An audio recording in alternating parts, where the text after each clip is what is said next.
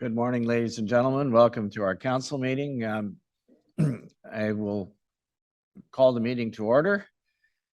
And let's start by introducing the councillors who are here in the community center. We have Councillor Brian Woods, Councillor Janice Bray, myself, Mayor George Comrie, and Councillor Joe Lamb. And also via Zoom, we have Councillor Scott Nash. We also have in the room with us some staff members, our CAO clerk, Michelle Henry, our manager of Public Works, David Creaser, and our planning assistant, Paula Macri. So without further ado, we'll begin the meeting with the playing of our national anthem.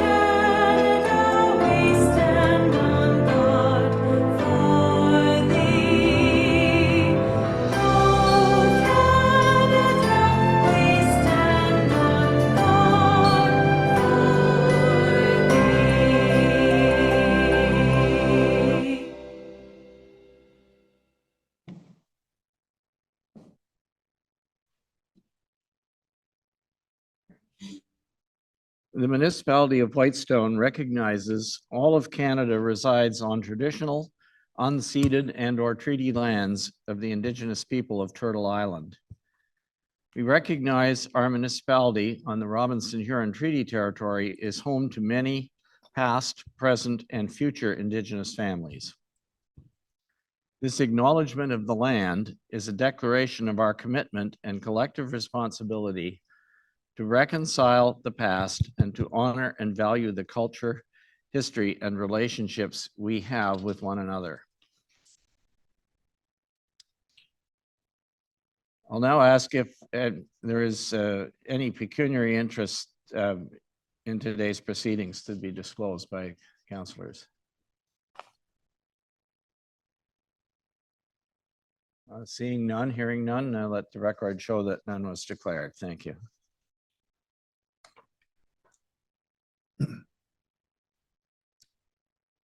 We have a number of items in committee of the whole this morning. So I'll ask if we could start with a motion to, oh, sorry, we need a motion to approve the agenda. I'm getting ahead of myself here.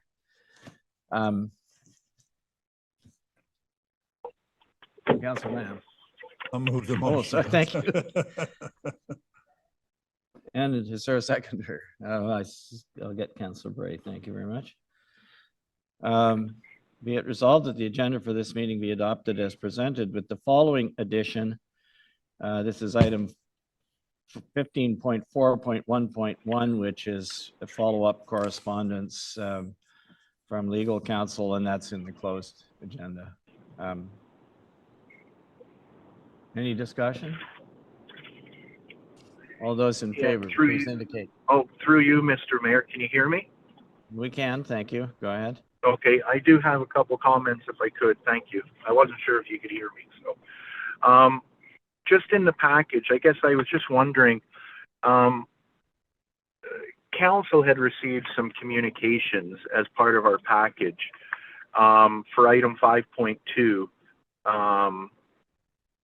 And I guess I'm just wondering why in 5.2 we received in our package a sample or an excerpt for information from another municipality on the animal control bylaw, but more importantly, why we would not have included in our package the draft animal control bylaw that's already been presented to council so that members of the public can see it, and why there's some documents we've received which aren't privileged, which aren't included in the package for the public.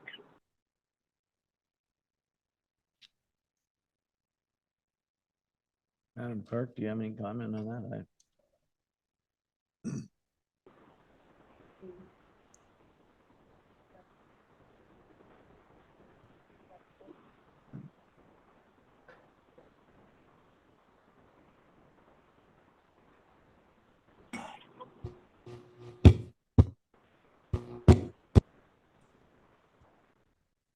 Yeah, It's when you on. thumped it, it's working. Hello?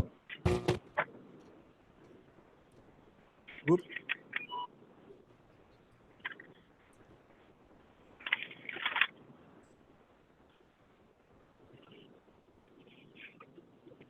Are you guys able to hear me okay? Sorry, I don't hear anything now. No, we're having trouble with the microphones here. Okay. Test, test. Sorry, Mr. Mayor. Please. Yeah, thanks. Yes, the backyard chicken bylaw from Armor Township, which I provided to council, was really just for information. It wasn't necessarily something that Whitestone may or may want to use, but it's just a recent backyard chickens bylaw. So I didn't want to include it in the agenda package for, unless that was the direction that council wanted to go. The purpose of having this item on the agenda after such a long time is really just to get policy direction from council. I know the last time this came to council, there was some concern about the inclusion of large animals and other agricultural issues. And I think it was narrowed down to really some discussion with backyard chickens. So the item is on the agenda for discussion to get some policy direction and to talk about the zoning bylaw, which would have to be amended depending on what direction council wanted to go. Okay, thank you, Michelle. It's just if we're sent as members of council, all 5 of us, items for information for our review in Purvey, and it's not closed, we should allow the public to see those documents too. That's just my saying to it, because I'm sure there's some people here today talk about the animal control bylaw. And I know I had to send the animal control bylaw to several residents because it wasn't in our agenda. Anyways, also item 9.1, which is about the snakeskin boat launch. I'm just wondering, this might take a minute to explain, but why we have items both in open for 9.1, but also enclosed. So why is there some information enclosed for this item also under 15.3.2? And just because names of a few individuals are noted in a letter from an individual, Mr. Williamson, who wrote about the history of Snakeskin Landing, does not mean it has to be enclosed. This to me is just another example of staff or councilors Okay, trying to get. Councilor Nash, Mr. Mayor, let Mr. Mayor, the clerk respond, please. Mr. Mayor, I'm not done with the reason why. This is just another very simple example of stuff being pulled into close when it doesn't need to be. All that had to be done, very simply, 2 individual names were spoken to in a letter that we received. Those 2 names were outside of our bylaw officer, our past planner, past mayor, and Norm Miller, the MPP. 2 other individuals. All we had to do was black out 2 names wherever they were shown in there. And we would have had about 30 pages that the entire public can read. Instead, we have it enclosed, and we're going to go off and talk about it enclosed like we love to do as councilors and staff, it seems, so we can put things under the shroud of privacy when we don't need to. Now, as such, I would ask that both items on today's agenda, 9.1 and also 15.3.2, be removed from the agenda and brought back in September, and all we need to do is have staff black out 2 individual names in the 30-page report so that the public, who we are the ones that we're supposed to be reporting to, can fully see what's being talked about at Snakeskin. So I would ask that that be removed, and I don't know if I'd have a seconder to that request. I don't think I need an explanation from the CAO clerk. I've read it. I've got an opinion on it.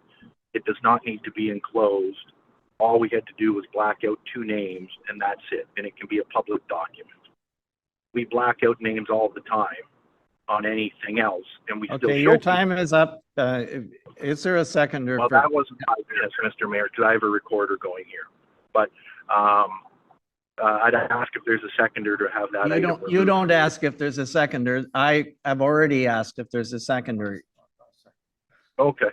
Councillor Woods is seconding. Is there any further discussion? Yeah, I would like to hear from the CAO as to, in response to the second item.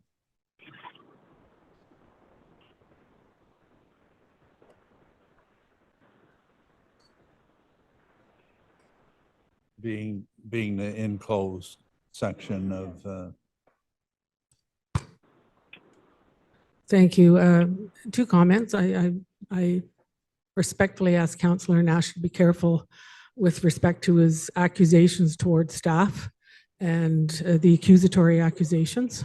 So I'll leave that at that. I did get some legal advice, and that was shared with council in part when the letter came to us. And you can see that in my memo. That's all I have to say. So, Mr. Mayor, through you, if we blacked out the names, why could it not be an oath, Michelle?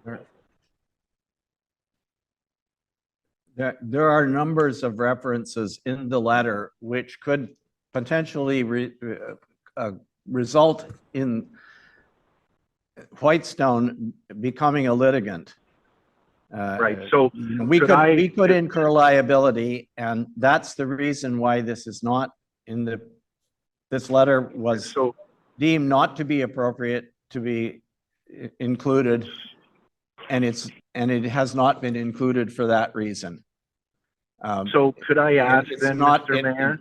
And it isn't, yeah, I guess you could go through and black out every single name that is mentioned there, but it would be a lot of extra work. And at the end of the day,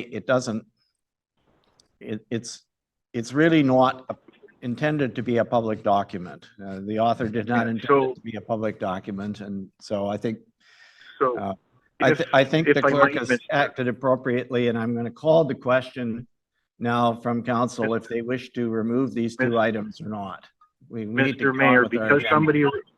Mr. Mayor, because somebody responded to me in an answer, I have the right, as the person speaking, to ask or to respond to that information that was provided to me. So that's what I'm going to do in regards to the CAO's comments. If we have a legal opinion, and if you've searched out a legal opinion, why do we not have that in front of us? I'm going to take another item, and I don't mind saying it, that's enclosed, where I reached out to our lawyer and asked a question, and they sent an email response back, and then it was added to all of council members, including my initial email, as a legal opinion. But for this, there was a legal opinion sought, but we don't know what that legal opinion said. So I'd again ask this item be removed, 9.1 and 15.3.2, until we as councillors can be provided with the exact legal opinion that came back to us as to why it has to be enclosed.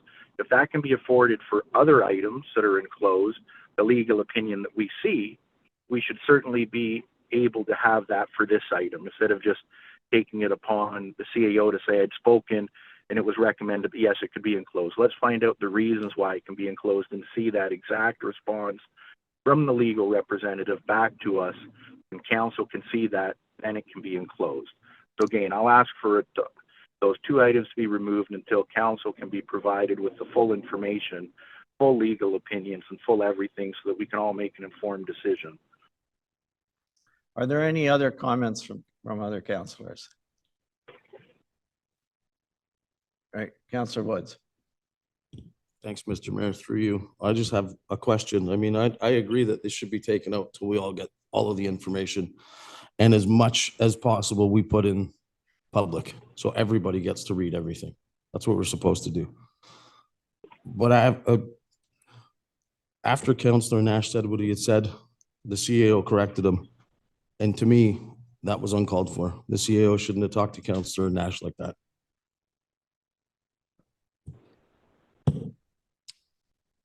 Through you, Mr. Mayor, you know, this is sick and tiring to me. Spend time after time in meetings. What we should be doing is we should be doing the business of the municipality. And, you know, I can see everyone's point here, but, you know, we employ a CAO who gets legal advice, who decides based on that legal advice that, I don't know whether it was a 6 or 7 page letter, but there's a lot of things in that letter that are, I don't know whether they're true, whether they're not true. They obviously refer to other people who, in an accusatory kind of way. I think that quite frankly, it's all kind of, in terms of that whole thing, it's that we're discussing in closed is more or less a civil matter versus anything else, in my opinion. I don't see the danger of discussing it in closed. If in closed, council decides, and Councillor Nash and Councillor Woods just put a motion that we should release all or portion of that legal letter after we've discussed it to the public, then we can certainly do that. But that would only be after we have the discussion in closed, and so that's my feeling on it. So I'll be voting against this for those reasons. And again, you know, this is why we don't get a lot of stuff done, because we continually go down into the weeds and discuss this sort of stuff versus the stuff that's in the agenda to get done. And that's what we're here to do, is get things done, not to argue. So thank you. Thank you. And through you, through. Sorry, This is Councillor the Nash, debate. you Go have on, spoken go on. enough now for this item. Councillor Bray, do you have any comments? Sorry, I gotta get this closer. I too wish we could just move on and get going. I would say that I am fine with it being enclosed and for us to have a discussion, because since this is the very first time this has come up, that for my benefit, I think that there's probably some things that we have to discuss before we even think about moving forward on anything or not doing anything. I just feel that there's a lot of information. I feel that that letter does have a lot of personal or information of other people, and that we shouldn't be putting that out unless for sure we know we can. And if our CAO has got a legal opinion that we should be doing it in closed, then I think that it's our job to trust her judgment and to move forward. So I will be voting against taking them out. Thanks. Yeah. And Mr. Mayor, I do have the right to respond back to Councillor Lamb, because again, he mentioned my name. This is how it works in council meetings when we do the right things. I know a lot of the time we don't want to do the right things, but we're not in the weeds when we're talking about procedures. The reason we don't get things done a lot of the time is because it's brought up that we're not following procedures. So I totally agree. If we had a legal letter and a legal opinion, it should be enclosed. What we have is a resident writing a letter, which is not a legal opinion. And we've been told we have a legal opinion, but it's not enclosed. So I just want any members of the public to understand that what we're going to be speaking to today is a public letter, a personal letter that is not from a lawyer, it's from an individual. We don't have a legal opinion letter in there. We have our CAO saying she obtained legal advice saying it could be enclosed, but we were never provided any information on the questions that were asked for that, a legal opinion on the subject. and it's a personal letter, not a legal letter. That's why I think it should be open. But again, I'll get outvoted like I normally do. We'll put things in closed, and that's why there is weeds, sort of say. But anyways, we'll move on. So if we could ask for the vote on that, I do have something else I wanted to speak to after that. So if we're going to do the vote on this item, then if we could do that, Mr. Mayor, and I can ask about one other item I had. And I'd ask for a recorded vote.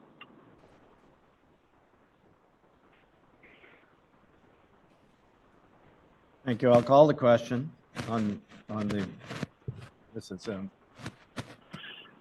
it's an amendment, right? Well, I guess I can find one here, just a minute. Okay. So this is item 3.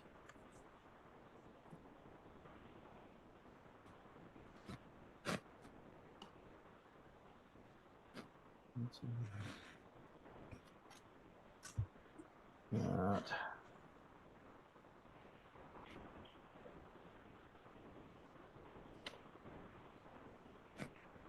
So this was moved by Councillor Nash, seconded by Councillor Woods, that items, what were they, 5.2, am I right? Oh, sorry. No, 9.1 and Oh, yeah. 15.3.2. 9.1 and 15 point.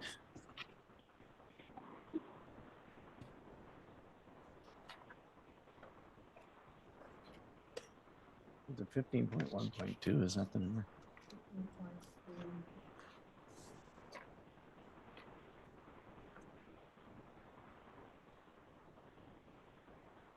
Yeah, 15.3.2. Okay, thank you.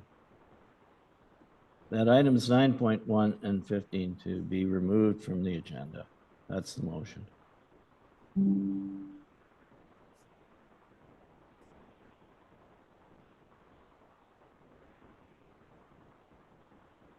And So I'm going to call the question on the amendment.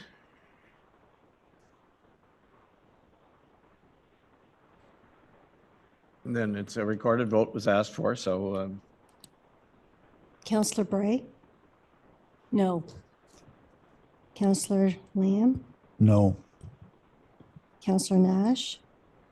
yes, Councillor Woods? Yes. Mayor Comrie? no. Motion carried. Motion defeated. Defeated, sorry. Yeah.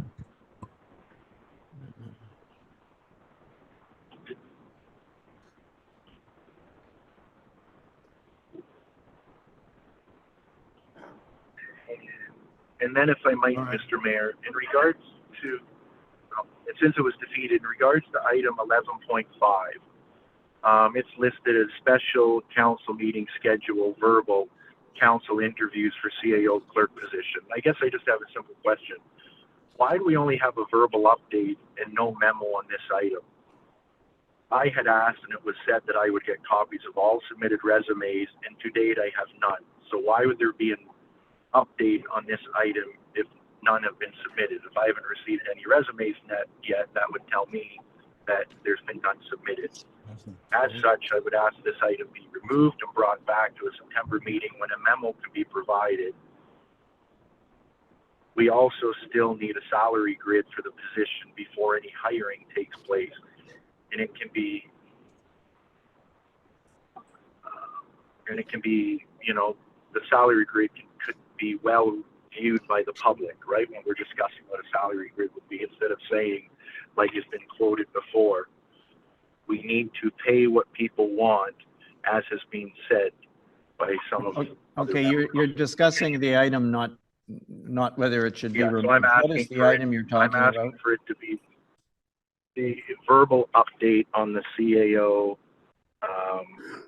replacement and the schedule. Verbal updates, when we don't get anything and it's just a verbal update, nobody knows what we're talking about. It's not printed for anybody to read.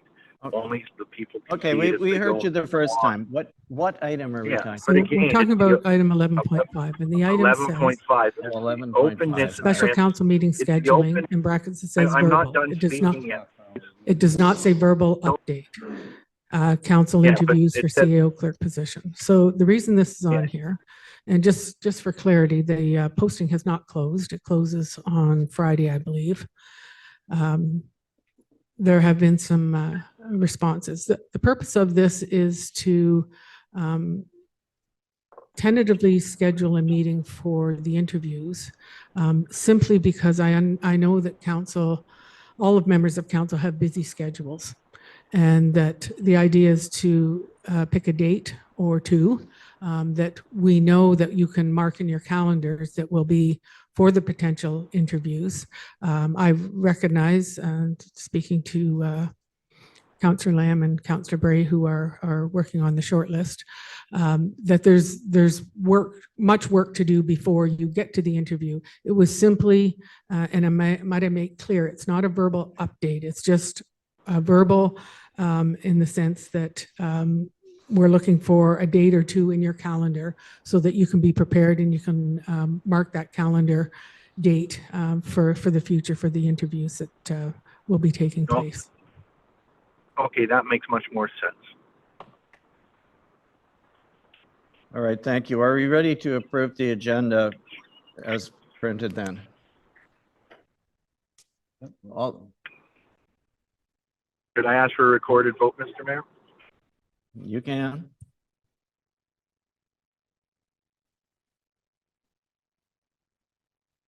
All right, go ahead,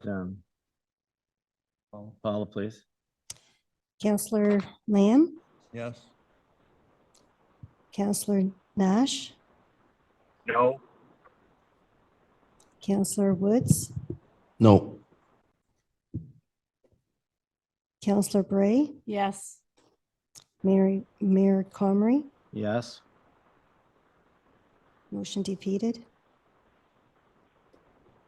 No. No, sorry, The mo- motion mo- carried. Motion is Motion carried. Oh, sorry about Otherwise, that. we're all going home. Yeah, Sorry. correct. All right, now we need a motion to move into committee of the whole, please. Moved by Councilor I can make Woods. that. I can second that. All right, thank you. All those in favor of this motion? Councilor Nash? Yes. Okay, thank you. That's carried. We are now in committee of the whole as of 10:29 a.m.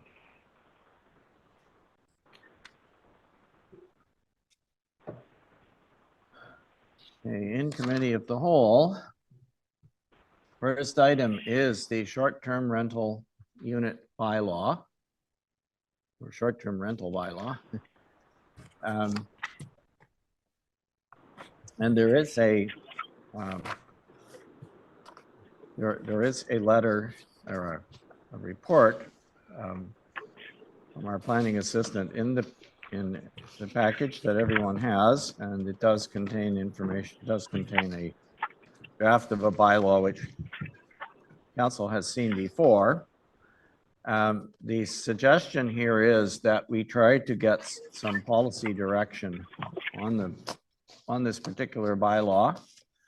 It's not intended to be improved today, but there were a series of questions that were asked in the briefing note, and what I'm going to suggest we do is that we go through and try to answer some of those questions to assist our staff in figuring out which of the various provisions in the bylaw need to stay or need to be amended or whatever. So the questions are located on page 11 of 270 in your package. And I'm wondering if we can just go through these fairly quickly and try to get maybe even take some straw votes if that would work. And Councillor Lamb. Yeah, just a couple comments so the public kind of knows. the background to this. We were one of the first communities back in 2015, I think it was, who passed a short-term rental bylaw. Unfortunately, at that time, it's made it, or what we passed was very difficult to prosecute in terms of people who were not in compliance. And there were a couple reasons for that. So, but anyway, since that time, of course, Airbnbs and a number of other things have become more prominent. And many communities have addressed a short-term rental bylaw. I just want the public to know in terms of how I answer the questions in the straw poll, that all I was ever interested in was that it whatever we come up with be enforceable, because there's no use writing bylaws if they're not enforceable. Secondly, that even if someone advertises their place for rent, that without a license, that is non-compliance, and therefore they would be subject to whatever a fine would be. And that I wanted the fines to be substantial enough that, if you're renting your place for $800 a month or $800 a night in many cases on Airbnb, and the fine is $250, that's insignificant to you, so you just carry on anyway. So those are some of the thoughts. I also, my final statement is that it's my experience that 98% of the people that rent, and I would say there's probably in the area of 130, 150 is my guess, places in the municipality that have short-term rentals, that 98% of them do them responsibly and well. The other 2 or 3 or 5%, and I've identified maybe 5 people, are not very good landowners, I guess, or whatever. And what I don't want to do is I don't want to go around penalizing 98% of the people over the 4 or 5 people. So anyway, I could go on and on. Whitestone's never been something that over-regulates things. Some of the bylaws that I read are ridiculous in my mind. And anyway, so those are sort of my comments. So thank you very much, Mr. Mayor. Okay, thank you. And Mr. Mayor, could I say a really quick comment similar to Councillor Lamb as well before we get started? Yes, I suppose. Yeah. Perfect. Thank you. I'll be fairly brief in this. I echo a lot of actually what Councillor Lamb just mentioned there about the over-governing and over-government.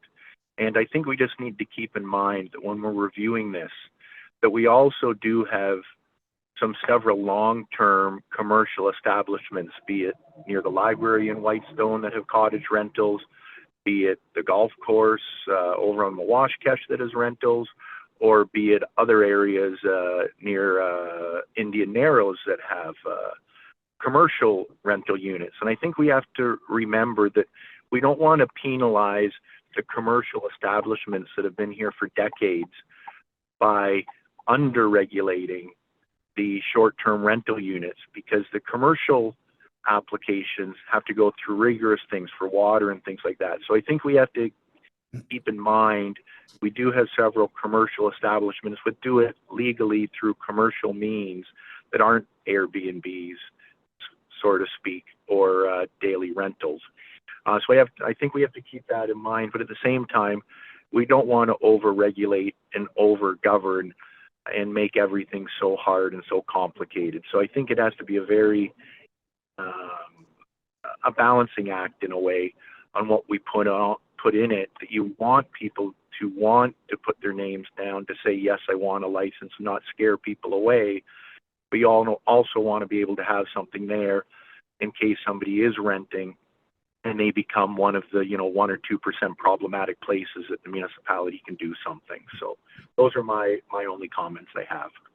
Start. Thank you. Thank you. Are there other comments, introductory comments that councillors want to make? Councillor Woods. I'll make a quick one, Mr. Mayor. I know all the work that all of us have put into this and the countless hours of phone calls we've had from people with their valid complaints, because there are a lot of valid complaints. The thing that I'm shaking my head at is, so Airbnb, or the introduction and the new whole Airbnb lifestyle that people are grown accustomed to, and renting places for a day or 3 days and all over the place, and people buying multiple properties and renting them out daily to countless people, never using them as their own properties, has always, to me, been more of a commercial thing that should be regulated. To me, the mind-boggling part is it's left us as a municipality, when this most definitely should not be left up to municipalities. The provincial government should step in and regulate them. You own 10 houses and you're only using them as Airbnbs, you're taking away from the housing supply that we have in Canada. And everybody knows that's a massive issue. People can't find places to live, but you can find a place to rent for $800 a night. And you have people with, 5 and 10 properties doing this. And it's stealing from the housing supply. It's driving up the house prices everywhere, because people can't afford to get a house because the prices went so high, because there's no houses available anymore. It's pretty sad that it's put on our shoulders, but I guess we're going to do the best we can. Okay, thank you. Councillor Bray. I think everybody else has said quite a lot of the things that I've been thinking about and hearing from people. I do think we have to strike a balance, because I think that, again, we do have a lot of people who are responsible renters as the people who are renting their place. I also think too that, again, I think I certainly am interested in making sure that the people who do violate the bylaw, that they are charged, and I think we get from a point of being of just warning people and trying to get people to comply, to the point of actually fining them. I know that's what worked with the fire permit bylaw, and I know that it was more successful once people realized that they were going to get fines, and that they could be fairly hefty fines. People started to take notice, and I think that's possibly what we need to do for this one as well. Maybe not toughen up and regulate too much, but also make sure that we are, when people do complain, that the bylaw is looking into it and making sure that when fines, if we do have fines, that when we do have people who violate, that they are fined. Thanks. Okay, thank you.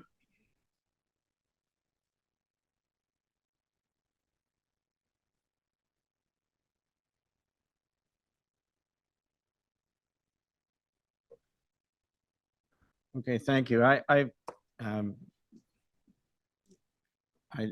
do have some comments, but I was just making a note about, because a couple of those who've already spoken have raised an issue that I don't think is on our questions, and maybe we can come to that at the end. But I'm going to suggest that we go ahead and kind of go down this list and get a sense of what you think about the questions that staff have raised for us to respond to.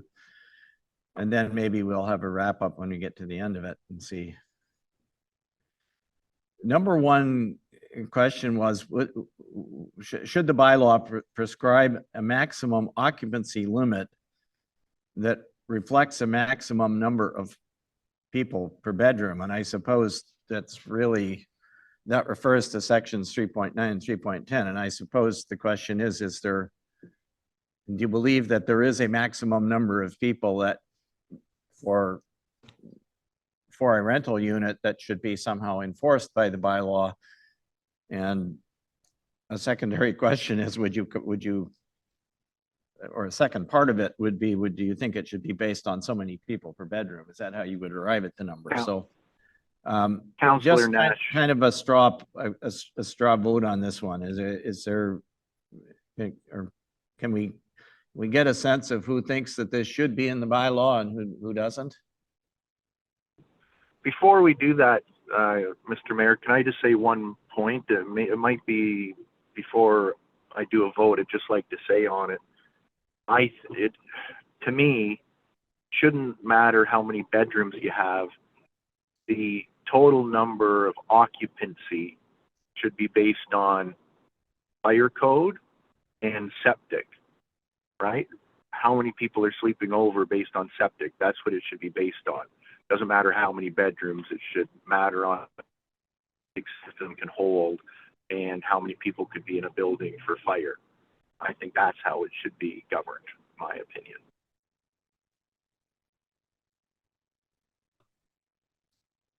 Okay, other comments? Councillor I- Lamb. I don't think it should be based on bedrooms. I have 3 bedrooms, but on weekend I had 10. I had my immediate family there and we're 10 people. So I'd hate to have somebody come into my house and Can- say, you can't have 10 people, you can only have 6. Can you use the mic, please? sorry. Councillor Lamb, sorry, we can't. You know, I'd hate to have someone come and say, Mr. Lamb, you can't have more than 6 people at your place because you only have 3 bedrooms. So I don't think it should be bedroom. I also think, what the heck are we going to do? Have a bylaw officer at the property line trying to figure out how many are in a bedroom or how many are there? And again, what it'll end up doing is driving people underground where they'll say, no, I'm just visiting for the day, or I'm just this, and people be forced to kind of lie around this thing. So I don't think it should be related to any bedrooms. So I guess my vote is no, I guess, to this answer, or to this. And Councillor Bray? Yeah, I don't think it should be. I think that there's no way we would know the size of the bedrooms, whether they've got bunk beds, whether they've got the floor space for a blow-up bed or whatever. I think that it's more that, I think that when I look at some of the reports that we've had from bylaw, I haven't seen the number of people being reported as being an issue and a problem. If it is, then people aren't reporting it in terms of probably something else would be noise. And that's where I would see that if there's too many people, probably they're going to probably, or they could possibly violate the noise bylaw. So I don't think bedrooms really should be in there. I don't think it should count. Okay, anybody else on that one? I do, Mr. Mayor. Thanks, Councillor Mr. Mayor. Woods. Through you. I completely understand what everybody's saying here. You know, we shouldn't limit, like Councillor Lamb said, when he has his immediate family over, you'd be, 12 people. Which is fine, because that's your cottage and you're staying there for your personal family use. And that I completely 100% agree with. But the reality is, they use 2 per bedroom to calculate for septic systems. And that's part of the building code. It's a section that's used as a reference point in the building code.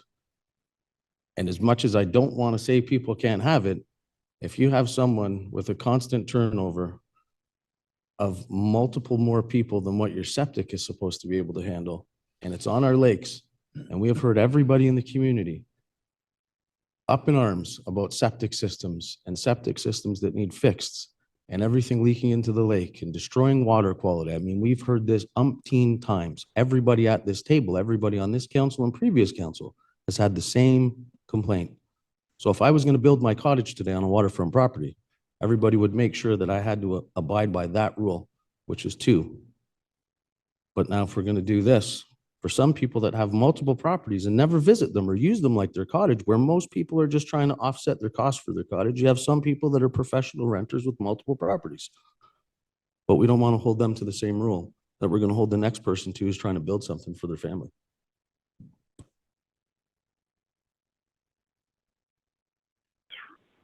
Through you, Mr. Mayor, Councillor Nash, what would other councillors think of, because I think Councillor Woods alluded to what I'd said, instead of saying 2 per bedroom, it would depend on the maximum limit would be based on your current septic approval, right? You can have a septic system over-designed. You can put in a bigger unit, right? Just because you might have a septic system that can accommodate 10 people and only have 3 bedrooms. So would other councillors be open to saying that the limit is based on septic approval numbers, what's shown on their septic system?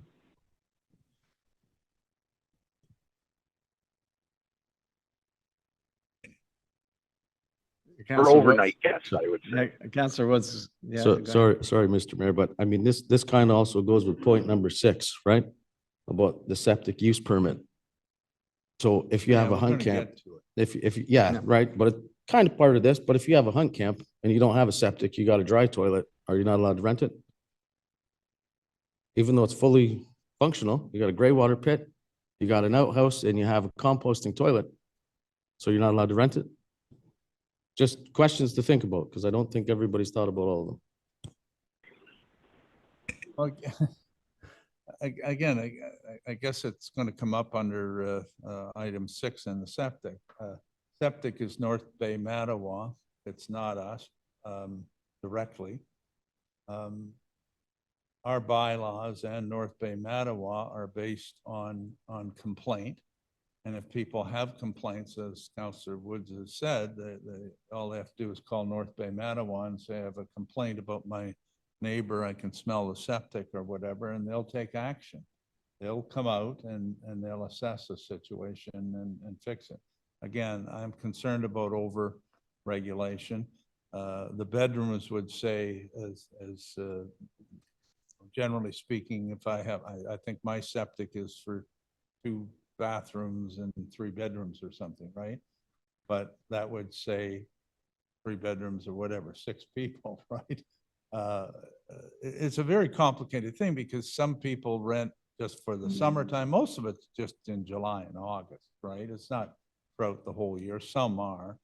In terms of what Councillor Woods said about, commercial, I agree that people who never come to their place and just rent and rent and rent are more commercial.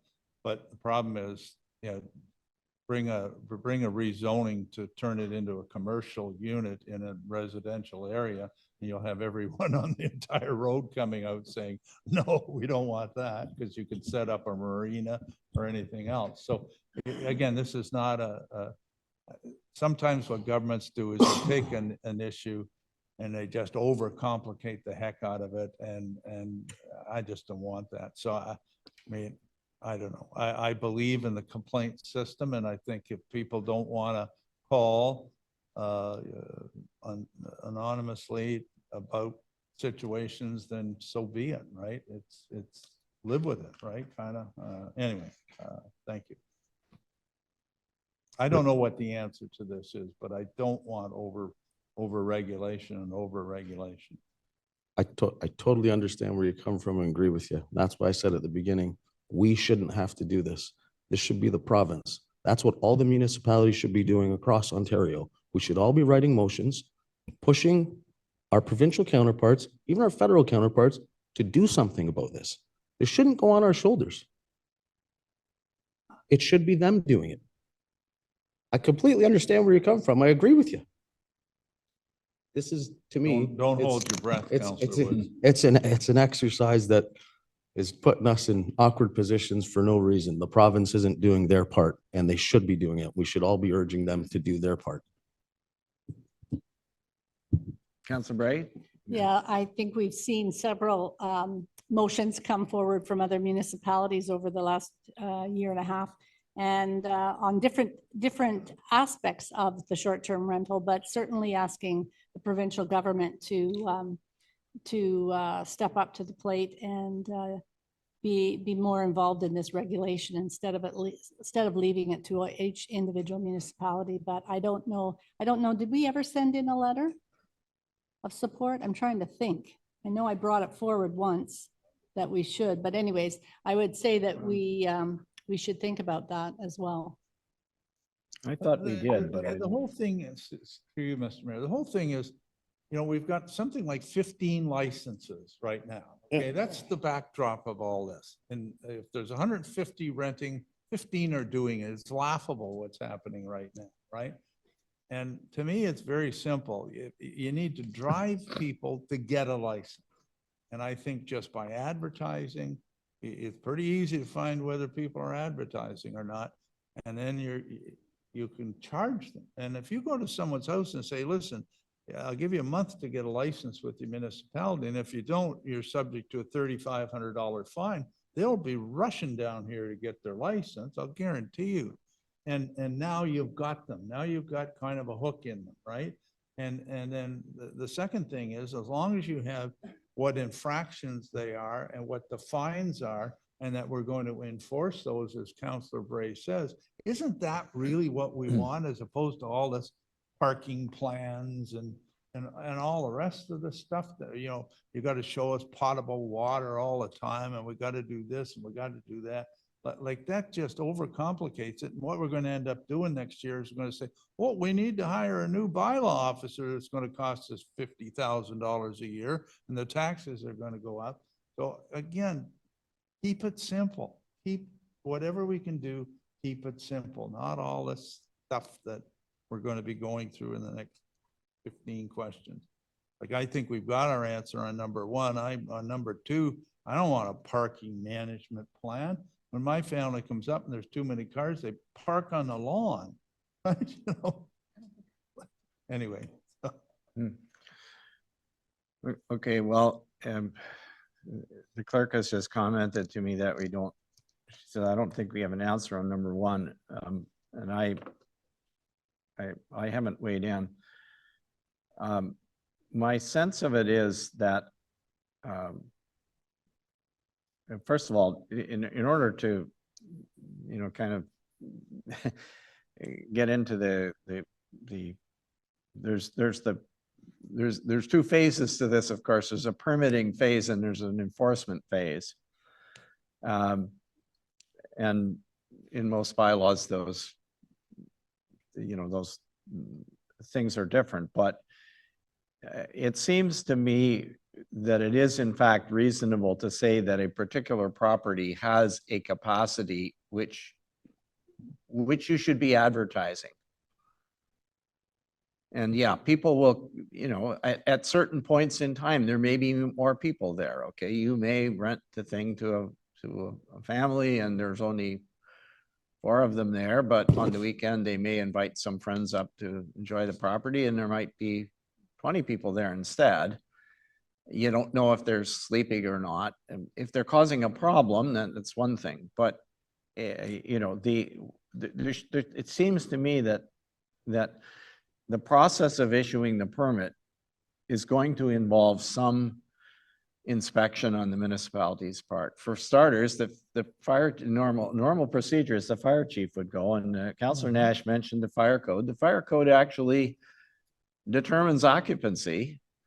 And if you had a whole lot of people packed into the place, then you could in fact be, you know, be violating that occupancy because there isn't enough egress in the event of a fire, right? So Is that occupancy in a commercial place like this or in a home? well, in the design phase of the home, it applies, because if you have a largish building, the designer will have to calculate the distances to get the exits, and you might end up having to put an extra exit in order to get your building plans approved. You might have to put in an extra exit so that people could get out, right? So it's not posted in the same way that it is in a commercial, but at the design phase for the home, it's still a factor in getting the building permit, right? Yeah, and Mr. Mayor, I think I echo kind of what you're saying. I think, and Councillor Lamb, I kind of echo what you're saying as well. So I think we're in a little bit of a tight situation on this one, in the sense of, if somebody's breaking a code, you want to be able to say you're doing it wrong, but we all want to give people the opportunity to rent their units. But, you know, if somebody was to rent a 2-bedroom cottage and have a 100-person house party, we'll call it, and we didn't have an occupancy limit, there's nothing we could do for that. And that's where I see we need to be able to say that, yes, there's a limit of X people for that building, but with the understanding, if it's a normal family that's there and they have some people over and there's a few extra people there, I don't think the neighbors are going to be complaining about them. But we need something in case somebody's breaking the rules that we can use. So that's kind of where I see the problem being on it. How do you get around that? What is the limit? right? You don't want to overgovern, but you need a limit so people can't have 100 people, as an example. Okay, well, I don't know what, I'm trying to decide what, what the Well, consensus here is. I thought I heard Counselor Nash, Counselor Bray, myself say, maybe Counselor Woods, that they didn't want it based on bedrooms. And that's what we're asking in number one. So that's why I said I thought there was a consensus, right? Yeah. Counselor Nash said it should be based on septic, but that's what I heard. And so if we're gonna spend this much time on question one, will be at question 17 at 8 o'clock tonight. So let's move on. Okay, well, can we say that there is a consensus that it's not based on the bedrooms, strictly on the bedrooms? Is that, Yeah. okay, but there.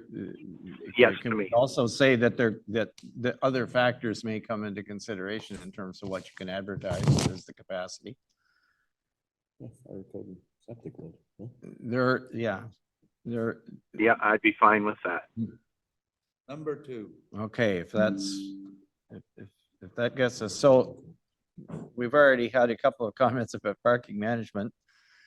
So anybody want to speak to that? I'm in no The favor of question is, having. do they need, do they have to say where people are gonna park? On their own property, not on a septic bed. So that's, to me, that's simplicity. Anybody that doesn't do that, ticket them, tow them, get rid of them. Park on the road, tow 'em. Park on the neighbors, tow them. But if it's a private road, which a lot of them are, then Well, then you we don't have better- the if authority to ticket them, right? Well, you can go down and ticket on a private road if the owner of that private road gives you permission. Well, I know, but in some cases, we don't even know. Well, who the that's owner all of we the can private do. There's road nothing is, else we right? can do because it's a private road and they're on a private road, so it's none of our business technically. There's only so much we can enforce, right? It is what it is.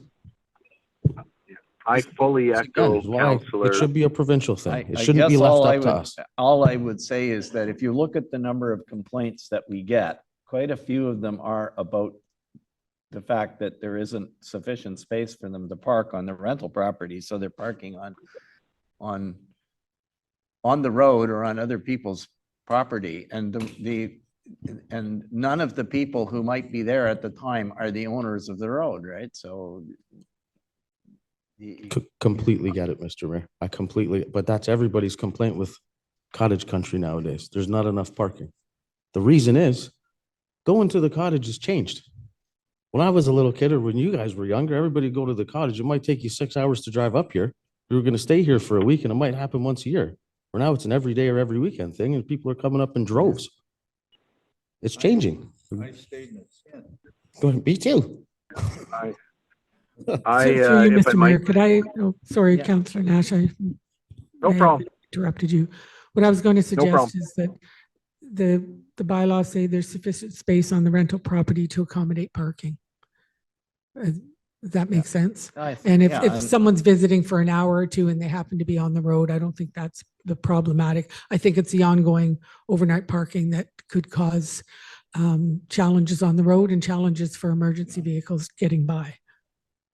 And through you, Mr. Mayor, I think too, I think Michelle had some good words there. I think you just also say not including septic bed area, right? As Councillor Wood said. And I fully go along with what Councillor Wood said. I think he worded it very well. When it comes to private roads, if people are blocking the road and that's a fire hazard, again, that's something that can be ticketed. If somebody's parking on somebody else's private property, they can be ticketed. Right? So I think you leave it no plan, but you just say park on your own property, not on your septic tank or leaching bed. That's it. Okay, is that enough for number two? Yep. Okay. So number three, should the bylaw require the owner or the owner's representative, I guess, to respond to phone calls within some reasonable time? And I don't know if an hour is reasonable, but some. That's exactly what I was going to say. Is there any provision, is that a reasonable provision that you should be able to get hold of the Yep. owner of the property? or Yes, the but I don't owner's think an agent. hour, I think an hour is too short. You have Yeah, a I noise would- problem at 12 o'clock at night. Everybody's sleeping, right? Except the people. who make Through, it. through you, Mr. Mayor, who are we talking about being able to contact the owner? Is this the municipality contacting them or a neighbor? I think it would be the municipality or the bylaw enforcement officer of the municipality, not the general public. No, how's it? I'm looking at the clerk here and asking how is, I don't know, I forget how it's worded. It's 4.1E and 11.9 in there, but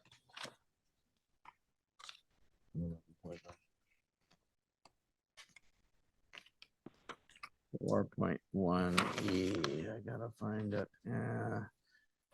Name and contact information of the owner or responsible person who can be readily contacted within 60 minutes and respond to emergency or controversial, not many bylaw, including attendance on site within 4 hours of being notified. So that's fairly stringent, but So, Here's the so, issue.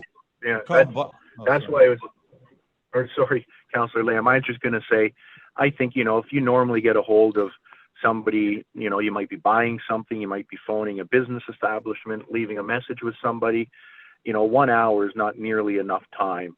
I think you have to say 24 hours or 48 hours. If the municipality gets a hold of somebody, you have to give them time to get back. They could be away for the weekend, so I would say it's probably 48 hours. But I also think this should say this is for municipality to contact them. This isn't the homeowner next door contacting them, right? And I think 48 hours is enough time, prudent time to give for somebody to get back to you and give them enough time to phone you back at the same time. My only comment is bylaws, I mean, someone calls at 12 o'clock at night and says next door neighbor's got a party going on, there's a lot of noise. Bylaw doesn't even get a hold of them till the next day. They don't rush out at midnight. And so it's gonna be at least, if that was a Saturday night, at least Sunday before bylaw, maybe even Monday before they get back and the party's over. And I guess, so I agree with Councillor Nash that I think a lot of this notice should be at least 24 hours, not an hour, right? If you don't get back to me within an hour, I'm gonna fine you $2,000 or something. I don't think that's fair. But people should be responding to problems.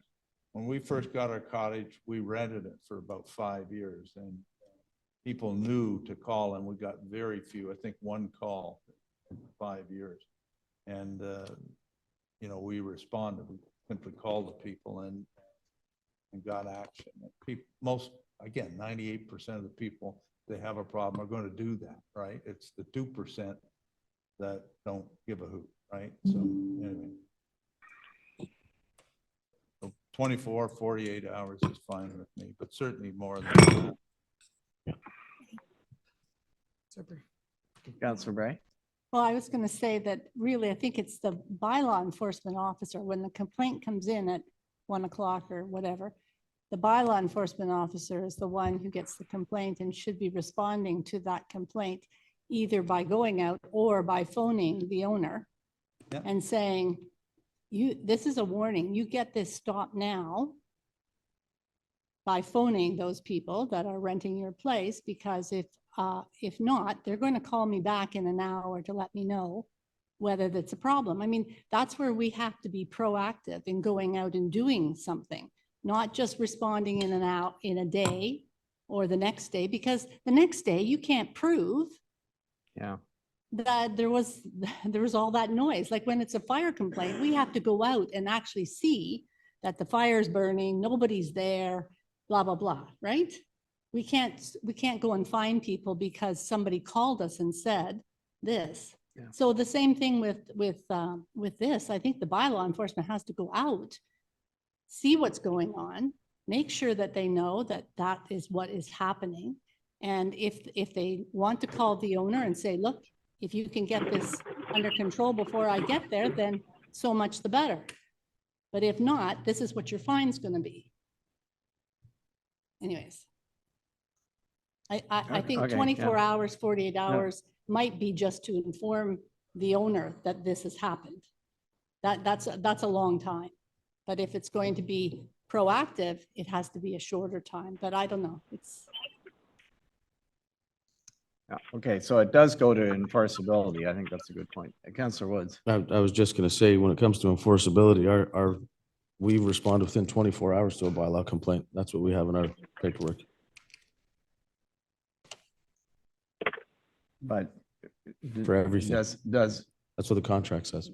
everybody accept the fact, though, that by the time the bylaw enforcement gets there, the problem, whatever the problem was, is gone and they can't charge Well, anybody? I completely understand that what everybody's contributes complaint to is. the- I've called multiple times on things and nobody showed up till a That's couple of days later and everything was over and done with and there's nothing I could do about it. That contributes to the bylaw being unenforceable, right? So, Then it comes back down to a thing that I've brought up multiple times here. We need to have standard operating procedures for bylaw enforcement calls and they should be printed and posted on our municipal website for everything. Mr. Mayor, Well, yeah. I think that's what, like, if we're going to do the fines, then that's the enforceability part of it that has to happen. And it has to happen at the time, not, so it's, in the past, there has been no enforceability. So yes, the bylaw officer would go out the next day and say, hey, guys, I got a complaint about your noise, or I got a complaint about this or that. And would try and deal with it that way, because there were no fines. But if we're Yeah. going to go with fines and we're going to say people have to be accountable for this, this, this, and this, then the bylaw officer will have to go out.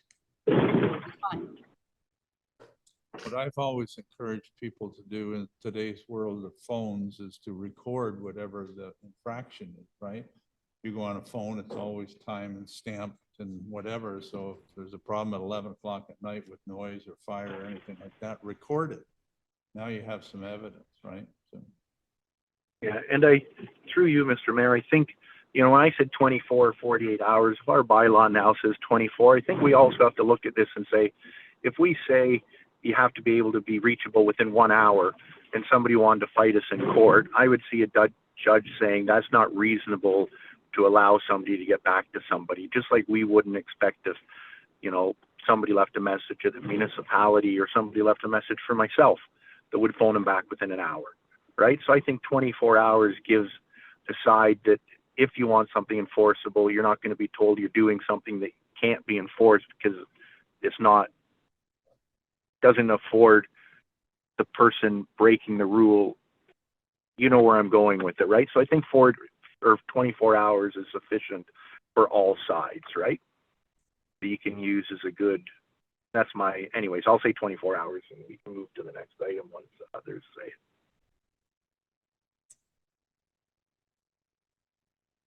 okay, so it sounds like what people are saying is that it's the bylaw enforcement officer that has to be there to, if they can't get hold of the person, I don't think anybody's arguing that the owner or the license holder, permit holder, whatever, or their representatives shouldn't have to provide a phone number to be contacted. So they get called in the middle of the night. If they don't get a response, then the bylaw officer is going to go, and then they're going to charge them, whoever's there, with whatever it is they're doing. That's not right. Is that? Yeah, I think if I try to get clarity on this, the intent of this is there's a bylaw infraction. The bylaw officer will deal with the people at the cottage right at the beginning. Usually it's noise or dogs. Those are the Yeah. typical questions.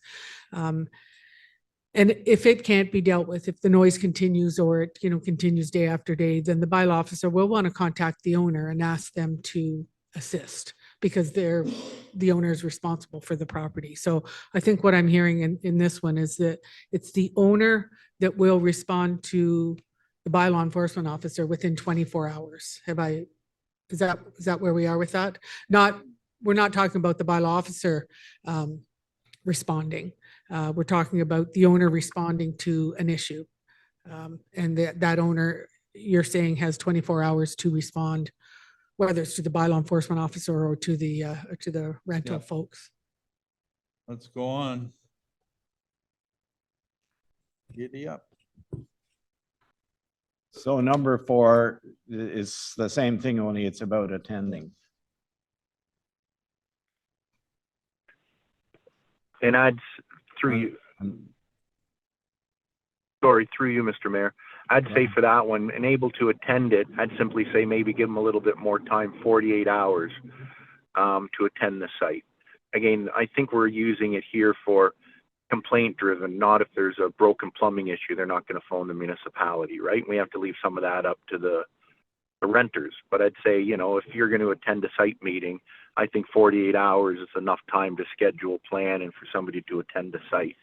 I think that's what I'd use, 48 hours for that one.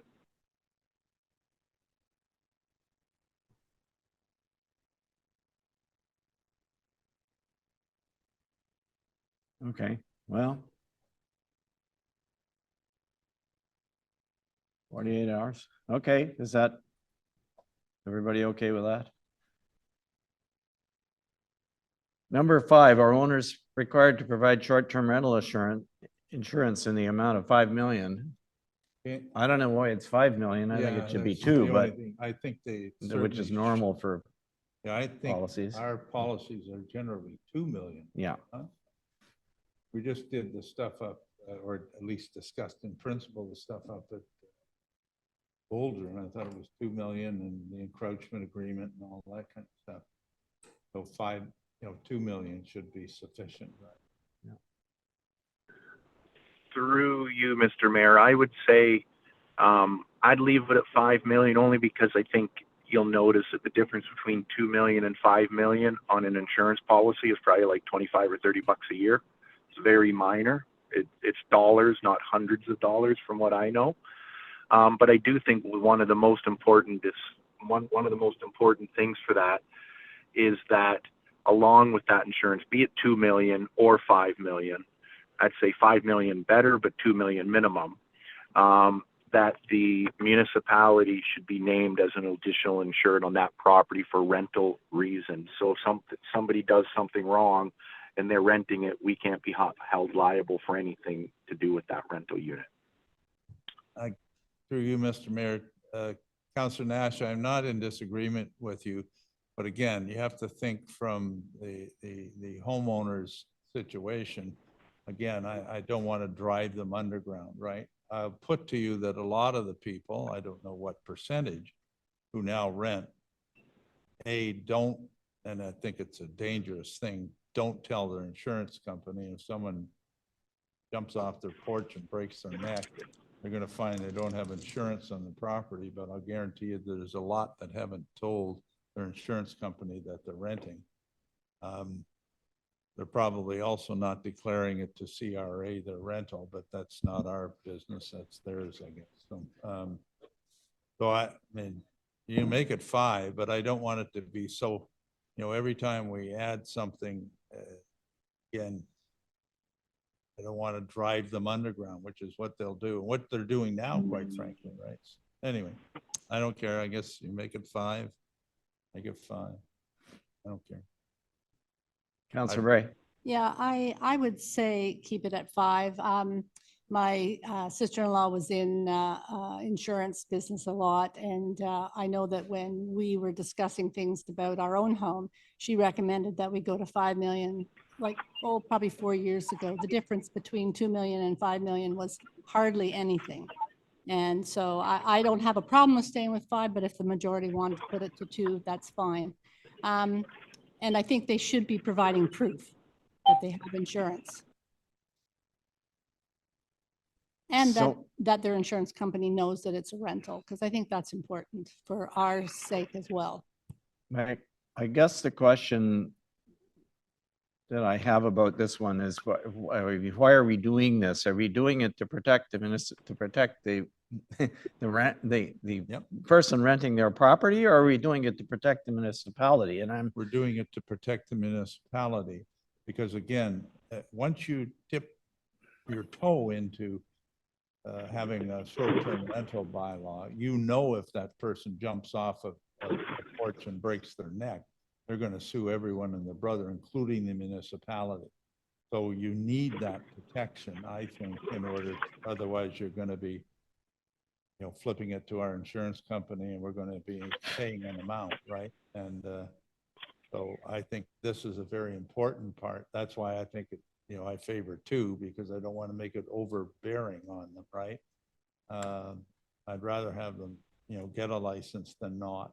But anyway, if it's 5, it's 5. But I think we have to then think, are you going to make it 5 out of Boulder? I think we should have some consistency around an amount that we pick, right? You pick 2 here and 5 there and whatever. I think it should be consistent. So anyway, it is what it is. Yeah, I This guess is the a very difference, important the point. difference between this and Bolger is that Bolger is a public landing and it's on our property, whereas this is on somebody else's. It's not public and it's on somebody else's property. So, Yeah, that's fine. so I'm not sure that we would be attracting the same degree of liability, but Councillor Woods. Forgot what I was gonna say now. Oh, sorry. You interrupted me and I lost my train of thought. Well, okay. You're becoming a senior. Okay, how many? Too many hits to the head. So, do we have a consensus at 5 or do you? Oh, that's what it was. The liability. As soon as we issue a license, we're part of it. That's why we should be at 5 million. It's to help save the Sure. municipality. That's fine. 5's okay. All right, so we're gonna leave it where it is. 6 says, are the owners required to provide a septic use permit? And I guess my problem is I don't know what a septic use permit is. Neither do I. People get permits For septic. to construct a septic system.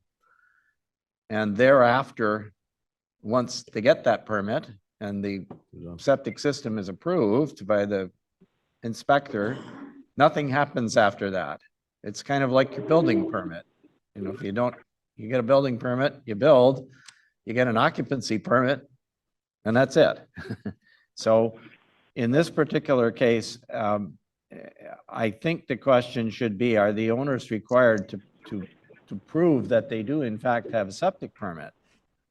Because there are people who don't have septic, never got septic permits. They just put something in, right? Or do you have to have a septic? And if you do have a septic, if you ever had a septic system approved, even if it was 50 years ago, there is a record in North Bay that you have one.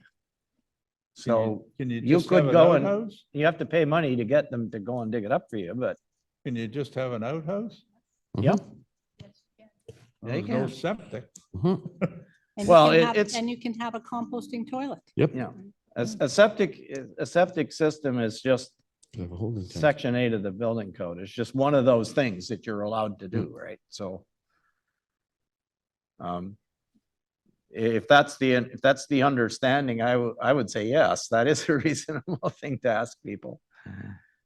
Through you, Mr. Mayor, Yeah. I know there are people that do rentals that are off grid that don't have a septic system. They may have a gray water system Mhm. for water in the kitchen sink, for instance, but they also have an outhouse.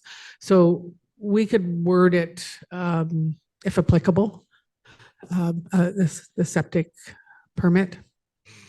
There may be some better wording. So, we don't want to, if someone wants to do a rental, but they're off grid and they don't have a septic, so we don't want to restrict that. So maybe we could find some wording around that to accommodate, as Councillor Wood said, if it's a hunt camp. Maybe it should be, are the owners required to demonstrate that they have adequate provision for human waste or something, then, if you want to do that, but at least find out what it is, right? Yeah, through you, Mr. Mayor, I think. That's to get the permit. Yeah, through you, Mr. Mayor, I think it would be very easily, as part of our permitting system, that we ask for a copy of the approved septic permit if there's one available. But I think if I remember correct for myself, if you're using a gray water waste disposal or if you're using an outhouse, that you can get North Bay Mattawa to say that yes, they're aware you're using an outhouse, or they're aware that you have a gray water. So when we use the word septic, it might say septic permit, but they might talk about an outhouse with it or their gray water disposal unit with it. But I think North Bay is always aware of what's happening on those units where there is structures.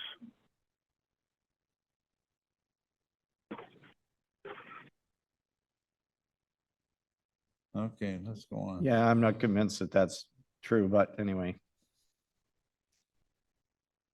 I'm still in favor of asking them for something.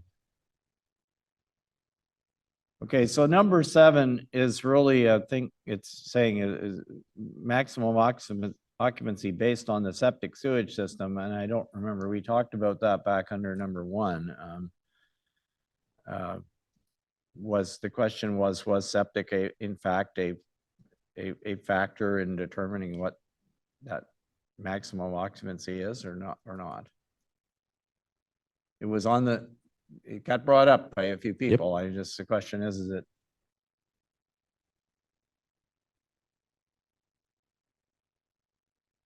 Again, No? I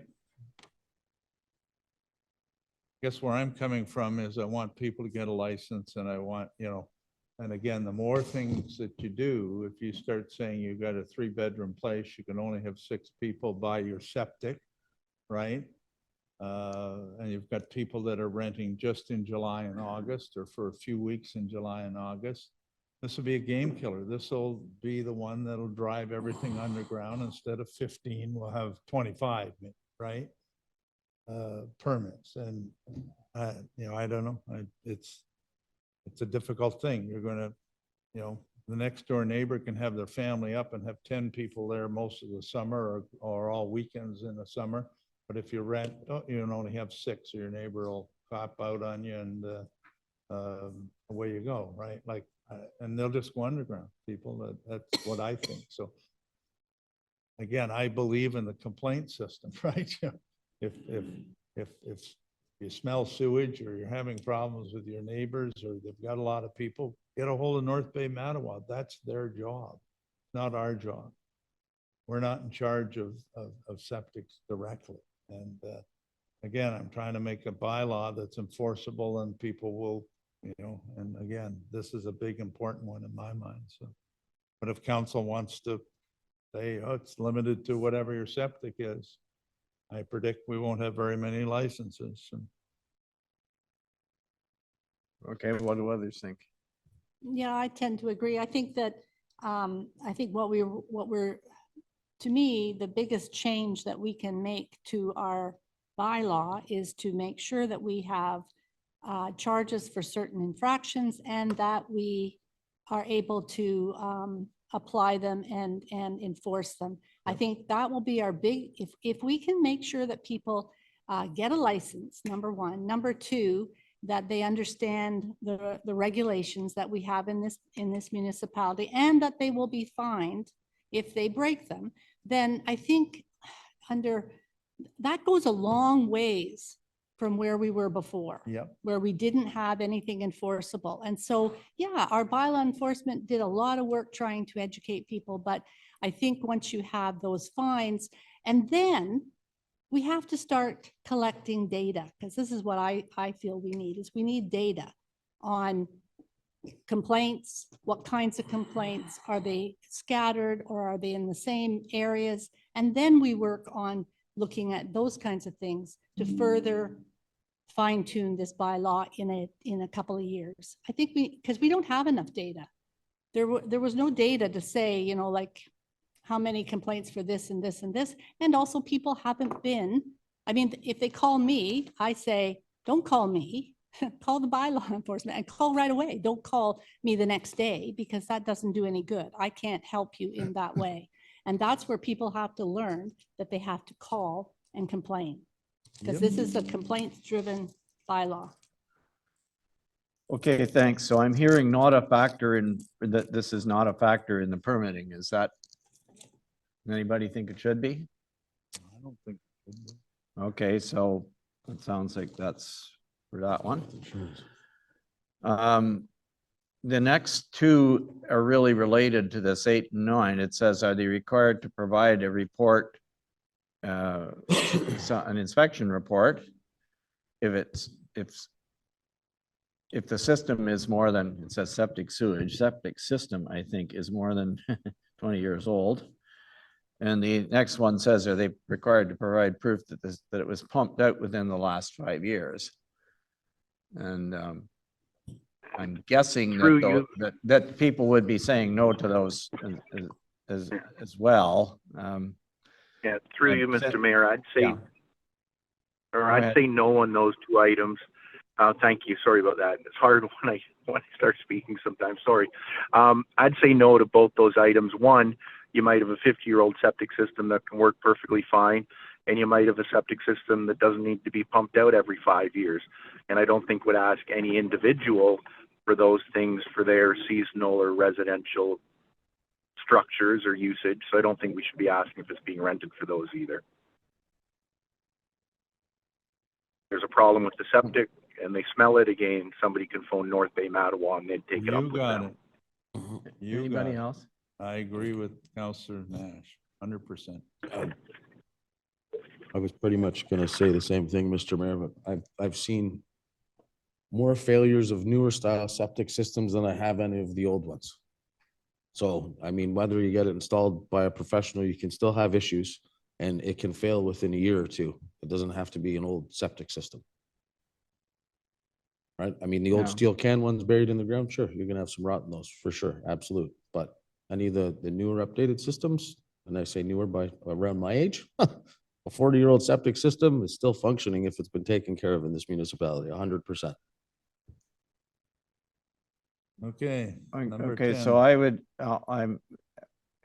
would just say this, I think, I personally, I'm in favor of there having to be some inspections of systems. And the reason for that is, that by the time you get the tile field to the point where people smell it, you have a serious Saturated. problem. That's not something that can be remedied just by saying, oh yeah, we gotta, that's, that your system now has to be replaced. And I have seen systems that were at the point where they had to be replaced, and you call somebody to pump it out, and they pump it out, but they don't say anything about it, which they're required by law to do, but they don't. So, however, I don't think this is the place to put that. That's a separate issue for us to deal with as a municipality in some other program. So I'm agreeing with no to Oh, good. eight Let's move and on. 9, right? Okay, That's- yeah. Well, did you want to say something, Councilor Ray? That's, If you're agreeing, we're moving on. last time we spoke about this, Mr. Mayor, that's the reason why I said what I said. We're either gonna do septic inspections for every single waterfront property, if that's what people are so worried about, because they think that septics are leaching into the lakes, or we don't do it. You can't just pick one portion, and Yeah. because you wanna rent it, we're gonna hammer you, Yeah. but the guy next to you, he's gonna do whatever he wants. Okay, number 10 is a water potable. Number 10 and 11 have to do with potable water, and I'm wondering sort of why this is here, because I mean, not everybody has potable water. Some get their water from out here or from a tap in Toronto, or where they get it from, right? Councillor Bray. Councilor Bray. Yeah, Go ahead. this one has been on, and it's been on for the last, I don't know how many years, in the requirements that you show that you have potable water. It's great because still, I think, I hope, that the North Bay, Parry Sound Health Unit will still allow you to take in water samples and have that done. So taking 3 in, and that's pretty standard. And I think that it works, and I think people can get that fairly easily. But I think there was also something in the bylaw that stated if you didn't have potable water, you had to post it. Is that right? Yeah. Is that correct? Correct. Yeah, and then it had to have it posted, and also they know, I don't know whether they have to sign off or whatever, but they have to know that there's no potable water and that they have to get potable water and elsewhere. So, that's in the new bylaw. Through you, Mr. Mayor, I don't think we as a municipality want to be telling people they have to or don't have to have potable water, because if somebody gets sick, I can see the lawsuits flying. I think we leave that up to the individual to decide. Just like if you have a hunt camp, you may not ever have potable water. We don't ask that when people are doing a building structure and putting up a seasonal cottage for a potable water test. Why would we ask the people renting? And I don't think we want to step on that one, to be honest. So I don't think it's our prerogative. It's up to the people renting it what they're going to do. Thank you. Were you going to say something, Madam CAO? Through you, Mayor Conway, I was just looking at Paula Macri. She is the administrator of the current bylaw and the licensing. Does the current bylaw require a potable water certificate, Paula? Through you, Mr. Mayor, yes, it does. If it's not applicable, a notice is posted in the renter's book or on a water cooler. I think I just wanted to check with Paula because she knows that bylaw inside out. Yeah, it's Yeah. through you, Ms. Mayor, what Councillor Bray talked about in regards to the water potability is correct. That is what's stated in our bylaw, current bylaw.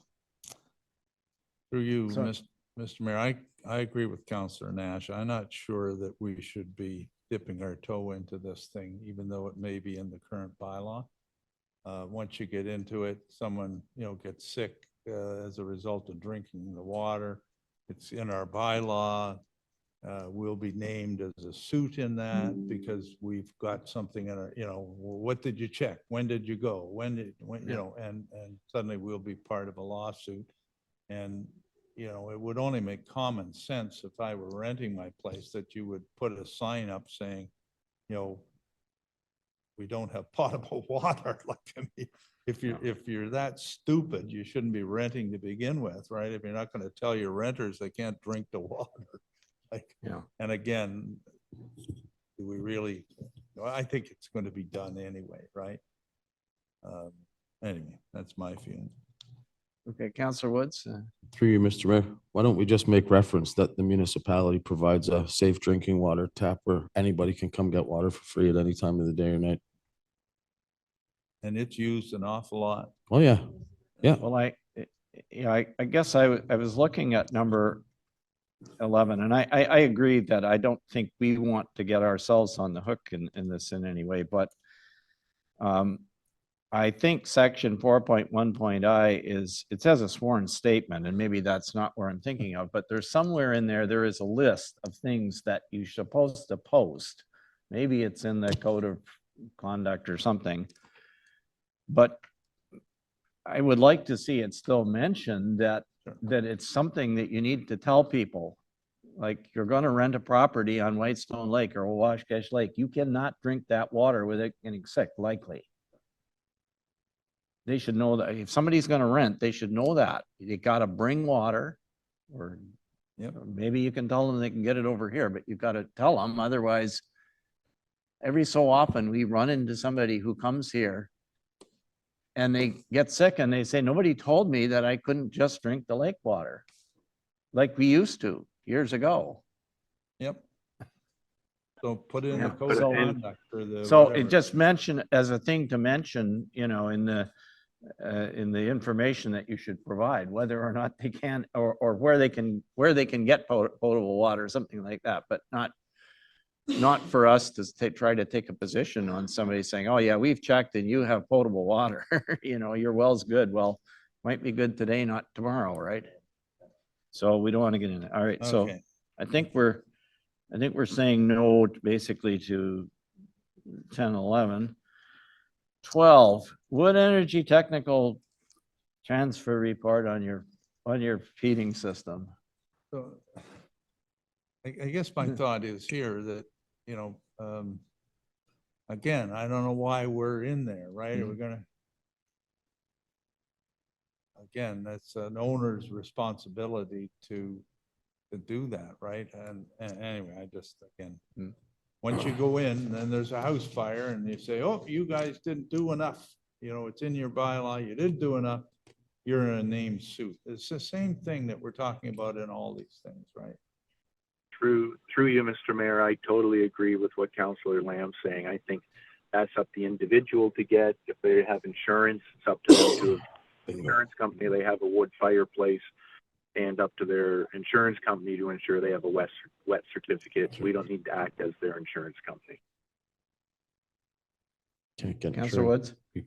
Through you, Mr. Mayor, can't get insurance on your home with a wood burner in it without the wet certification. Won't give it to you. They make you remove it, then you have to provide pictures that it has been removed, and they won't cover you unless you do that. Councillor Ray? And if you have a chimney fire, then, and the fire department responds, the fire department will require you to have a wet inspection before you can resume using it. However, yes, so under our current system, does the fire chief not go and inspect to see whether they Yes. take a look at the things like whether there's a barbecue too close to the building and whether don't we do that now under our current bylaw? I'm looking at Paula. Probably you should look at me. It goes in mostly. Oh, all for- right. I said I'm gonna look probably- at Councillor probably you Bray, should 'cause look she- over here. Yeah, What we're looking for when we go in is that they have the required CO detectors of smoke detectors in the proper places, depending on the size of the building. We look at if they have a fire pit and do they have, where is it located and things like that.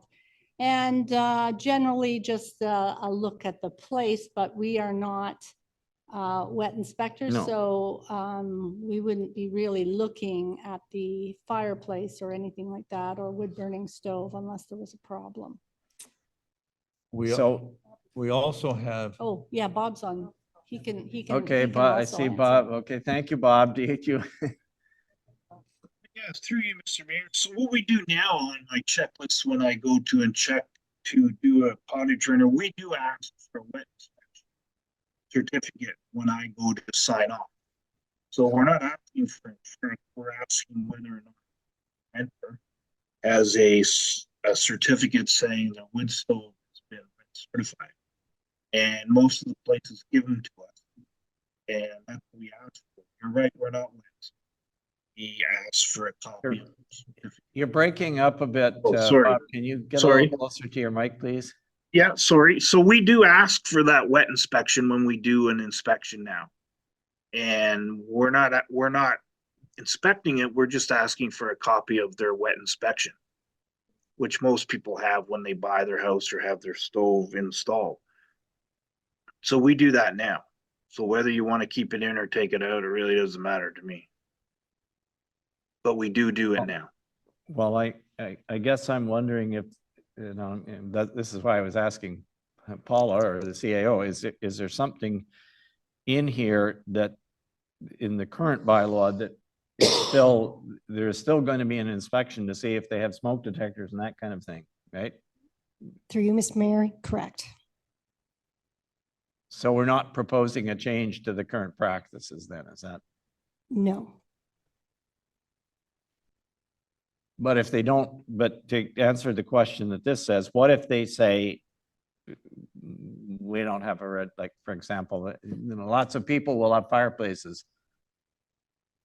they don't have a wet. They don't have a wet certificate. They were built long before wet ever existed. Yeah. Right? So they're not going to give you a certificate. Are you going to deny them a rental permit if they have one? If they don't have Well, I one? thought we were taking any reference to wet certificate out of the bylaw. Well, of the okay, is new that what we're bylaw. doing? I just want clarity. Yeah. Is that what we're doing? I thought Okay. that's what we were doing. Yeah, Alright. if our fire chief is already doing that, Yeah. then he's doing it through the fire inspection. So I don't think we Yeah. need to ask for it Okay. again. All right. Also, the chief building officer, you cannot rent a place if you have an outstanding building permit. That's another thing, right? And I think we want to keep that, if you built a place and you don't have an occupancy permit for it and you start Yeah. renting it Yeah. out, I don't think that's proper, right? So Okay, need documents. what else does the chief building officer, Paula, actually attend to to the property, or does he just look to see if there's any outstanding building permits? Through you, Mr. Mayor, the chief building official will look through the property file, his building file, and see if there's anything outstanding. Okay, He but he does- doesn't necessarily go to the property? No, he does not. Okay, thank you. Okay, let's keep going here. We got number 13.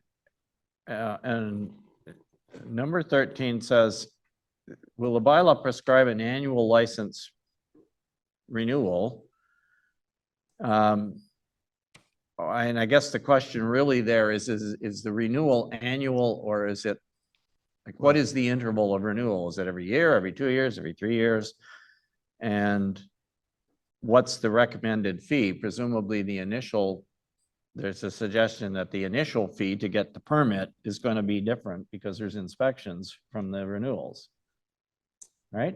That's what Again, we're asking. Through you, Mr. Mayor, again, I go back to wanting to get people to have licenses, okay? So I don't think it's wrong to make the fee $100, which isn't 200. currently, is it $200 now? So, you know, we want to keep it in that area. Start making it 500 or 1,000 or something like that a year, and again, that'll back people off. I don't think it should be 1 year. I think right now it's 3 years, if I'm not mistaken. Is it 3 now, or? Through you, Mr. Mayor, they have an option of paying annually or 3 years. So $200 per year or $600 for the 3 years. The only concern I have is that when we get to the infractions, right? If you're getting an annual kind of, I'm coming back in for this year's permit, and it's only 1 year, does that wipe out all the infractions you've had that year and you start over? Or do we make it a 3-year thing? I don't know, but I want the fee to be not prohibitive. And I think it should be 2 or 3 years. I don't think it should be 1 year at a time, but, you know, I'll defer to whatever council decides on that. Thank you. Well, Through sorry, you. I'm noticing that our fire chief has his hand up. Is that from before, or did you have something more you want to say, Bob?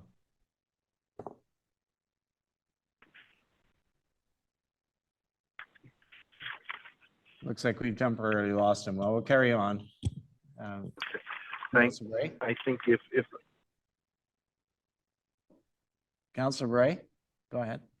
Yeah, I think the annual license renewal, I mean, they're gonna have to provide a lot of information each year anyways. I would stick with the annual, but I'll go with whatever everybody else feels is necessary. And I think the annual licensing fee should stay the same, not go any higher. through you, Mr. Mayor. Go ahead. Thanks. Where does it speak to the $200 fee now? I couldn't see it in here before, and I'm trying to look for it now, and I can't see it. Is it in this bylaw, or is it somewhere else? Through you, Mr. Mayor, is through our fees and charges bylaw. Okay, so if it is 200 and we can do an either 1 or a 3 year, I would leave it at what we have now, the 200 a year and 1 to 3 years. I wouldn't change anything with that. That's okay with me. So leave as is, then? All right, leave as is, 1 or 3 years. And they don't get a break if they pay it up front for 3 years, eh? No.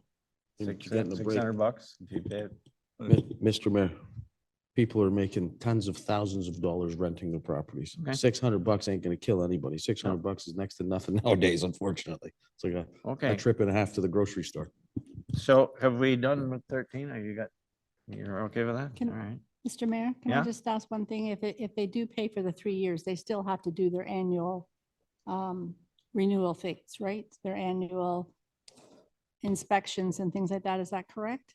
Through you, Mr. Mayor, Councillor Bray, yes, that is correct. Thank you. So it really is an annual renewal then? Yeah, it's annual. So the answer is yes, it's annual. All right. 14, can you revoke a license if this, can we revoke a license if the septic system is not met? Whatever, I guess we understand what that means. And I think we already said no to that, right? Didn't we? It's not. Or is this, no, the question is if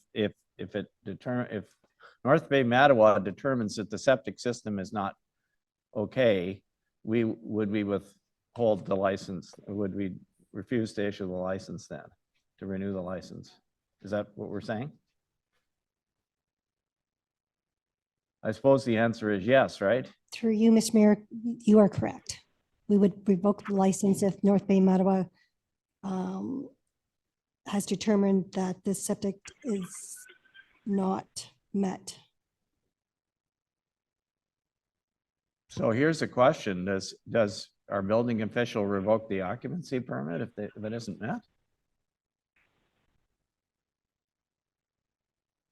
Through you, Mr. Mayor, I do not know how to answer that question. Because it could. I think so. I mean, but so what should be in here, I think, somewhere, since this came up before, is that you must, in order to get to obtain or renew the permit, you have to have an occupancy permit for the building. It can't have been revoked, right? So I'm thinking the answer to 14 is yes. If your septic system is determined to be no good, then you probably don't want people occupying it, period, never mind renting it. Right. 15 and Wouldn't North Bay Mattawa, aren't they the decision maker here? Wouldn't they say, that's no good and nobody can occupy this? Wouldn't? they don't issue occupancy permits. They just No, but issue if they septic shut you permits. down and say you don't have a septic, wouldn't they also say you can't use your cabin or Don't, something? I think it's our building official who would say that. probably, but I don't need a septic. Even if my septic system failed, you can't throw me out. I can put an outhouse on the lawn and have a contract with Adams to come and empty it. Nobody can stop me, Yeah, you could. Yeah, that's true. right? We just want to see people do the best thing for everybody in the municipality. Try and straighten up the bad actors that we have that are a nightmare for the neighbors surrounding them.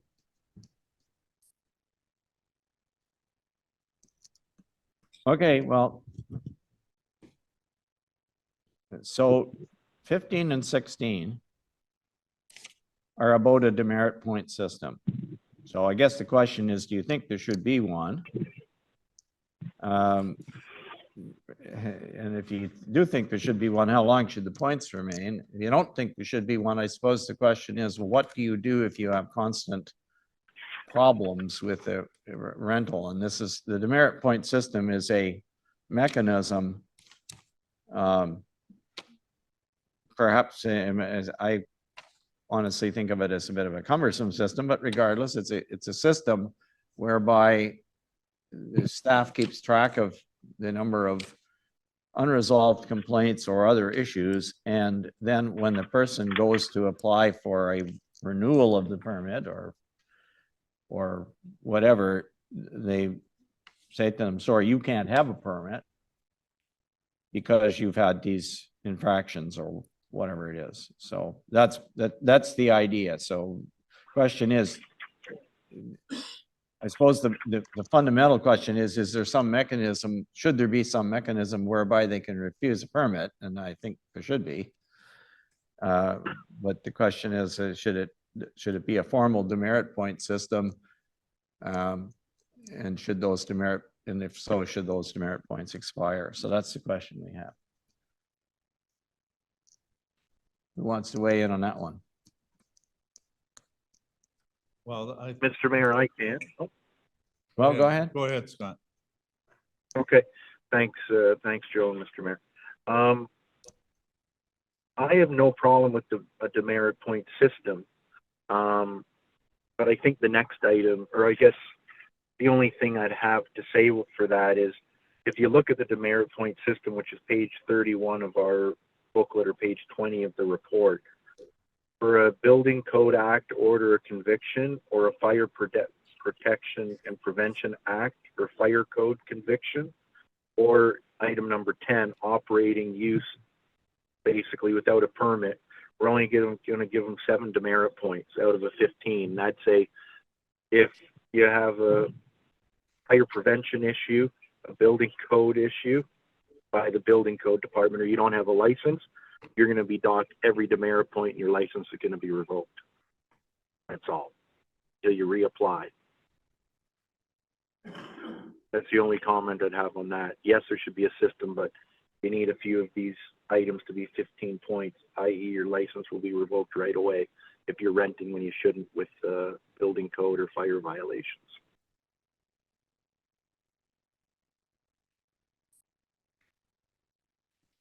Okay, well, Thanks.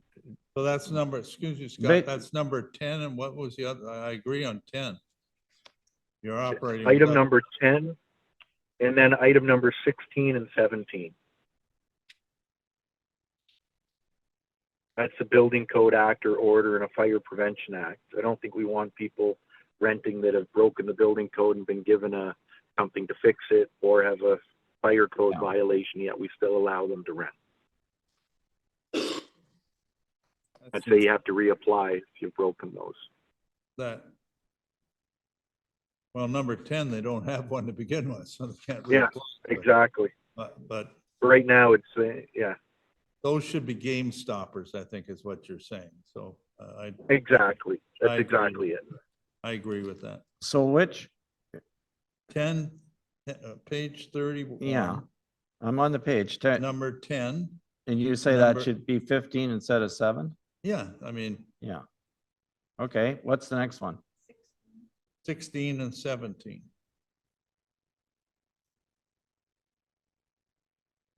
So 15 is all the points you have, right? So that's, right.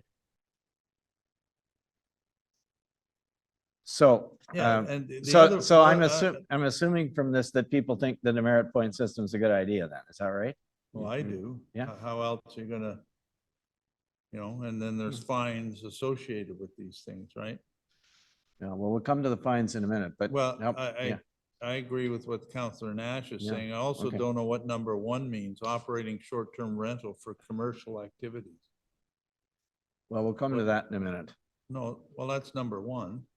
Okay, but all right. You want to do it now? I was questioning that one, and the hinder or obstruct an officer for exercising this bylaw, that's a punishable offense, no? Why are we even bothering writing it in a demerit point system? What number is that, Brian? Number 13, lucky 13. Yeah.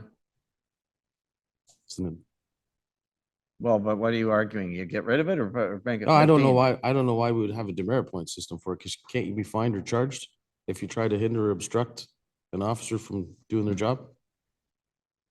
And I'm just thinking of this through you, Counselor, or Mr. Mayor. Brian, I think you have a good point. Let's say you have a bad renter and he hinders the bylaw officer. Now all of a sudden the person renting gets his license revoked, right? Because of a bad actor, right? So I think that would be a fine, yeah, that would go to the individual, not penalize the property owner. I agree, Brian. All right, Or so you what suggesting are that you gets asking to do with eliminated? number 13? Remove it or change, or, Take it out. That would be my want. it's still going to be an offense. I guess the question is Oh, it yeah. a track? It's gonna be a fence, right? But if the bylaw officer came by to go check my property because he thought I had 27 old trucks behind the house, and I stopped him and pushed him off the property, that's a punishable offense. Yeah. Right? It doesn't have to be a demerit point system for it. Chances are he's calling the OPP and I'm getting charged. And Okay, You're so gonna you want hammer the to, you landowner. want to just remove number 13, do you? yeah, All right. that's what I think. Does but anybody disagree with that? See what anybody else thinks.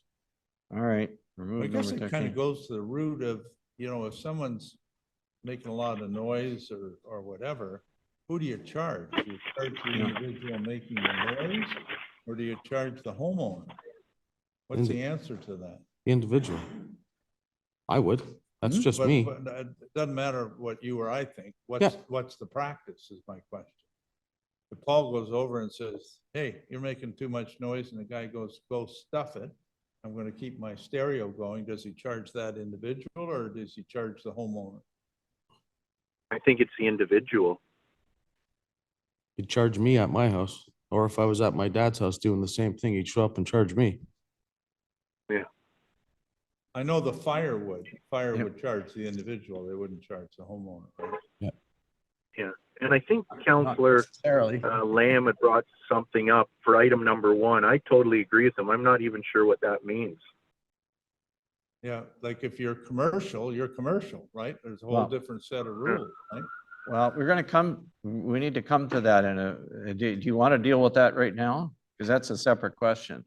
Well, I didn't know what it meant, just like Well- Councilor Nash said. That's why I put a question mark beside it.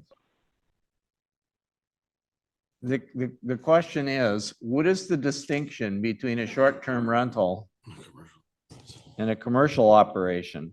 Now, we tend to look at this from a zoning bylaw point of view. But I'm going to argue that people who buy property that they don't occupy solely for the purposes of rental, that should in fact be a commercial use. And they should be required to get it rezoned. But Because that's not, that is where a large percentage of our problems come from. And, you know, so how would you deal with that? Well, there would be a requirement that the owner actually occupies the property for a certain minimum amount of time, right? And otherwise, if they're not occupying it, if they're just if all they're doing is just renting it, how you gonna Yeah. prove it? no, How you I gonna think that's a prove that? commercial use, right? How you gonna prove that? Well, The you, guy says, no, I was up 3 weekends ago. I know, but you, On but, that- you know, it would discourage the thing that Councillor Woods was talking about at the very beginning of the meeting, where you have folks who are simply buying up properties for a commercial purpose, right? They have no intention of occupying it. And Yeah. some people will have several such properties, so they can't occupy them all. Obviously, some of them are there solely to make money. And that's, and I'm not saying you can't do it, you shouldn't be allowed to do it, but it should be a commercial use and taken outside the scope of this bylaw. Councillor Through Bray. you, Mr. Mayor. Councillor Bray's had her hand. She No wants problem. this. Um, Yeah. Thank you, Yeah. Mr. Mayor. I was just thinking back to the bylaw and thinking back to other ones that I've read about how they are trying to get around it, and I don't know if it works. I have no idea. But how they're trying to get around it is by restricting the number of days or whatever it is that a person can rent Yeah. their place. So if it's like, I don't know, I can't remember the numbers that I saw, but some of them were like 90 or 120 days a year. And that was their way of trying Yeah. to discourage the ones that are renting nonstop every day of the week, or possibly whenever. So I don't know if that's I can't remember whether that's in the present bylaw or not. I just can't remember. No, it isn't. No, okay. No. I didn't think it was, but I just couldn't remember.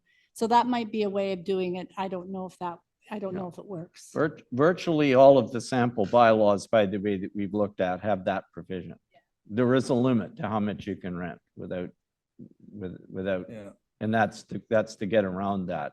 And the solution would be, well, you can't get a permit, so if you want to rent now, you've got to look at how to do it commercially. And that would be, I think Councilor Nash wanted to go next, but Hmm. I have something to say on. All right, Councillor Nash, you have a comment? Yeah, thank you. I was going to say, I think one thing you could do is, A, you limit the number of days, but number B, you simply say that only, if you're the owner, for example, Councilor Nash can't own 3 separate properties and rent them out. You're limited to one per last name, we'll call it, one per company name, whatever it might be, right? You can That way I couldn't buy 15 things and treat them as residential and rent them all out. And then you could have a maximum days in a year. Thank you. So Okay, Councillor Lamb, go ahead. and I'm trying to, I agree with what the mayor is saying, right? There are people that do that, and I think that's probably of the 5 people that I know of who are causing problems. They fit into that category, right? I just don't know how the heck you administer that. And the fear is what they'd have to do is then go for a rezoning from a waterfront residential property to a commercial property. And that's the way you do it.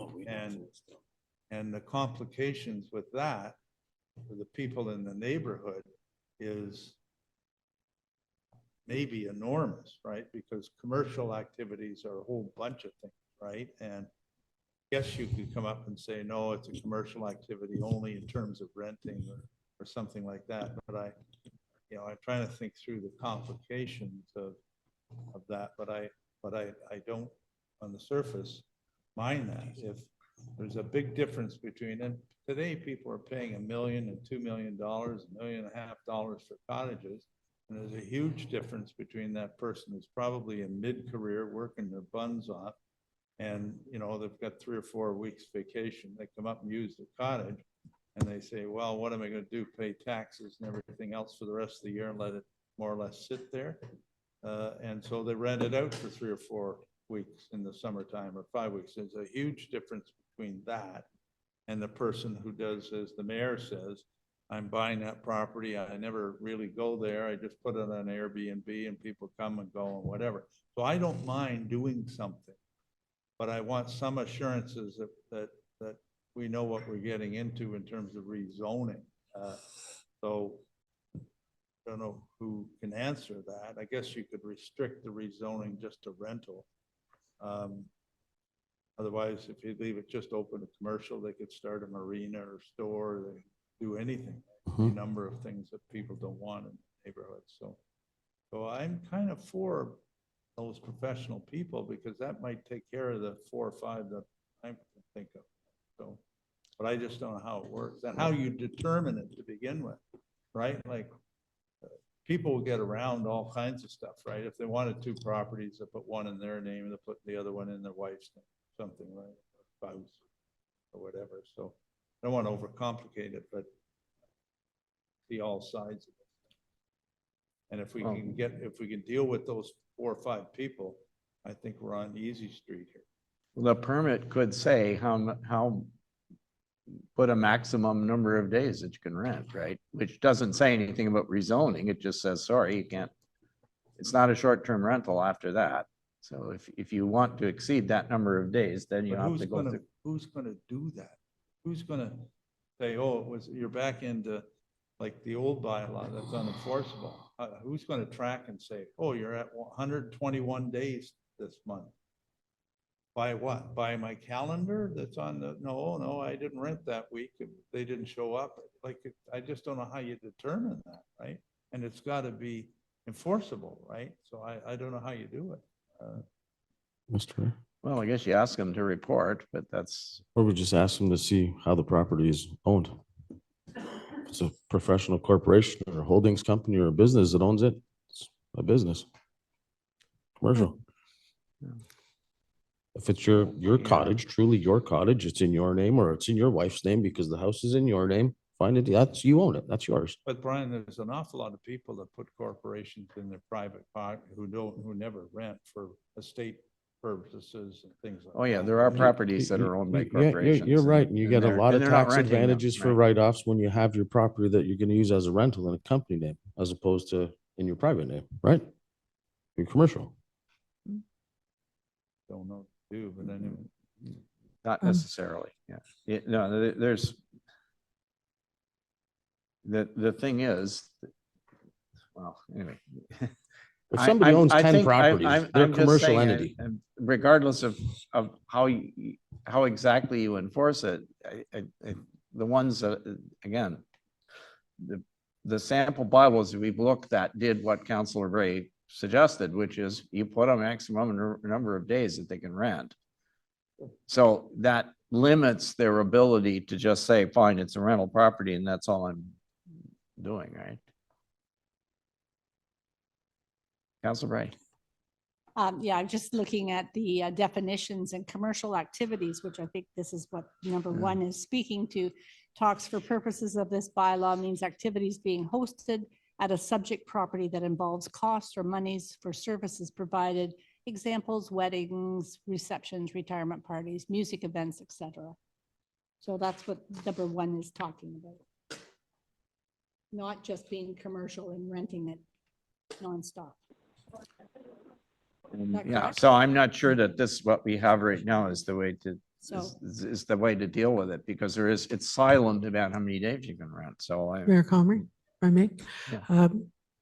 I know that there are a number of bylaws that we've looked at Yeah. that do restrict the number of days you can rent. And if you could leave it with staff, we can find out how those municipalities are actually enforcing that. I don't have the answer.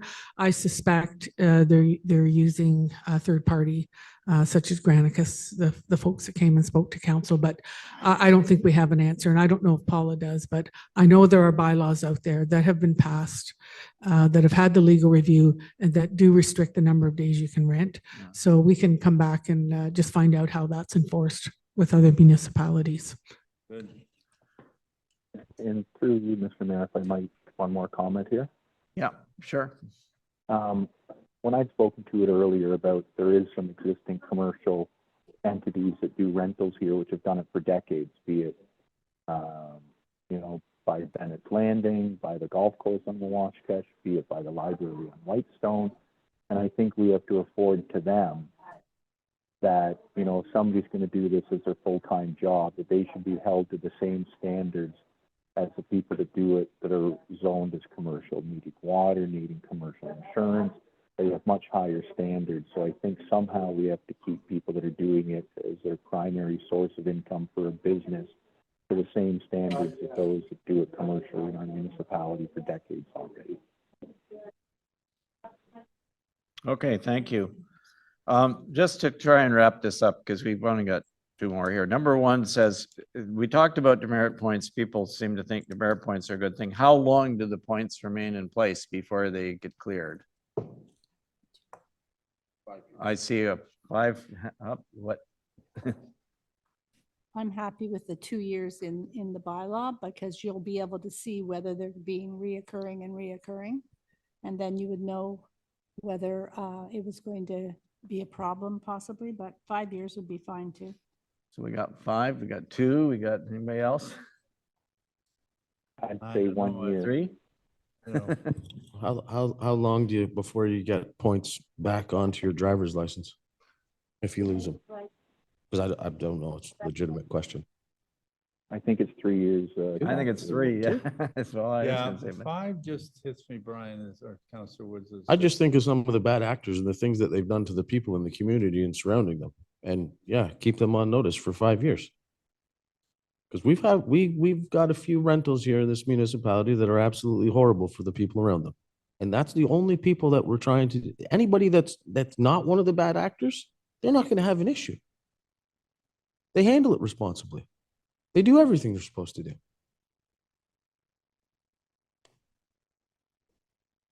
Okay, I don't know. That's the way I look at it. You guys want to go 2 years or 3 years? I'm fine. I just figured 5 years is, that kind of terrifies people. You better be on your best or you're just going to keep a Okay. record for 5 years. okay. All right, with it. sounds like 5 years is I support that. okay, so we've done with that. Now, last question, set fines in Schedule B, if you flip over the one we were on. I kind of like them. There's a lot of money involved. There is a lot of money involved. These are Part 1 provincial offense fines. I don't know, do we have any, I should ask staff, do we have any evidence that these are, are they in other bylaws? I'm looking at our CAO here. Through you, Mayor Comrie, I'm looking at Paula. I believe these set fines came from the township of Lake of Bays, as an example. And we can do a little bit more research. I think one of the things that we heard when this has been talked about at council previously is that the fine should be substantial because rental fees are substantial. The rental fee per night or per weekend is significant. So have these fine amounts been tested at the Ministry of the Attorney General? No, not yet. But I believe, and I think perhaps Paula could confirm, these came from Lake of Bays. Is that correct, Paula? Through you, Mr. Mayor, that is correct. Okay, so we have evidence that they're probably okay. Any comments about them then? Through you, Mr. Mayor, if I might. Okay, Councillor Woods is first, and then we'll get to you. I was gonna say, we're gonna have to change a bunch of them. Hmm? Like Yeah. the 60 minutes response time and Yeah, like all that would be changed, right? yeah. Yeah, I mean, yeah, there's some changes to the infraction, yeah, Yeah. for sure. you know, maximum number of persons, but that would be, I mean, staff, they know what they're doing. They know better than us. We will They update this can according adjust it. to the answers to the questions that you've given us. Yeah. And I suspect there'll be a couple more iterations of this bylaw before it's passed, but this is, you've given us a lot of good direction, which has been helpful. Thank you. For you, Mr. Mayor. Yes, go ahead. Yeah, Well, sorry, I think Councillor Woods was, or Oh. Councillor Nash was first. Oh, I'm actually, sorry. But, Go ahead, sorry. Thank you, no problem. The only two questions I have is the very last fee on the page, the one for $5,000. If you read that one, I think that entire item should be removed. That entire item, the very last item for 5,000. And the one for parking, we've said for 5,000 also, where it speaks to if you park in the wrong spot, you're going to be charged $5,000 on your property. I think that might be a little excessive. Those are the only two that I'd have an issue with.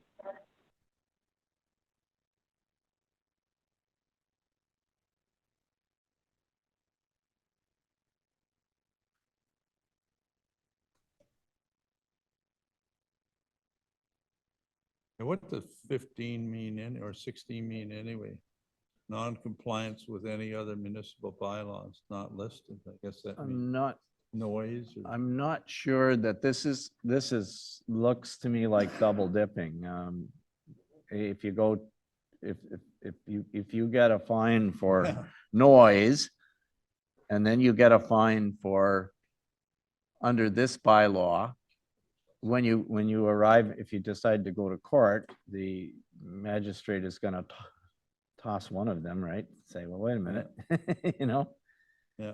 Like, I mean, it's not a separate offense. If you got, if you were charged with noise and you were charged with I don't know, a dog at large or whatever other thing, yes, that's okay, because those are separate offenses. But this is just saying, oh, well, because you got charged for one, we're gonna tack on this, and there could be an administrative penalty associated with it somehow or other if it, you know, theoretically, we could try to recover the cost of the bylaw officer or something, but to just charge them under a separate bylaw for the same offense, not gonna fly, I would say.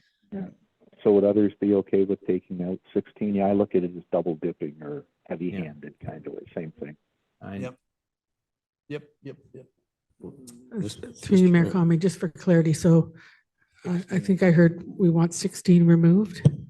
That's what I think, yeah. Okay. And something like 5, as Councillor Wood said, and I think Councillor Nash, it comes out because there is no parking plan, right? Right. All So, that yeah. gets changed. Yeah. So all the others will check to make sure they align Yeah. with the direction from council, but Through you, Councillor Nash, you finished?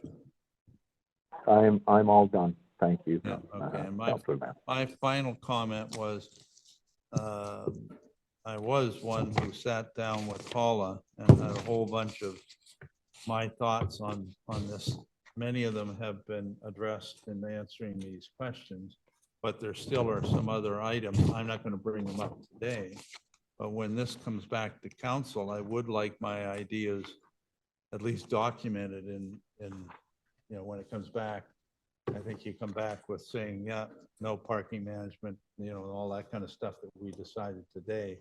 But I'd also like a draft suggested by Councillor Lamb or whatever for some of the other changes. And again, I'm not going to go through them, but I have them here. So, and Paula has them. So other than that, I think we're done with this.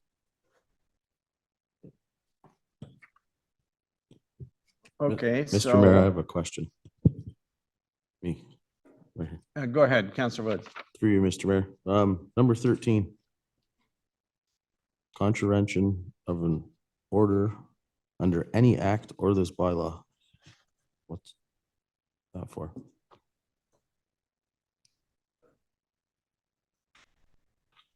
I get it. This is for the Lake of Bays, right? This is where this came from predominantly. I mean, Lake of Bays is way larger than us a lot, and they have serious amount of rental units and issues. But do we need that? What's that for?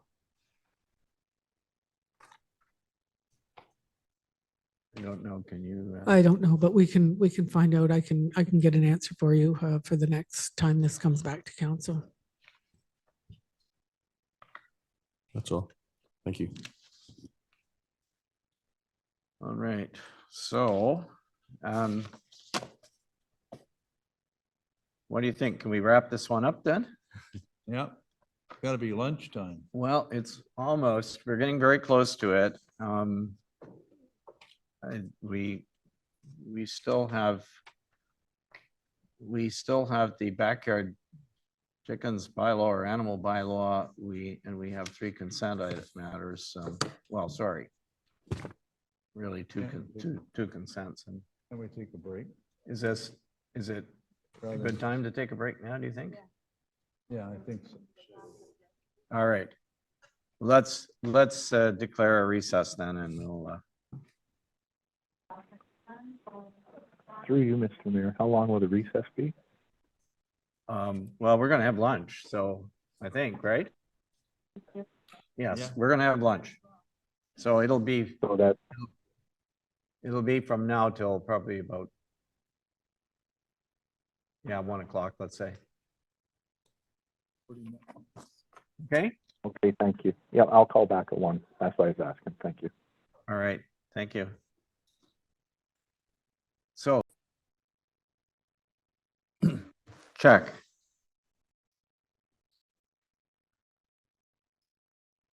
Okay, thanks, everybody. We are now back in well, we're not back in regular session still. We're in committee of the whole, but we're now back in session. And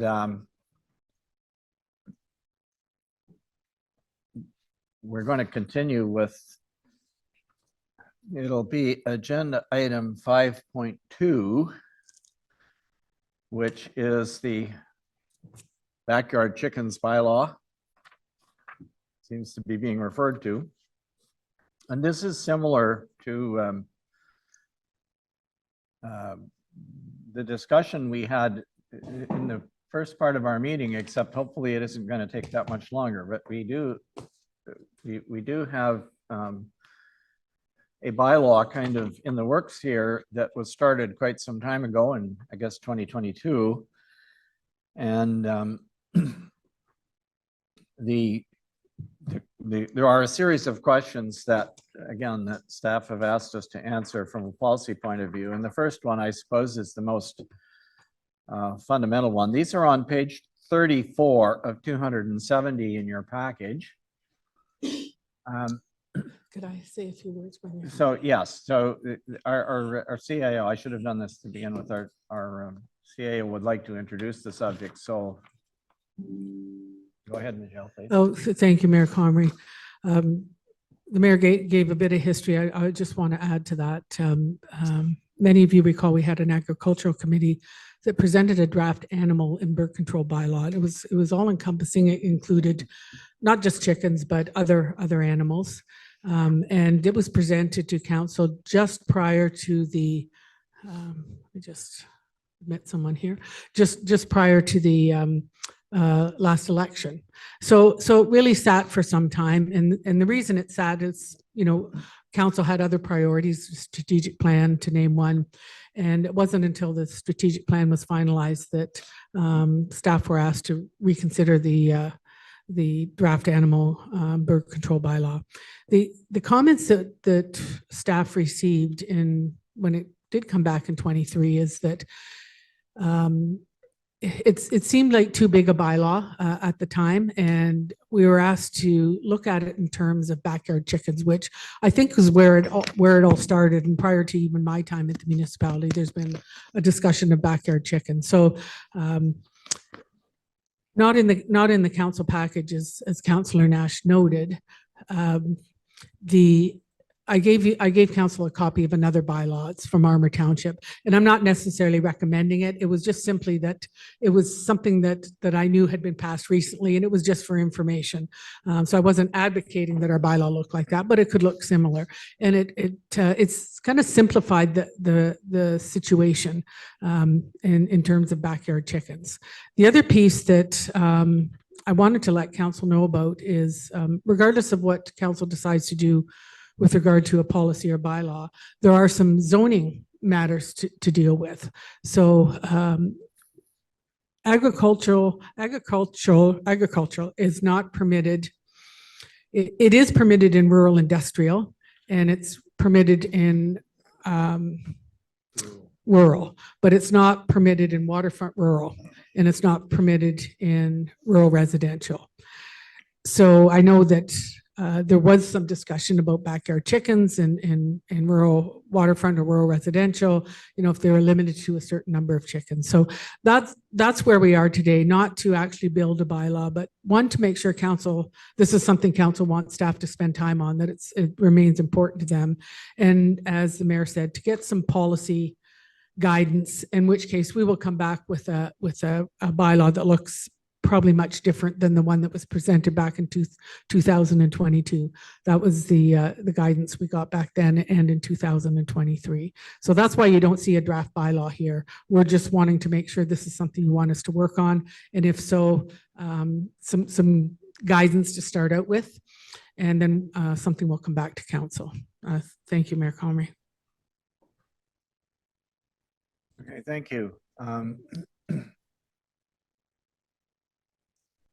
I guess before we get into this, I'm just checking to see. The mic on? I think it is, yes. You gotta speak into it. Well, maybe I'll move this up a little bit. Check. Can you hear me? That's better. Okay. I was just checking to see if Councillor Nash is okay. So he is on the call now, because I thought he might have been out. Anyway, okay, so the first question really is I guess a fundamental question. It says, does council want to continue to have staff develop a bylaw to regulate the care and control of backyard chickens in the municipality? And by the way, I'm not sure when we started this, there is a reference in the notes to this that it was really a chicken and other animals bylaw. And it was also presumably going to deal with, goats and other animals that people might want to have on a property that isn't, as the CAO mentioned, that isn't zoned for rural. Anyway, so I guess that's the first question. If the answer to that question is no, then we probably don't need to deal with the other questions. But who wants to start? Councillor Woods. I can tell you my answer. I mean, I know on the committee, I was put on that committee, and the committee put in a heck of a lot of work. They wrote an extensive bylaw that referenced OMAFRA guidelines and the Ontario Federation of Agriculture guidelines and best practices for any domesticated farm animals. But in all the years that we've talked about this, We haven't had any issues with domesticated farm animals on people's properties. And I specifically ask the bylaw officer every single time he comes to a meeting if we've had any complaints about them. And the answer has always been no. Years ago, we had one or two. I don't think that we need a bylaw to regulate it. We do need to adjust the zoning bylaw because there are people that do this, and they have been doing it probably since longer than any of us have been alive. But the reality is, people need to be able to take care of their animals that they're going to have properly. And that's what we should have been worried about. Now, if you got an animal at large, we charge for a dog at large. Should be animal at large, right? And if we were to pass a bylaw saying that you're going to have chickens or not allowed to have chickens, even if we said we're going to have no bylaw, we're not going to have the next 150 people all of a sudden decide they're going to get domesticated farm animals to have them at home. It's not going to happen. The people that have them now, they're always going to have them. Whether we pass a bylaw to say they're allowed to or not, they're going to have them. I couldn't even count how many phone calls from people this weekend that said, you guys pass a bylaw, I will not comply. These are all the people that put us here at this table. Big supporters of everybody at this table, I might add. I will not comply, Brian. Not happening. We don't have a serious issue. Multiple times, we've all heard, we don't have an issue. Why are we writing a bylaw? I mean, when it comes to, I have a 3-acre property at my house.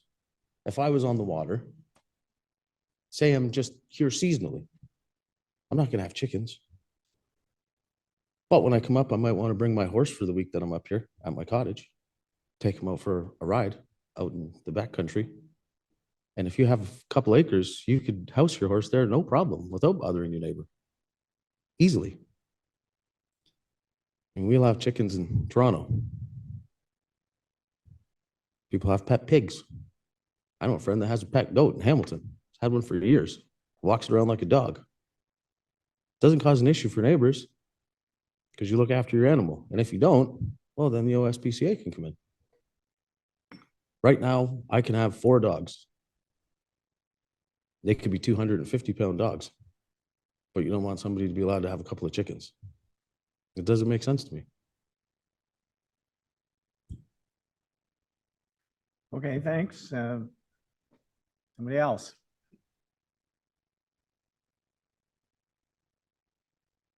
Councilor Bray. Yeah, I guess I don't know all the background for all of this because it started before my term, but I do, I guess one of my questions is how many problems have we had? And is it just, if we're looking at just backyard chickens, is it a problem? Or are we making something, like, I just don't know. I haven't seen it as a problem on the bylaw officer's list. So I just don't know if it is a problem. And if it isn't a problem, I'm not sure why we're going to go to all this to provide a bylaw and then have to deal with trying to have people comply with it. I know there are people who have backyard chickens, and if that's a problem, because it's in our zoning bylaw that you can't do that, then I guess we could change that. And until it becomes a problem, I would say, I mean, usually bylaws are there because there's been problems. At least that's the way I've always seen it, is bylaws come because there's problems usually for these kinds of things. I went to a backyard chicken workshop and I realized I will not have backyard chickens. I'm not looking after them. It's too much work. But you know, if people want to do it, then they have to do a lot of work to care for them. I'm not quite sure if this is a problem, and I'd like, and certainly if there is, let me know. I would appreciate it. Mayor Conway, if I may, I just want to let council know that, as far as I know, I agree that there hasn't been issues. However, recently we are dealing with a situation on a waterfront, a rural waterfront lot where there's goats and chickens, and that's being dealt with. The folks that it was brought to their attention, their property isn't zoned to permit that, and it was by complaint. But other than that, I don't think there's, that I'm aware of, and talking to the bylaw enforcement officer, as you said, that there's been any issues. I know that there are people that have said that they have backyard chickens. I think as long as there's not a rooster, is what I hear, then it's not problematic, and if it's not extensive. So I just wanted to say that there is one we're working on, and we believe we're close to compliance. We're not close to ever having to take these folks to court, just bringing to their attention how their property is zoned and what they are permitted to do. Councillor Lamb. Yeah, there was, oh, am I on here? No. You know, over the weekend, I was looking on Facebook, there was something breakout that said I'm somehow for all this stuff. And I said, well, you better listen on Tuesday before someone, well, I heard from someone, right? And it's a bunch of cocky puck, but anyway. This is another example of why the heck are we sitting here dealing with it?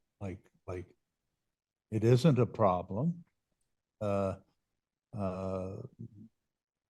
It just isn't a problem. I don't even remember why we went down this route of forming a committee and doing everything. If we have once every 10 years, one issue, as Michelle has said, and it's being dealt with and compliance is coming in, it's by complaint, right? So there's got to be an issue. But again, I've always said, don't ask for government to get involved, because once you do, you're not going to like the damn result that comes out of it, right? Because we're going down all these rabbit holes and say how big the pen can be and what you have to do with everything. And we're a rural area and always have been, and that's our roots. And people should be able to, when it comes to chickens, have chickens. The only thing I've ever been concerned about is if you're a rural residential area where there's small lots, like where I live, okay, and there's many small subdivisions, I've always had concerns about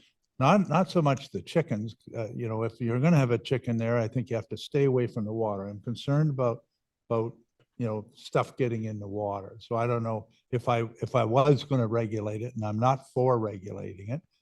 I'm concerned about that sort of thing. And the only other thing I said was a rooster, right? If you're, you know, 20 or 30 feet from the next cottage and someone's got chickens there with a rooster going off and you've come up, I have some concern there. But when it comes to rural or rural residential or any of the other areas, I have no problem at all. But I think we're, you know, my answer to number one is no.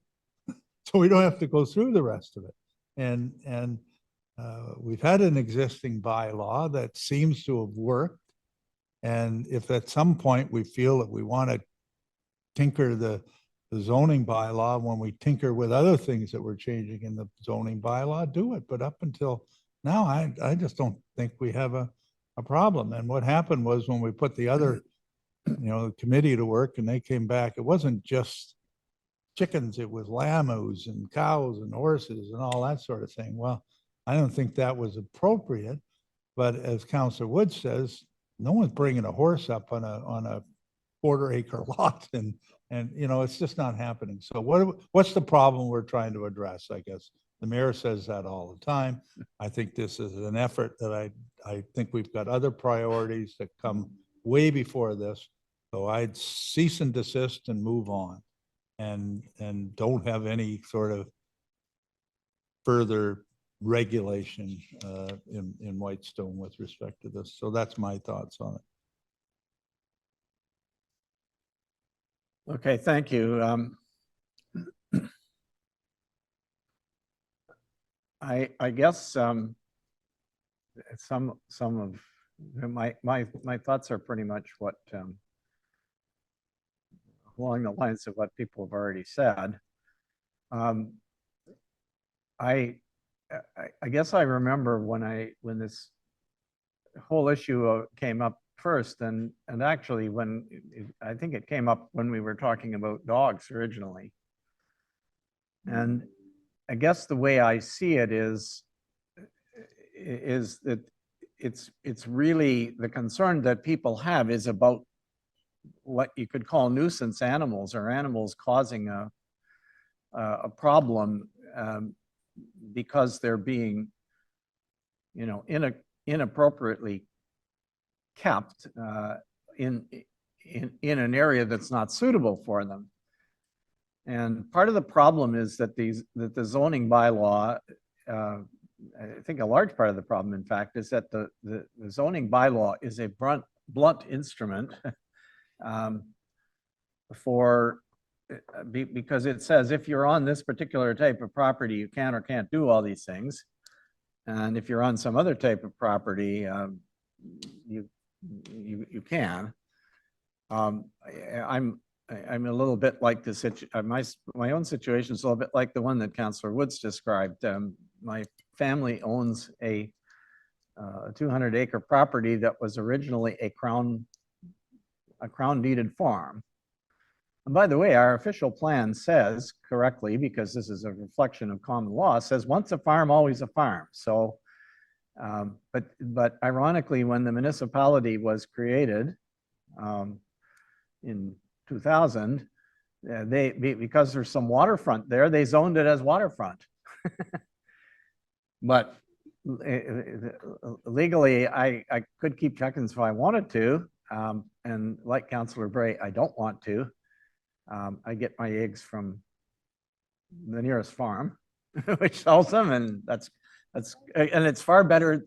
I got enough problems keeping the property without having to raise chickens on it. But so anyway, I guess there is a problem. I think our zoning bylaw, and I don't know a really good way around this because typically the restrictions are based on zoning.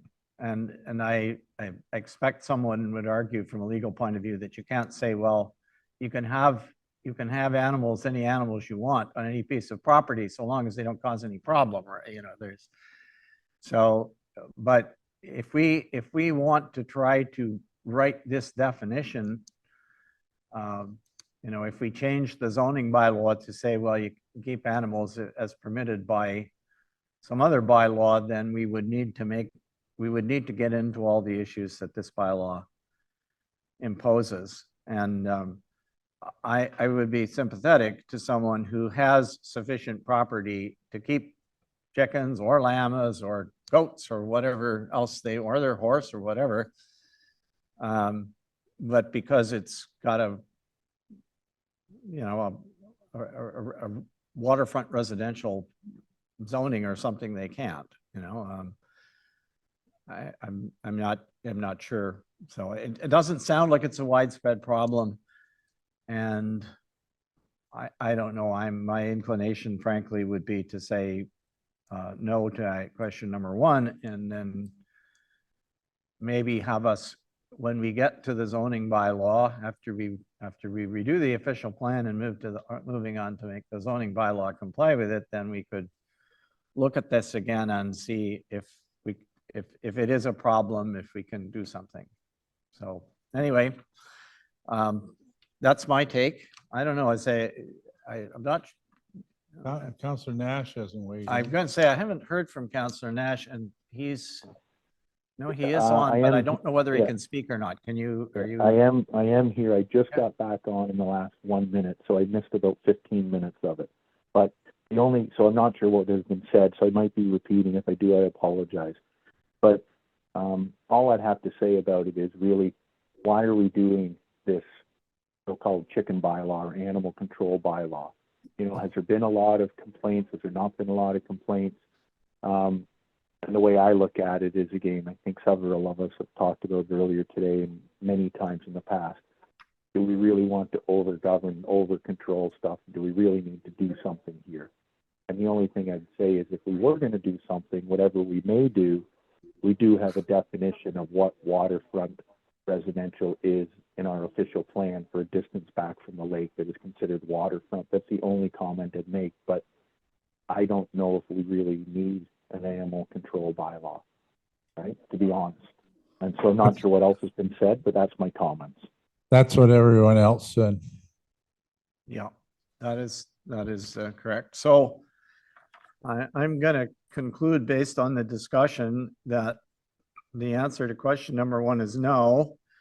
And therefore, I don't think we need to deal with the rest of that. Is this, looking at our CAO, is that sufficient? At least not now, Yeah. so. Thank you, Mr. Mayor. That's sufficient. I just, just to remind council, it was one of the bylaws that council, through the strategic planning process, the council thought we should tackle, but it makes sense. I hear what you're saying. So when we get to the resolution, we can receive the memo for information and then give direction to staff to not move forward on this bylaw, and we can move on to other things. We're doing a great job meeting all our objectives. We're just killing them all. Trailer bylaws Wow. and this bylaw. Bring them on. Okay, so if we're finished with 5.2, if item 5.3 is a consent application, we're into planning matters now, a consent application from Mr. Watts, and we have a memo from the Parry Sound Area Planning Board, and we have Patrick Christie on the call. So Patrick, if you want to unmute yourself and give us a lead into this, please. Good afternoon, everyone. Could I just say one quick thing, Mr. Mayor? Sure, go ahead. All it is if I'm not available for one of the votes, it's because I've had to put myself on mute because I'm going to be speaking to a doctor. So if you can't get a hold of me for one of the votes, you just carry on in my absence, and I'll let you know when I'm back on should it happen. Okay? Thank you. Okay, thank you. Go ahead, Patrick. Okay, good afternoon, everyone. This application for Watts is a proposed lot addition. The proposal is for a lot addition from the Gilmore property. The Gilmore lands are accessed from the Bunny Trail, and the Watts lands are accessed from Stivler's Road.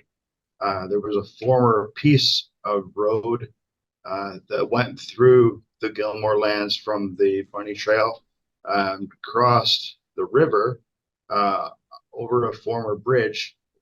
And when that road was discontinued, that portion of the road was given a pin, and that pin was transferred to the Gilmore lands. But the rest of the pin north of the river goes through the Watts land. So this proposed lot addition would really recognize the river as the dividing point and add the Gilmore piece of the road that goes between, that divides the Watts lands, would add it to Watts. Hope that's clear.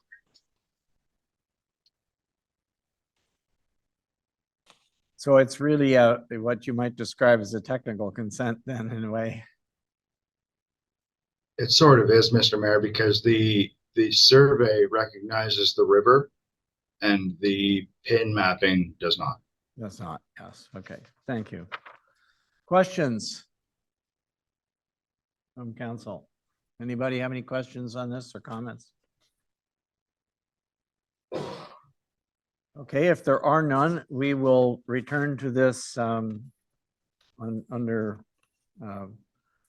matters arising from committee of the whole. And so the next one that we have is another consent application. The applicant is Mr. Kovanchuk. And once again, I'll ask Patrick to give us a lead into this one. Okay, thank you. This consent is for the creation of one new lot on the Bunny Trail. Mr. Kovanchuk owns a lot that is near the intersection of the Bunny Trail and Highway 520. And the lands were actually, there's an existing survey that shows 3 lots. The first lot is not owned by Mr. Komenchuk at the intersection of 520 and Bunny Trail. And it is actually the location of what's known as the spring. And then Mr. Komenchuk owns the 2 more lots that are together. They're parts on a plan. And it just so happens that the one lot as surveyed has 100 meters frontage. And Mr. Komenchuk would like to sever that lot. The lot is a little bit smaller than what is allowed under the rural zone. So if council and the planning board were to accept this consent, a rezoning would be required, and I'd recommend an exception to the rural zone to allow this lot. And the only other thing I would say is that there are some low-lying wetlands on the retained lands where Mr. Komenchuk's cabin is now, but the proposed severed lot only has a river or a creek running through it. It's more a creek than a river. And environmentally speaking, if one was to add the kind of customary 30-meter buffer to the creek, there'd be plenty of land on the Bunny Trail frontage for someone to build. I hope that is clear. Thank you.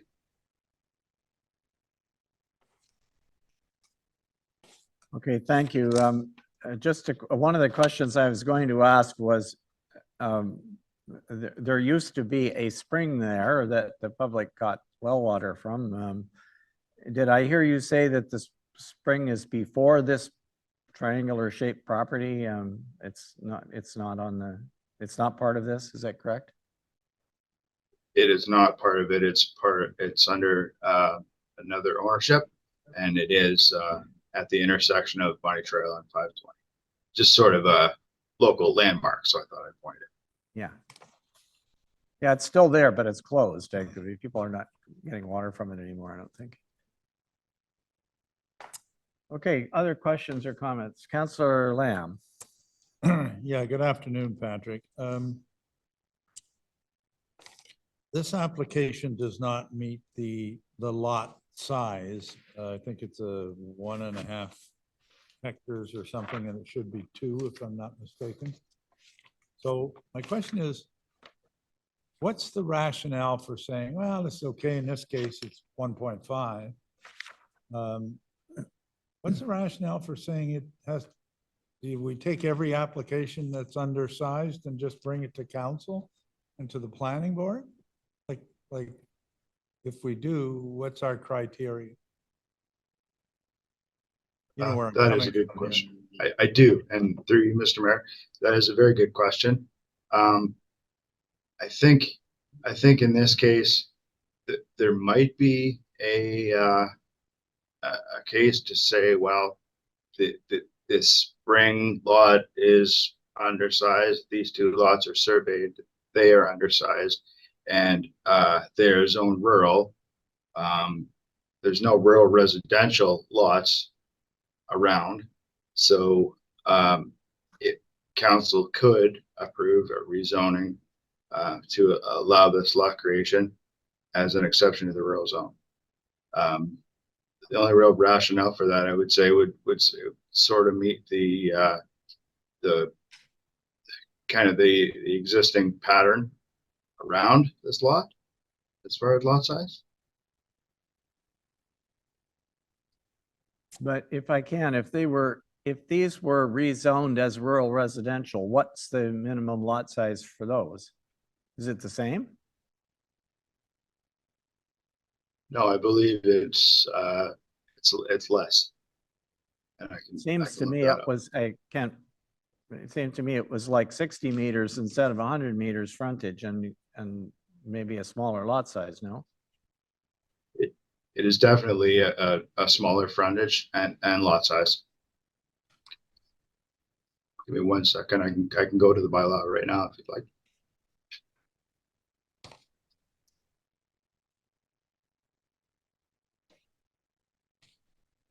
So it begs the question whether it's a better solution to, rather than offending our zoning bylaw is to rezone it, to say that it should be rezoned, no?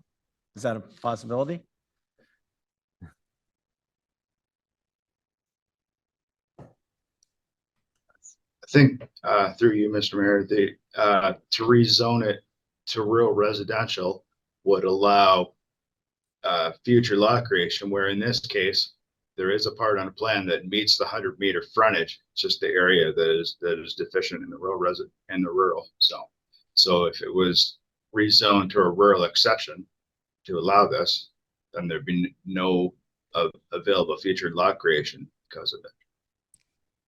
Oh, I see. Okay. All right. That's worth noting. Any other?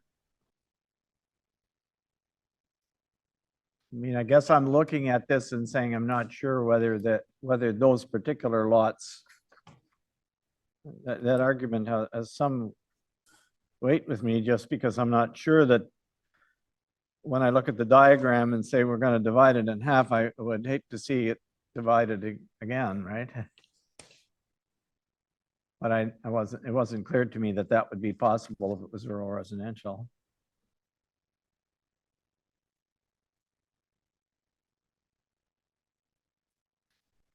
Any other comments or questions?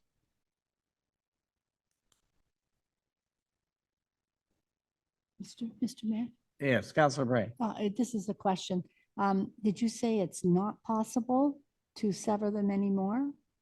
If If rural? we follow the proposal that's in front of us, which is to create them as rural, Rural. keep them as rural lots. Yeah. Then, but as exceptions, right, to the Yes, standard, yes. they could not be subdivided again. What Patrick is saying is Oh, that if okay. we change them to rural residential, they could be, it's not clear to me why that's the case, I guess, but well, it's 176 frontage one, I guess, is the issue, is the retained part you're saying could further be subdivided then, right? Is that the part, the only part that could be severed? That is correct, yes. Oh, So the retained portion could be severed again. Thank That's you. right. And All right, anything else about this one? Okay, well, we've come back to a decision in a few minutes. The final item that we have is a memorandum. This is 5.3.3. It's a memorandum from our planners, MHBC Limited. And it is regarding trailers. And I don't think anybody is here from MHBC, right? So you Yeah, want to introduce this? or- I will speak briefly to it. Thank you, Mr. Mayor. As council is aware, several meetings ago, council, after some discussion, decided not to enact a trailer bylaw. So that's fine. That was duly noted. Our zoning bylaw, however, refers to a trailer bylaw, and there's a few inconsistencies, as you can tell from the memo. And we asked MHBC to look into this for us in order to ensure that council's decision to not have a trailer bylaw was appropriately captured in the current zoning bylaw. And you can see from the summary, they've given you some thoughts, and the recommendation, which I suggest is a good one, is that MHBC as our planning consultants could, in fact, do an options report to council. This was just a quick overview to show council where we are with tents and trailers and trailer bylaw. So it should be made right. in our zoning bylaw because there is reference to a trailer bylaw, which we now know doesn't exist and is not going to exist because council's decided they don't want one. So it's a matter of having MHPC tell us how to make appropriate adjustments to the zoning bylaw to match the decision that council made. Okay, thank you. So I guess, I mean, this is really intended to be received for information and future action when we get to the zoning bylaw in due course. And I don't mean today. Probably in 2025 or 2020, yeah. All right, 2026 maybe, I don't know. Anyway, but yeah, so I think the motion that will come later is to simply receive it for information. It was just as our CAO says, to make council aware of the fact that we have once again we created an inconsistency, I guess, but I'm taking it that council, unless we hear strongly, and it doesn't have to be today, but unless we hear strongly that council has changed its mind and thinks that we should have a trailer bylaw, then we would have to clean up the zoning bylaw to deal with it, and our planners have suggested what that might look like. So through you, Mr. Mayor, just for clarity, the proposed motion that you'll see once you come out of committee of the whole does recommend receive for information, but also that municipality of Whitestone request MHPC to prepare an options report. So I wasn't sure whether council wanted to wait until 226 or maybe 227 to update the zoning bylaw, or to make a few corrections now. That's 2.5 years away probably, but to make a few amendments to the zoning bylaw, at least have council understand what it would look like, and then they can make the decision, as opposed to just receiving for information. My suggestion is we'd have MHPC do an options report. They're quite familiar with this now, so I don't think it'll take long to get an options report to council, so you know what the next steps might be if you decide to do them. okay, thank you. I should have flipped my page over and looked at the motion, I guess, but before I commented. All right, anything else at this point? If not, Councillor Lamb.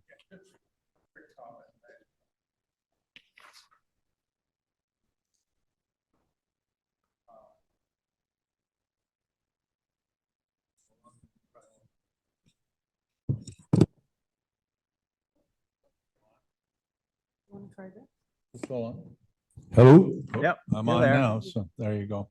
Hmm. Yeah, just as, well, we're somewhat related, but unrelated. Of course, we decided not to go ahead with the trailer bylaw.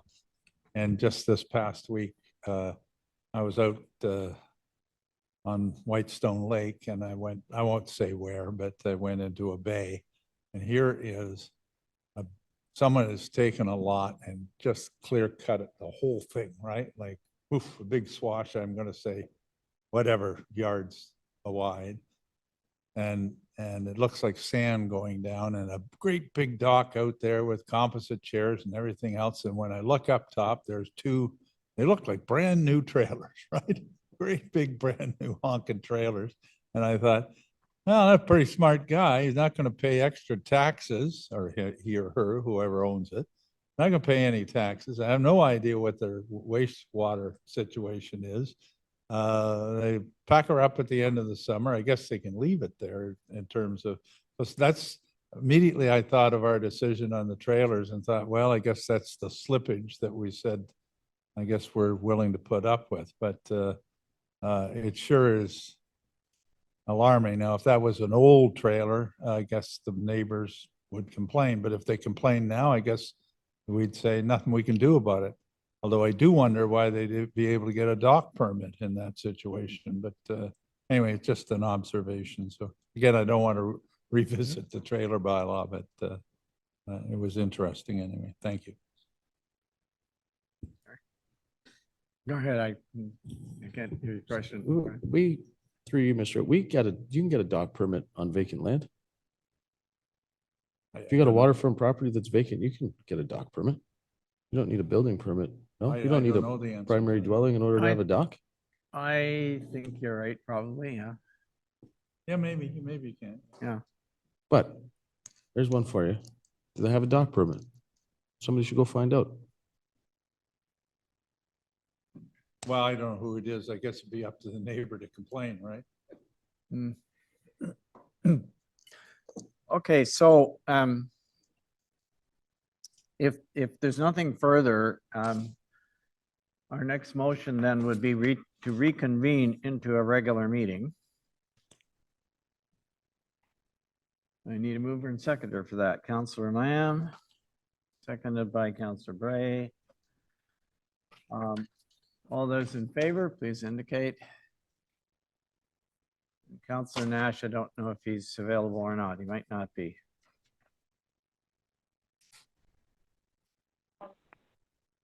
All right, Yeah, I am back on the line, just got back on.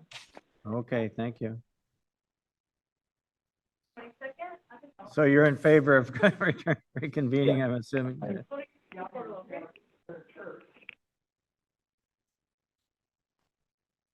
Okay, thank you. That motion is carried.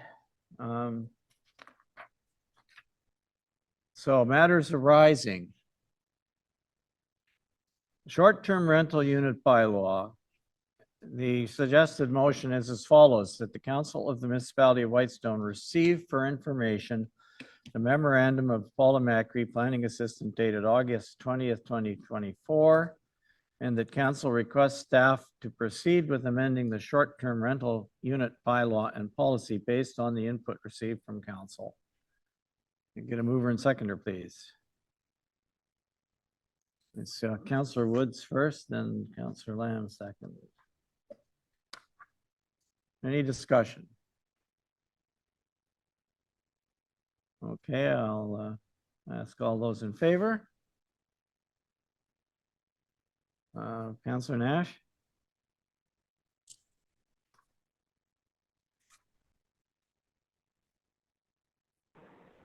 Yes. Okay, thank you. That motion is carried. Next one would be 5.2, Animal Backyard Chickens bylaw. That the Council of the Municipality of Whitestone receive for information the memorandum of CAO Clerk Henry dated August 20th, 24. And I'm going to stop right there. The suggested motion is that we ask them to proceed to develop, but we said we weren't going to do that. So that's the extent of this motion. All those in Oh, favor? if I may, Mayor Comrie, it would be appropriate to give staff direction not to proceed because that's part of the All right, the strategic plan. council And it was requests for, staff not to proceed. Okay. All right, we'll put it back in. All right.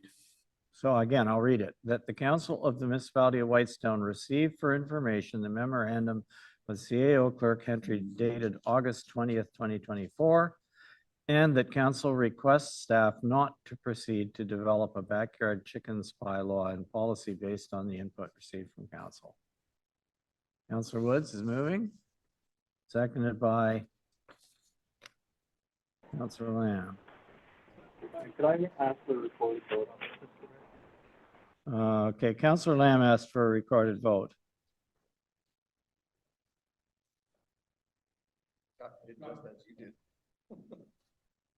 All right, so. All right, so we'll have the recorded vote. Madam Acting Deputy Clerk. Councillors Nash? Councillor Nash? Councillor Nash. The motion, Mr. Mayor, so I just want to make sure I'm voting the right thing. I didn't hear that. I'm sorry, I could not hear you. He may not be able to. Could you reread the motion? I just want to make sure I'm hearing it the right way. Okay, that the motion is that the Council of the Municipality of Whitestone receive for information the memorandum of CAO Clerk Henry dated August 20th, 2024, and that council requests staff not to proceed to develop a backyard chickens bylaw and policy based on the input received from council. You're in favor? I think I Councillor heard, Nash, Yes, I'm in favor. he says yes. Okay, so please continue. Councillor Woods, Yes. Councillor Bray, Yes. Councillor Lamb, Mayor Comrie, Yes, motion carried. thank you.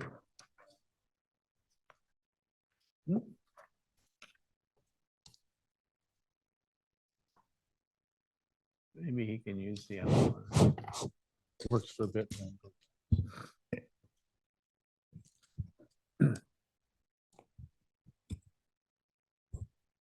Okay, the next item is 5.3.1, which was the consent application from Richard Watts. I'll read the motion. Whereas Patrick Christie, CPT, has prepared a memorandum for the Perry Sound Area Planning Board regarding consent application B25/2024 Whitestone, the applicant Richard Watts, and provided a copy to the municipality of Whitestone. Now therefore be it resolved that the council of the municipality of Whitestone receives this memorandum as information, and that the council of the municipality of Whitestone recommends this consent application for approval in principle, subject to the following conditions. 1, that the applicant solicitor confirms in writing that the transferred lands merge in title with the benefiting lands.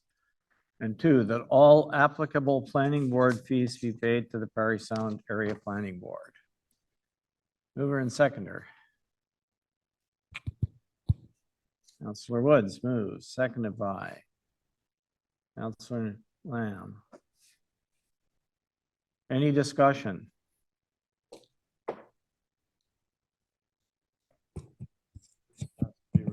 Yes, this would be a recorded vote because it's a planning matter. So there's no discussion, we'll call the question again.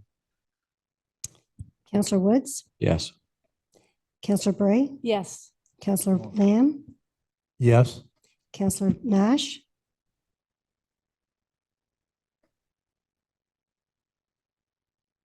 Councillor Nash, are you there?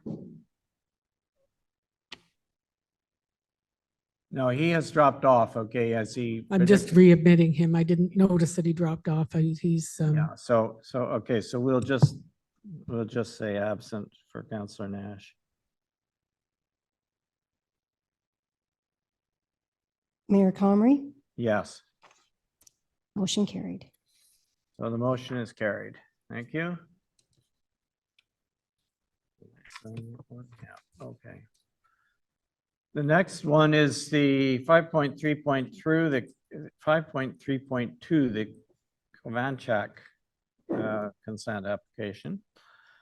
Whereas Patrick Christie, CPT, has prepared a memorandum for the Perry Sound Area Planning Board regarding consent application B29/2024 Whitestone. Applicant Robert Peter Kovanchak, and provided a copy to the municipality of Whitestone.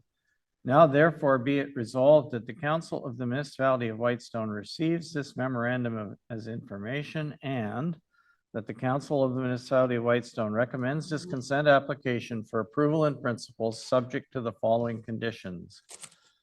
1, that payment of a parkland dedication fee be made in accordance with the current municipal fees and charges bylaw. 2, that the new lot receive 911 addressing from the municipality. 3, that the newly created lot be rezoned from the rural RU zone to the rural exception zone to recognize the lesser lot area of 1.5 hectares. And 4, that all applicable planning board fees be paid to the Perry Sound Area Planning Board. Mover and seconder for that one. Councillor Woods is moving. Councillor Bray is seconding. Any discussion?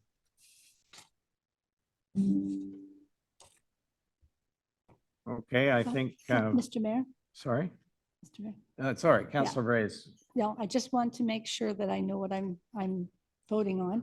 That number 3, the rural zone to rural exception still means that it can't be re-subdivided. Is that correct? That is correct. Thank you. Just wanted to make sure. Are we ready for the question then? If so, I'll ask Councillor Paul, Bray, please. Councillor Bray, Yes. Councillor Lamb, Yes. Councillor Nash, He's not on the call, so he's absent. Councillor Woods, Yes. Mayor Comrie, Yes. motion carried. And I was here, Mr. Mayor. Sorry, I couldn't unmute myself, but I'm abstaining from the vote. Oh, all right. Thank you. We'll change your vote then. Thanks. What was his vote? Abstain, was it? Sorry?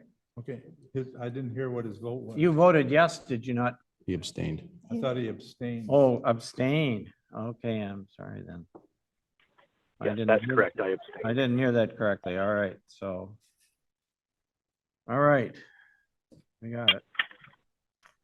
Thank you, Mayor and Council. Okay, thank you, Patrick. Have a good afternoon. 5.3.3, policy regarding trailers. Suggested motion is that the council for the municipality of Whitestone receive for information the memorandum from MHBC Planning Limited, and that the council of the municipality of Whitestone request MHBC to prepare an options report in respect of the regulations related to trailers in the municipality's land use documents. The spelling of municipalities here, but okay. All right, so mover and seconder, please, for that. Councillor Lamb moves, seconded by Councillor Woods. Any discussion?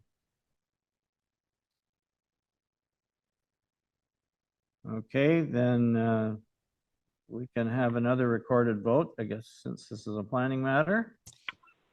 Councillor Lamb, Yes. Councillor Nash, Yes. Councillor Woods, Yes. Councillor Bray, Yes. Mayor Comrie, Yes? motion carried.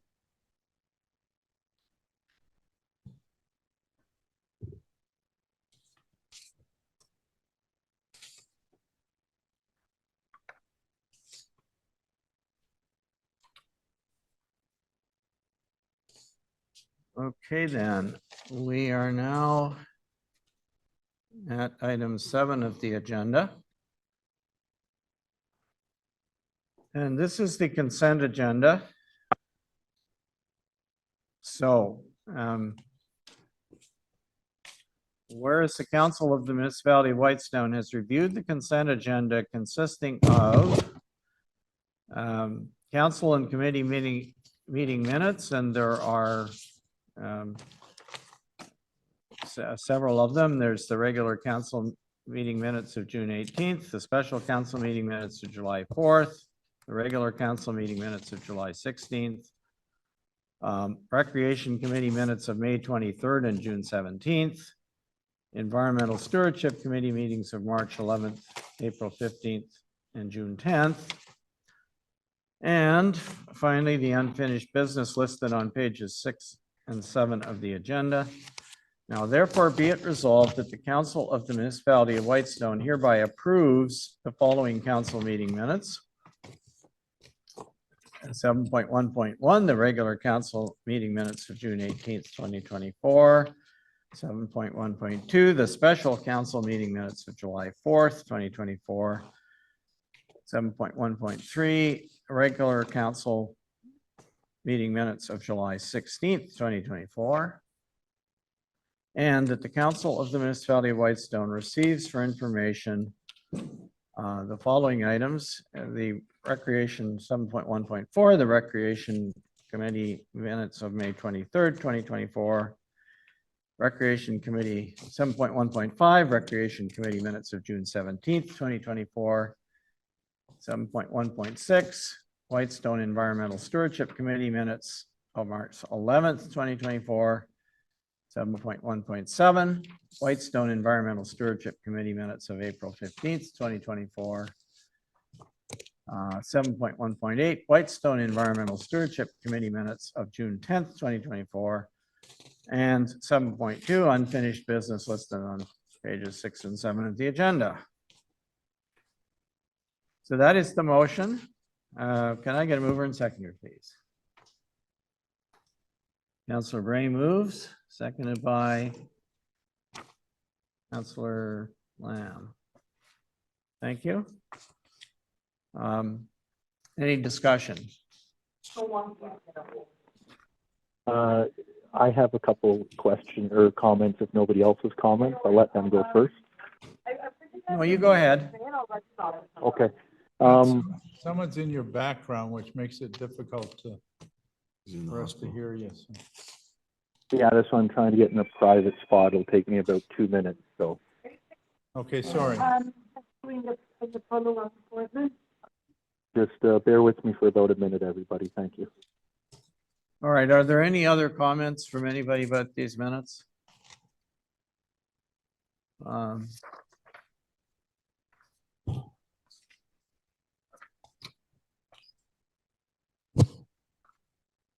trying to remember, I did notice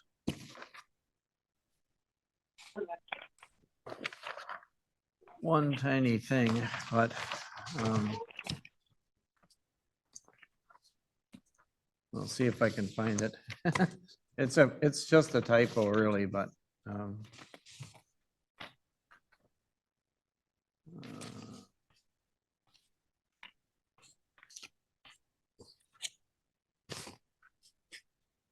see where it is here.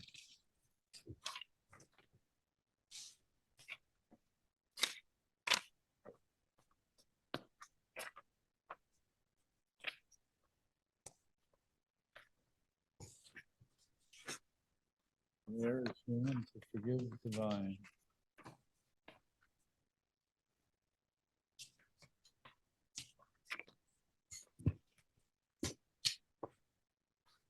Okay, it is, just for your information, it is on page 106 of 270. Right at the very bottom of the page, the second last line, it's talking about the archery program, and it said, Recreation Committee also discussed serving food, free season drinks, and considered getting pizza donated or discounted by, it says Caswell Restaurant. It's Croswell. This is the pizza place that is in the old hotel in Amic Harbor, if you're wondering. Caswell is a resort in Sunbridge. So that's a typo, but other than that, I just noticed it when I was. I think it's also mercantile, isn't it? It's not Yes, restaurant. it's called Croswell Mercantile, exactly, that's correct. But anyway, that's, and you'll see another reference later on in the next set of minutes, and in that set of minutes, it's correct, so. Anyway, I don't have any more, Councillor Nash, are you with us? Yep, I am. Perfect timing, Mr. Mayor. So I guess my first question is in regards to the meeting minutes of June 18th. If everybody These are can. council meetings, council. These are council meeting minutes. Yep. Which page? I don't, let me just find it here. Councilor For Lamb. you, Mr. Mayor, it's page 56. Page 50. Say again? Page 56. Page 56, okay, that's the way it's back. And it is just in regards to, we've spoken about it the last council meeting, and staff were going to bring it back in regards to the mayor had not stepped down. The procedural bylaw notes if the mayor or chair wishes to propose a motion, he or she will step down and will not resume the chair until the vote is taken. And for item 11.6, page 3 of the June 18th agenda, which would be page 58, it does not speak to him not stepping down when he was asked to. It just says the motion died due to the absence of a seconder. And I think Councillor Woods and myself had asked that that be updated to say that he did not step down when requested to. The clerk has already responded to that, but go ahead. Oh, okay. I didn't hear what had the clerk said. Sorry, I must have missed that. No, I don't think I responded at this meeting. The clerk's department records what happened at a meeting and not what didn't happen. So by virtue of the fact that it's not recorded that the mayor stepped down, that tells the story. But we don't, it's a slippery slope if we start making record of what didn't happen at a meeting as opposed to what happened. Our job is to record what happened at a meeting. I know where you're coming from, and I actually briefly talked to Councillor Wood, was able to talk to Councillor Woods about this, but that is, probably should have said something at the last meeting, but I wanted to double check and see what other clerks do and the best way to approach something like that. But that's how we manage our minutes. We record what actually happened, not what didn't happen. So hopefully that explains why the minutes have come back looking the same as they did in July. Thank you. Oh, okay. No, thanks for the explanation, but I guess I'll vote as I vote, but I guess just to your point, what did happen in the meeting is he did not step down. So that would be saying you record what did happen in the meeting, and what did happen in the meeting is the mayor did not step down. Right? So I think from what you're saying, it should be updated, but I'll move on to my next point. Then in general, I noticed on a number. Scott, again, I'm on page 58. Which item are you talking about? 11. It would be right at the very top of page 58, item 11.6. It says the motion died due to the absence of a seconder. And if we all recall, there was no. The mayor had wanted the fire hall discussion to be pulled about the HVAC and everything. And at that time, it was asked that he step down if he's acting as the mayor, and he said he didn't have to. And then I had to pull out the procedural bylaw. So I think it is evident what did happen in the meeting, that there was a discussion about it. The mayor chose not to step down when he was asked to. So to me, I think that is important to go in it, but I can only go off what other councillors may feel about my comment on that, right? Thank you. And my other comments are, I noticed, like, if we look at, say, take that meeting, so turn to page, what would it be, 56, the beginning of that page. And you'll note that it says, for example, oh, that's not a good one to use. Well, it does under chartered accountants. So under guests, it says via Zoom. Sometimes you'll see for today, for example, if I'm phoning in via Zoom under, Councillor Nash, it'll say in brackets via Zoom. Or if it was Councillor Lamb was via Zoom, it'll say via Zoom, or audio only via Zoom. And my question to that is, if again, we're only supposed to be saying what happened, our procedural bylaw says we can attend a meeting via Zoom, in person, via audio video, via audio only. And it shouldn't matter which method we're attending a meeting by if we've updated our procedural bylaw to say you could do every single meeting via Zoom if you wanted. You could be the other side of the world and do the meetings if you wanted. So I don't think we need to tell people how people were attending. If we attended a meeting, we attended a meeting. Do other councillors understand what I'm trying to say about that? I understand what you're trying to say, Councillor Nash, but I don't see any reference to what you're talking about. Okay, well, so if you go to the next, it was just that meeting. So if you go to, what page would it be? The July 16th meeting minutes. So that would be page, finding here, page 85 of 270. There's an example where it says Councillor Scott Nash via Zoom audio only. But that's in many okay, meeting that's in minutes in the- the past. it- Right? So that's where I'm saying it says Bob Whitman, Fire Chief, via Zoom, audio only. If somebody attended a meeting, they attended the meeting. People don't need to say via Zoom. Certainly if we can say via Zoom, audio only, we can certainly say that somebody didn't step down as chair. So I think going forward and to correct these, it shouldn't say via Zoom, audio only for any of the minutes that are in front of us today. Because if somebody attended a meeting, they attended the meeting. It doesn't matter how they attended the meeting.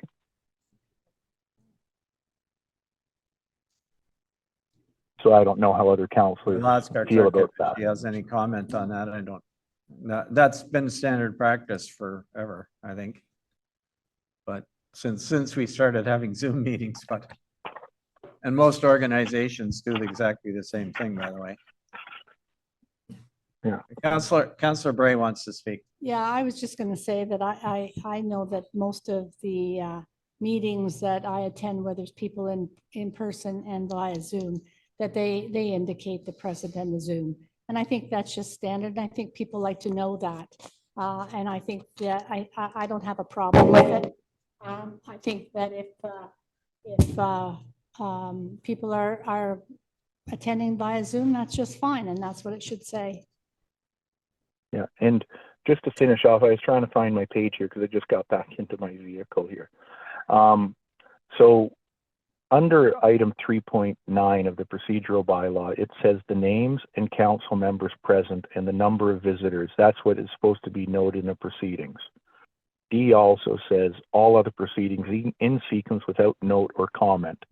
So a note or comment would be how somebody's attending Zoom or attending a meeting. So our procedural bylaw tells us without note or comment, and it says that under B section of 3.9 our procedural bylaw, only the names and the council members present, and then D, all other proceedings in sequence without note or comment. So we can't start picking what note or comments we have. Well, we aren't going to comment on the mayor not stepping down, but we're going to comment on Fire Chief Whitman attending via Zoom. Not how it's written. It's not up to people to decide what goes in them or not. So based on that, I would ask that the reference via Zoom be removed from the June 18th meeting minutes and the July 16th meeting minutes, 7.1.1 and 7.1.3, and that they come back. Right. Thank you through you, Mr. Mayor. I think what I'll do is I'll reach out to the Ombudsman's office as well as our integrity commissioner. This isn't an integrity commissioner matter, but he does gives advice on these kind of matters. So why don't I come back with based on those comments and see what I can find. I do agree with Councillor Bray. We see it in all sorts of meeting minutes that we receive from external organizations. But I don't have a complete answer, but I will get one. So, And it might sound silly, but why would we need, or sorry, go on. I'm not sure who was speaking. Go on. Sorry, I didn't mean to cut you off. yeah, through you, Mr. Mayor. Councillor Nash, is it a compromise here? Because I don't want us going down and having costs with lawyers and doctors and everyone else. and Well, Ombudsmen and integrity commissioners, that's only going to cost us money. Would it be reasonable to allow whether someone's in on Zoom or not? I think that's in most places. yeah. But So to make a motion to put in the other part about, asking the mayor to step down and he didn't, would that be a compromise that you can live with? Well, so thank you, Councillor Lamb. I guess I just have two questions based on that. Why would we have to go to an ombudsman and our integrity commissioner when our procedural bylaw says without note or comment? It seems like whenever I bring something up, it better get to a legal review. But a I'm waste of money. suggesting that we not. No, do I that. know, but No, but I'm just wondering. I know that, Councillor. I'm just wondering for the CEO to respond why she feels she'd have to go to the ombudsman for something about our procedural bylaws that says without note or comment. All right. I'm sure we're going to have, we know we're coming back with ombudsman reports in the next month that I'm sure are going to be scathing for a municipality already. And that just shows how we aren't running things correctly, right? So here's something that's in our procedural bylaw that says you will not do note or comment, and we choose to do note and comment sometimes. So I guess I'd ask, what is it in the procedural bylaw when it says without note or comment that would make the CAO need to go to the ombudsman or integrity commissioner to ask about that? Through Okay, you, Mayor well, just- Comrie, the Ombudsman's office is no charge. It doesn't cost us anything. And, you know, my experience with these kinds of matters is the answer isn't always as simple as we thought. And, you know, we found out that through the Ombudsman's investigations where we found some things that we need to improve on, and we're evolving as a municipality. I just like to be abundantly sure that we're doing the right thing. And I ask that the council let me reach out to the Ombudsman's office. It's not an investigation, and I have reached out to them previously and got answers in fairly short order. Sometimes they'll give guidance and advice on best practices. So I would suggest give me another month and we can. No, that's perfectly fine. Sorry, Mr. or Councillor Lamb, that's perfectly fine. But how do we know we need to improve on things with the ombudsman reports if they haven't been made public yet? Why would you say that? Excuse me, CAO? I'm going to intervene here.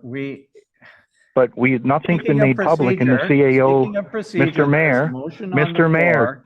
If Mr. Mayor, if don't you cut me wish off. to- I am cutting Don't you cut, off. If no, you wish well, to don't cut me amend- off. Why? No, Okay, if- Mr. if Mayor, you wish to why amend would the motion- CAO have talked about Would you information that's switch not off, in the Councillor public realm Nash, yet? please? Switch them off. Come on. People, I'm gonna mute you, Councillor Nash, when I'm talking. Mr. Mayor, I have the you chair. cut me off. I have the floor, though. No, you don't. I did. I'm telling you, as a matter of procedure, there is a motion on the floor. And if you wish to amend the motion, you will have to make a motion, and we will try the motion as to whether you wish to have Okay. these motions, these minutes amended or not. Otherwise, Okay, I we're will going make, to approve them. I will make a motion. Can I make my motion now? hold it a second. You have to move an Well, we're amendment if you still in want this. debate. Okay, I'm gonna try to move an amendment, Mr. Mayor. Here goes. My moving of an amendment is for us to find out why the CAO just talked about a report that was in closed session in public session before it was allowed to be talked about in closed by talking about an ombudsman decision. That has absolutely nothing to do with this motion. It's out of order. Well, then it will get defeated then, but that's my motion. No. And the second part of my I'm motion, sorry, you're obstructing the meeting, and I am going to eject Mr. you Mayor, pursuant to the you can municipal act if you don't stop. object me just like you always do if you want. Every time I try and pull something out that we're doing wrong, I get cut off. You are disrupting the meeting. It May is I not say disrupting when I'm something? trying to ask questions and you cut me off every You're time, not Mr. asking Mayor. questions. You're simply rehashing the same comments that you've made over and over again. Mr. We Mayor, have to move on. when- We have an agenda. Mr. to Mayor, complete. when the CAO spoke about the ombudsman investigations, which have not been made public, that has never been talked about before. She said we need to do improvements. That's never been made public. That's private information that we're waiting for the ombudsman to release information on. That's a mistake done by the CAO in this meeting, which No, we all need right. to Well, address. Can I Okay. say something, Please please? remove him from the meeting No, right now. no. I'm ejecting. Okay, him. well, I will ask for a review of that decision. You can't this is- review it. I'm sorry. This is a municipal act. If you're kicking him out of the meeting, somewhere in the procedural bylaw says we can go back to council and say, is he out of order and should he be kicked out? And we can overrule that. Councillor Lamb, I'm sorry. You're misinterpreting the municipal act. Listen, this is. I'm sure getting if you kick me way, out of the way meeting- hand, as I said this morning. I'm not No the one- person who's Well, making it out of I've got hand. the floor now. Don't interrupt me. Please, for the love of jumping. You this is- need permission to speak from the chair. before May I you have start. permission to speak from the chair? Yes, you may. Okay, thank you very much. If we just backtrack a little bit, okay? I think what Michelle is saying is maybe there's a couple of minutes in here, including the one starting on page 56 and another one, that again, we know, maybe we don't vote on today, the ones that you brought up, Councillor Nash. She can go get some advice from the ombudsman and we can sort of push that off to next month and we can debate it again based on whatever comes up from the ombudsman.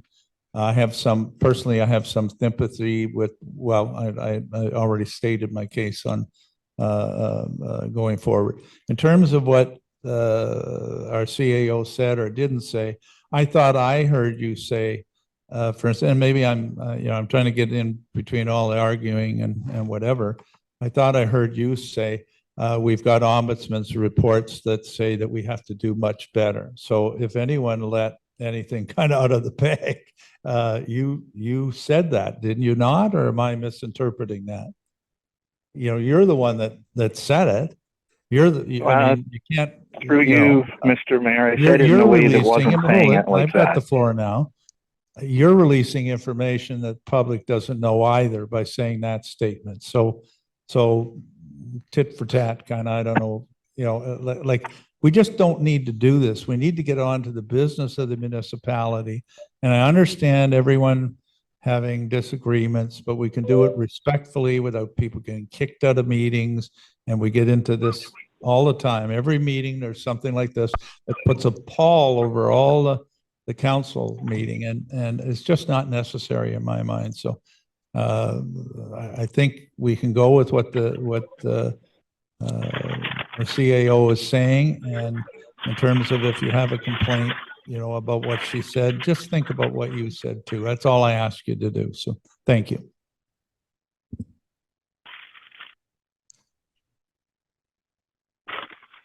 All right, so we have on the floor a motion to approve these minutes. They've been here once before already. So I would like to just call the question on approving the minutes. Well, I would like to extract from those minutes, because otherwise I'm going to vote against approving these minutes and all of them. But I would like to extract out the couple of minutes that we were talking about, that Councillor Nash was talking about, and defer those ones till next month. And then we'll pass the rest. One is 7.1.1, I think, Councillor Nash. What was the other one that you? It was 7.1.3 was another one. Can we extract those two and vote on the others? I'll make that motion that we extract those two minutes. Yeah,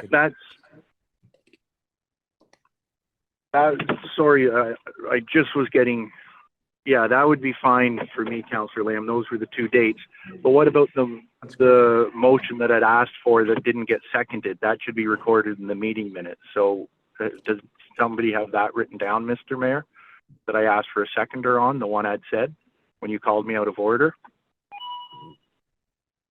Well, I don't know that nothing, asked for a nothing. I didn't hear you do that. I just heard you. I asked for a motion. I asked for a motion when I was speaking about the CAO bringing something up, and you said I couldn't be the seconder. So I asked and said I'd do the motion, and then you called me out of order. So that motion needs to see if it was seconded or not, and it would be shown in the meeting minutes. No, I'm sorry, it doesn't. You've heard what Councillor Nash, we're following the procedure to deal with the consent agenda, and Councillor Lamb has made a motion to remove items 7.1.1 and 7.1.3 from these minutes, from what's being approved today, so that they can come back yet again, another meeting, I guess. And that motion is in order. Is there a seconder for the motion? I'll make that motion second. All right, so that I have to capture all of this. So this is 7.0 consent agenda. And it's an amendment. And it's moved by Councillor Lamb, seconded by Councillor Nash, that items 7.1.1 and 7.1.1.3 be removed from the consent agenda.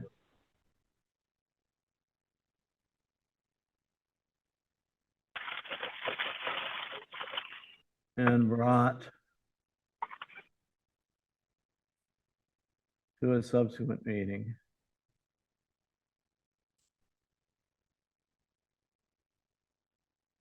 That'll do it. Okay, so that is the amendment that is being voted on right now.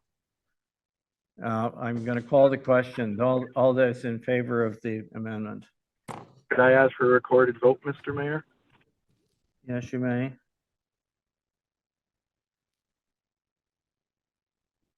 Counselor Nash, Yes. Counselor Woods, Yes. Counselor Bray, Yes. Counselor Lamb, Yes. Mayor Comrie, No. motion carried. All right. and Now, may we- I speak for a minute, Mr. Mayor? We will return then to the motion as amended. May I speak, Mr. Mayor? Yes, go ahead. So all I want to know, and this is the only question I have, is you might not have agreed with my motion and everything, which is fine, but when I brought something up and asked for it for a seconder, why did you say no and call me out of order and not allow it to be shown that nobody seconded my motion? Because at the time you were talking over the chair and disrupting the meeting. And I do have the authority, as I've pointed out to you, to make such a ruling, and I did. So that's all the answer that you're going to get. Let's go with the motion, please, as amended, to approve the consent agenda. It was moved by Councillor Bray, seconded by Councillor Lamb. So this is the motion as amended. Consent agenda as amended. Let's call the question, please. I guess we can do it by a show of hands. All those in favor of approving what's there? I'm going to Anybody abstain from opposed? this. Sorry? Yes. I abstain. All right, Councillor Woods abstains. Councillor Nash, did you record any vote or, did you? Oh, could I ask for a recorded vote? Sorry. You can. This I is, tried to get you to do that beforehand, but anyway, we've extracted out the ones that were in contention. yes, So these are all just the other ones. is everything that else. really are not in contention. yes, I believe Okay. so. Thank you. That's my understanding. All right, Counselor Woods, Abstain. Counselor Bray, Yes. Counselor Lamb, Yes. Counselor Nash, No. Mayor Comrie, yes, motion carried. all right, thank you. We can now move on to accounts payable. Need to flip a few pages ahead to get to this.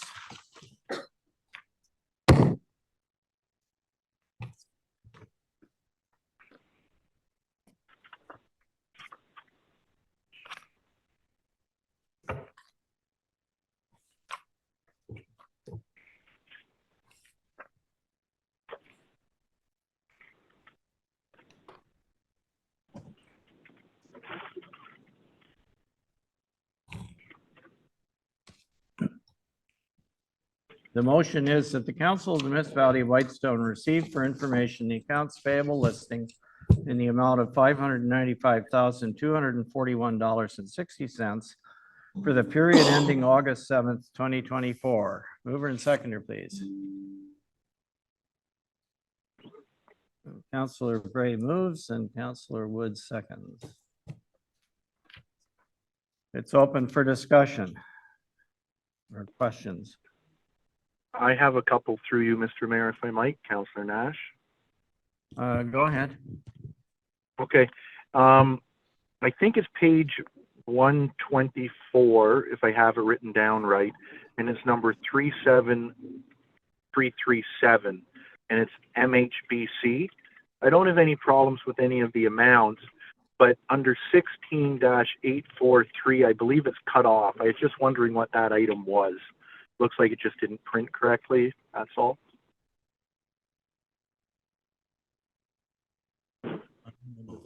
Through you, Mr. Mayor, I believe it reads unrecoverable.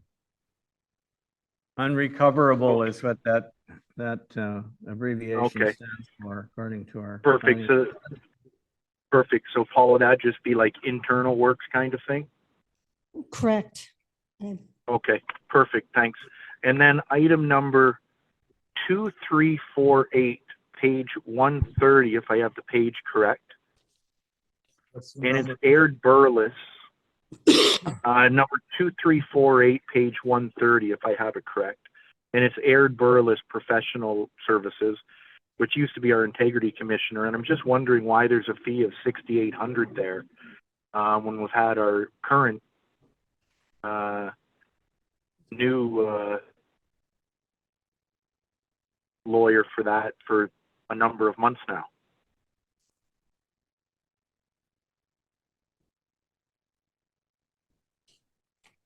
Our CIO will respond. Sorry about that. My microphone didn't turn on. Yes, this invoice is from a couple of months ago. It's just seeing council light of day at this point. So there are actually two issues, as I recall. One is related to a follow-up from the ombudsman investigation and some work that they did to provide clarity. And the other is related to freedom of information request that where advice was sought because it was linked to a previous legal opinion that was provided. Okay, so thanks, Michelle. For the follow-up on the Ombudsman Investigations Insight or whatever, has council ever been provided with that information on what the Aird Burles provided back to the municipality? I haven't seen anything enclosed regarding any information back on the Ombudsman investigations. So can No, be that made has available? not been provided to council. So do you know when that'll be made available? If council would like to see it, that's fine. It can be, No, he's talking about the ombudsman's report, which we haven't received, correct? No, I'm talking No, about, he's not. No, he's not. No. He's talking about the legal advice from Aird Burles on whatever the matter was relating to the Right, ombudsman yeah. complaints, I guess. so if you Oh, could I send see. that out, Madam CAO, that would be fabulous. I know I'd like a copy. we'll I place it can't on the speak for next everybody. council agenda.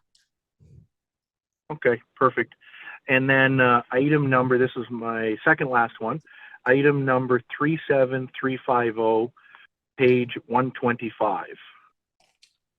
Let me get And it. it's just one of the, yep, as you're flipping through for it again, page 125, 37350. It's just on one of the road grants, and it's for the MPA. And obviously it's for just shy of $6,000, which we have a great road grant system. I just wanted to make sure that the owner of the road, being Hydro One, provided approval before this was processed, for the road grant being processed, because the owner of the road that they use is Hydro One. The owner I of just the wanna road make is sure not that- Hydro One. The order is the King and Right of Ontario. It's Crown Land. Well, it's Crown land, but there's a road over it, so I've been told that No, that they because have an they hold them, easement. Hydro One has an Because easement. They do not own the road. they have, okay, Mr. Mayor, you're cutting me off you always get mad at me when you do that. Hydro One has a land use permit for the road. So if what you're saying is correct, we couldn't say anything to anybody that does anything at our land use permits for our boat launches. There's a land use permit in place for the road that Hydro One built and constructed because there's a land use permit in place. Therefore, they are the ones in charge of that road. I don't know if you'd like to look into that, but you'll find that I said to you before, it is an easement, not a land use permit. They're two completely different legal instruments. they have an easement with a land use permit. There's an active land use permit from what I understand for Hydro One. Active land use permit over that easement they have. So I just want to make sure that there has been approval granted. And since I understand, and I think it's very well knowledge, it's very public knowledge that the MPA is in court with the province of Ontario, we want to make sure that even if it's the province of Ontario, that they're saying, yes, it's okay that they do improvements on that before we give money and implicit ourselves. So I just want to make sure if we've done our due diligence by ensuring if there is a land use permit out, which I understand there is, with Hydro One, that they've signed off, that it's okay for the MPA to be doing work on it. And if not, if the Crown is okay with them doing work on it, since they're being sued for not having permits in other areas on that road already, which we know of. And I don't understand why we're giving money if they're being sued for not having permits in place. So I know it's a much longer process thing. I just wanted to bring it up to our attention that we really need to know about these things when we're issuing these funds, right? And I'm sure we've done it correctly. I just wanted to make sure that we have everything in order for that. That's all.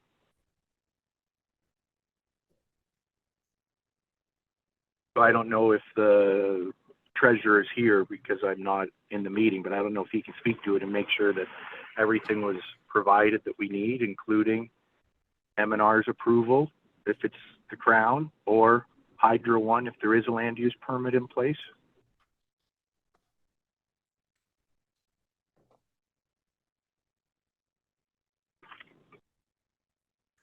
I guess staff will make a note of your question. Okay, and I expect that they'll get back to us on it, if that's okay to say. And then my last one is, I know last year we'd done it, which I found very appreciative. And I know we have a lot of reports coming to us just coming up, quarterly building, quarterly reports and such. And hopefully we can get a quarterly update on where our legal bills sit to date, be it like, you know, on this one, we have Hicks Morley, we have Aird Burles, we have Russell Christie, just knowing where our monies were spent in the quarter or year to date on which files they were. So I noticed that's not in this one, but I'd ask if through the CAO, is that something that could be brought to the next council meeting like we did last year?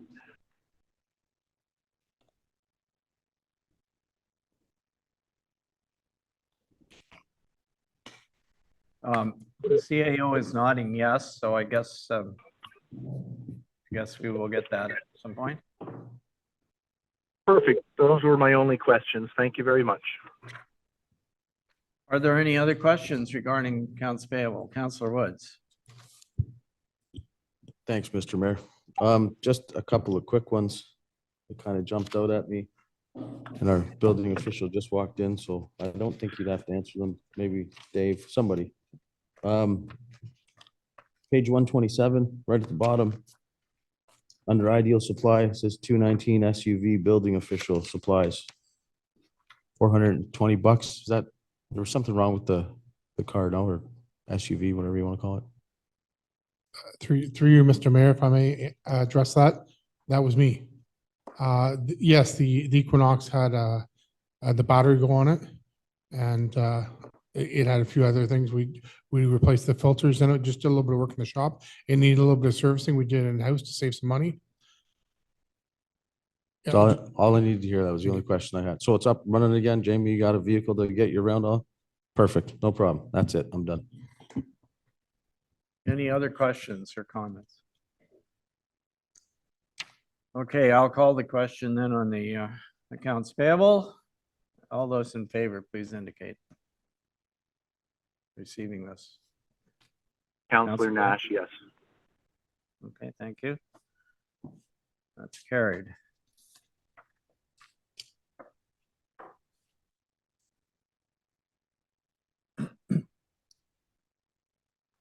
Okay, number 9.1 is a report regarding the Snakeskin Lake boat launch. The motion is that the Council of the Municipality of Whitestone receive for information report Public Works -2024-09, which is entitled Consideration for Municipal Assumption of a Public Boat Launch for Access to Snakeskin Lake in Whitestone, evaluating current utilization of dual public boat launches on Crown land. That's the title of it. Mover and seconder, please. Moved by Councillor Wood, seconded by anybody? Oh, okay, Councillor Lamb is seconding. Thank you. Are we going to get, I guess I will ask our manager of Public Works if he wants to say anything to introduce this. Thank you very much, Please, David. Mr. Mayor. Thank you. The report is to provide consideration for the municipality to take over a public boat launch located on Crown land serving Snakeskin Lake. The report examines existing boat launches and their potential benefits and challenges. Council has options to do nothing or to improve either of the two landings. Improving the boat launch at the Aerodome is estimated at $25,000, while improving the Snakeskins Trail is estimated at $14,000. The report also discusses the financial implications and strategic priorities associated with each option. The recommendation is to maintain the status quo at this time as it balances budget limitation and community needs.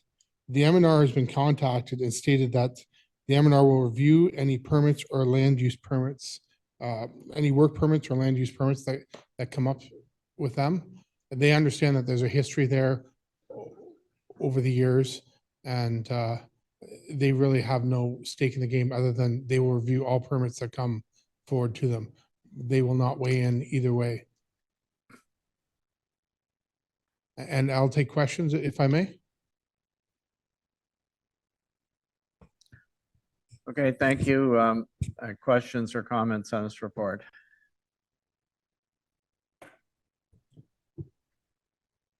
Councillor Woods? Thanks, Mr. Mayor. Thanks to staff for actually going out and taking a look.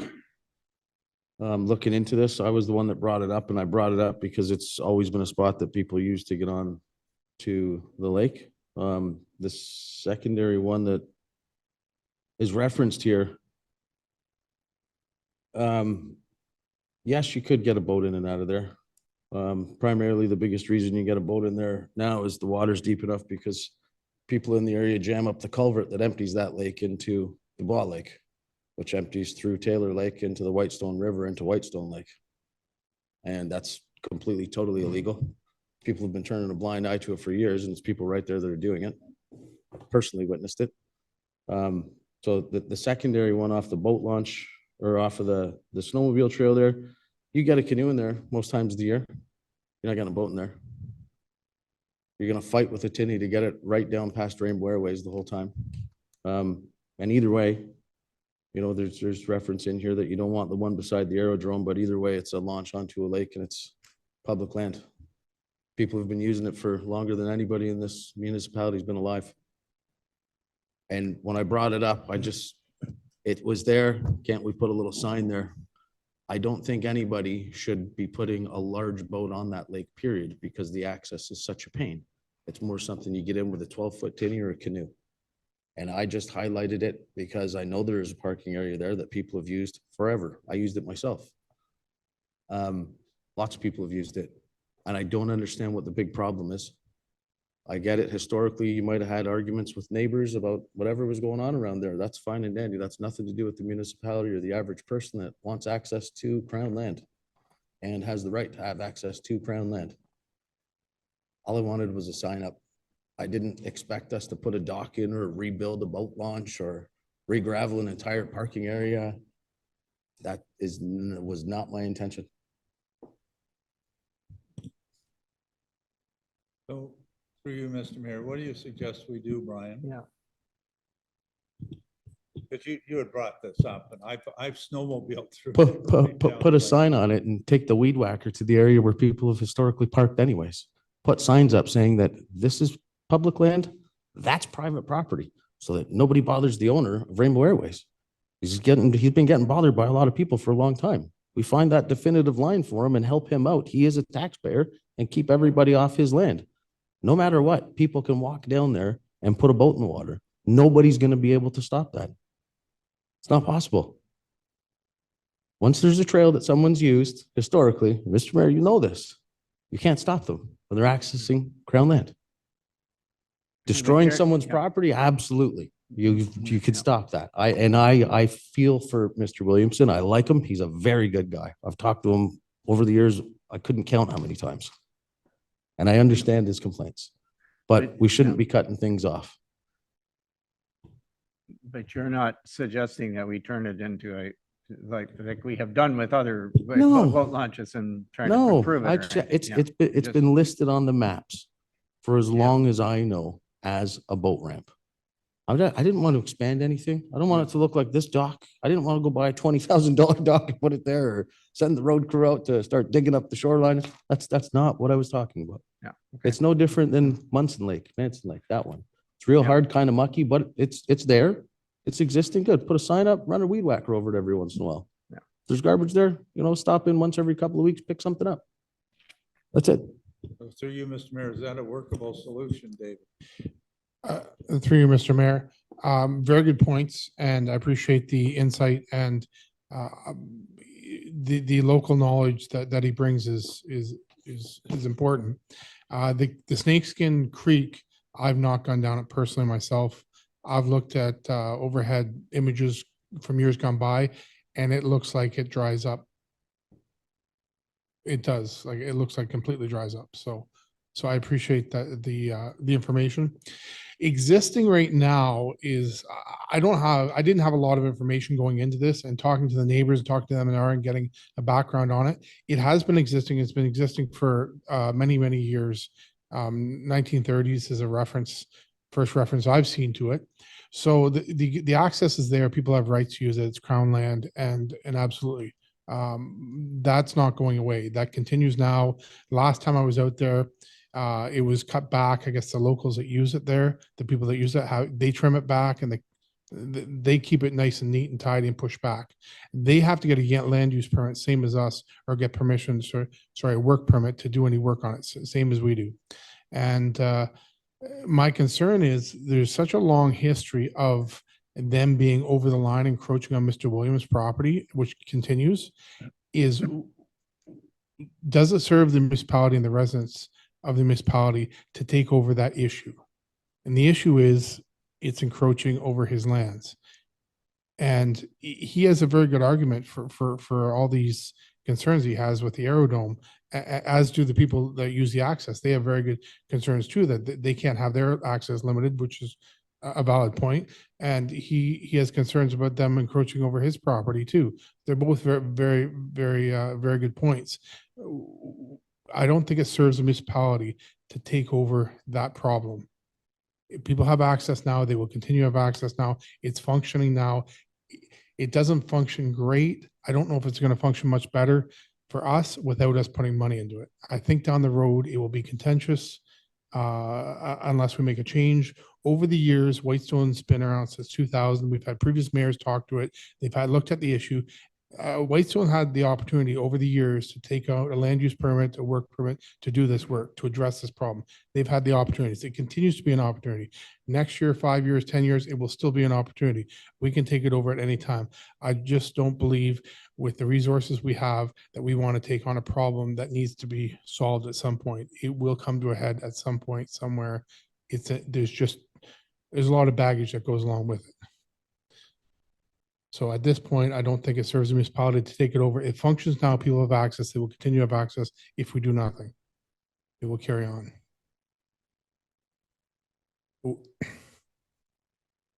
This functions much like a lot of other Crown property that we have. Thank you. Councillor Lamb? Yeah, maybe someone could just help me because I do snowmobile through there when we have snowmobiling. Good afternoon, Muriel. I see you're on the call here, so we finally get to this subject. So when I go snowmobiling, I go down towards Ardbeg and then I make a left.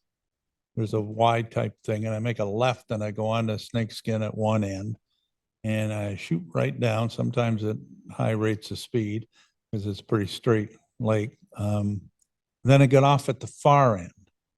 And I think the far end is where Rainbow Airways is. And I get off and go off to the bunny trail or just next door to the bunny trail there.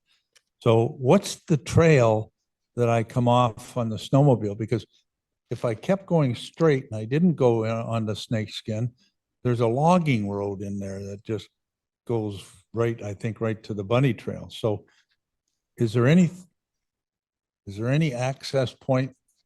I guess we don't own the logging road, I guess, eh? Like, is there where I get on the lake going to Ardbeg, is there any opportunities there for anything is one question I have. Through you, Mr. Mayor, I believe there's other options further down the snowmobile trail. It's further in, I believe so. Maybe Councilor Woods would know better than me. I didn't wander too far. I tried to get the truck in down the snowmobile trail. It was pretty wet a couple times when I went in there and I wasn't confident that the truck would make it through. So I didn't go that much farther. I just looked at these two points as they were close and fairly reasonable to access. Well, okay. It just seems reasonable to me. I agree some of these things, as Councilor Wood has said, or David Creaser, that some of this is a civil matter, right? It's not something we can just insert ourselves in and demand something. But surely to God, Mr. Williamson can expect people not to encroach on his private property unless they have some legal right to do so. So that's number one. And surely to goodness, people who are using that area, if they're going across Crown land, ought to adhere to the rules of Crown land, right? And, you know, if people aren't doing it, I mean, what do we do in other cases where people trespass on private property, right? Am I reading this all wrong? Isn't that what this is all about? Or not? Am I correct? Through you, Mr. Mayor, Yeah. people do have rights and people have been using this area for many years and they will continue to. My thoughts on it from what I've learned is when the property was purchased and they proposed putting an aerodrome in there, all this should have been sorted out. I think that was the time to do it, and allowing this to go forward is going to be problematic when you have people coming right along the edge of it. It's not a big property that Mr. Williamson owns. There's a lot of Crown land, but that all should have been addressed through M&R, and M&R seemed to not really get involved until later on, where they really kind of took a hands-off approach to it.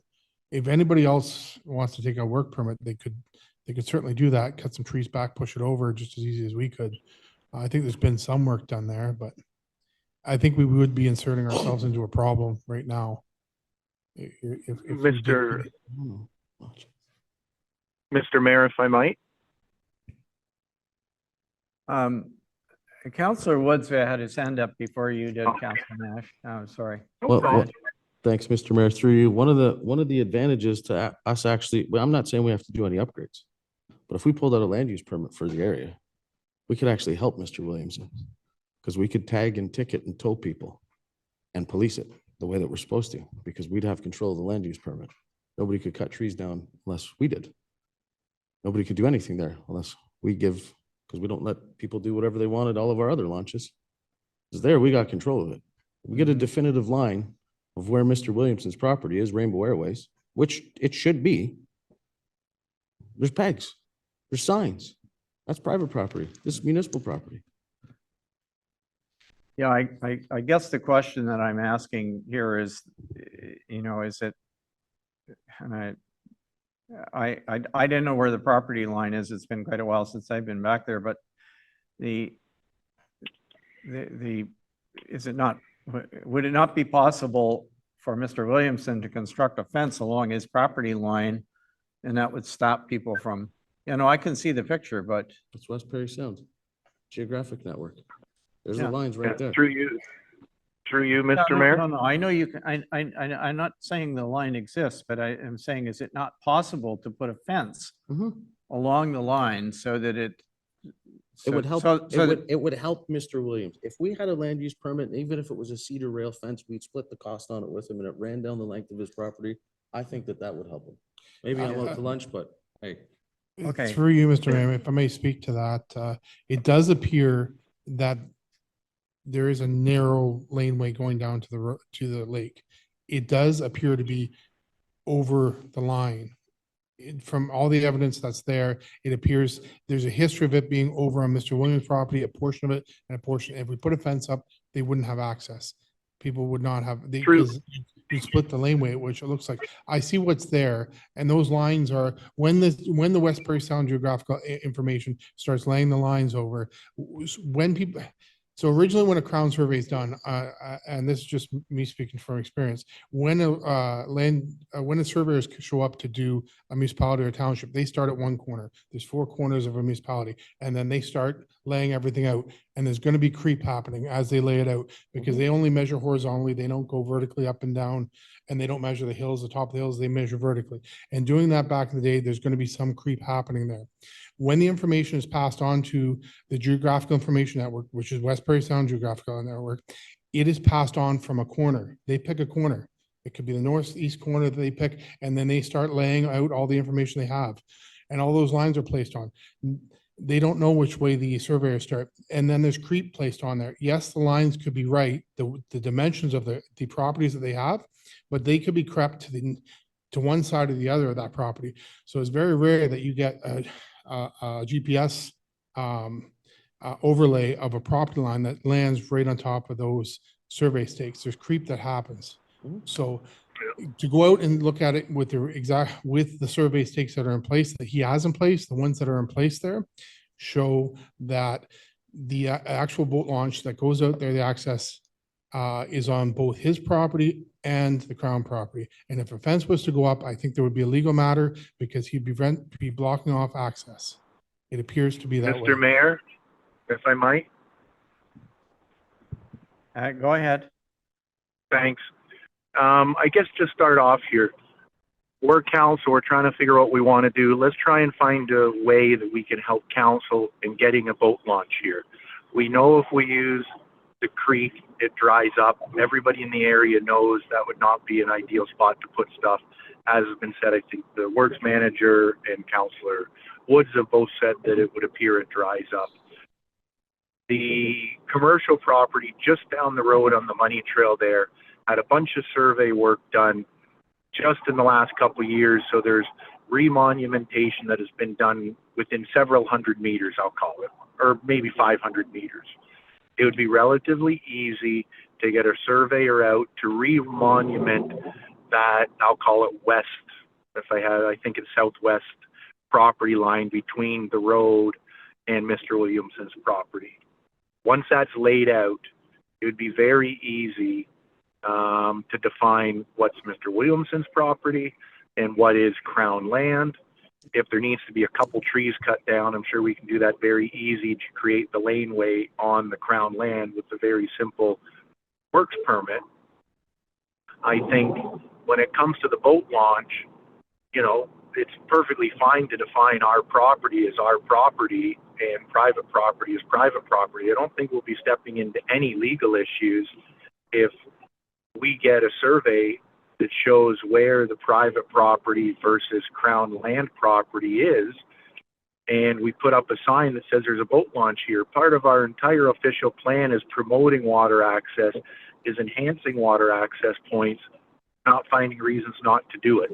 I think Councillor Wood said a simple request to put a sign up I think it could be a simple thing that there's a survey done just to confirm where that property line is. Pins move over the time, they can migrate, they can get moved, they can be misplaced. Many things can happen, so I don't think you can rely on the pins that are there. Get it remonumented, you put up a sign. You know, we also want to make sure that if it's Mr. Williamson's gas tank, or Airways gas tanks or whatever, that he's not using the boat launch as personal property, just like we don't want visitors using his property as public property, right? So I think it can be a very simple thing. We get a survey, which is probably a couple $1,000. We mark out a couple property marks. We put up a sign, and if a couple trees need to be cut to allow access down between the properties, it wouldn't be more than a few trees.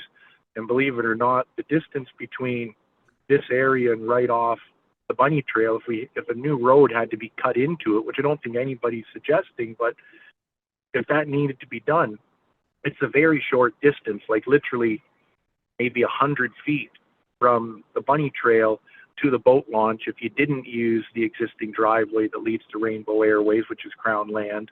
And if you didn't want it to travel horizontally along the property line, just wanted to beeline to the boat launch, unless I'm correct, maybe Councillor Woods can confirm if I'm right, you might be 100 feet to the lake right off the bunny trail. So we're not talking lots of money for anything here.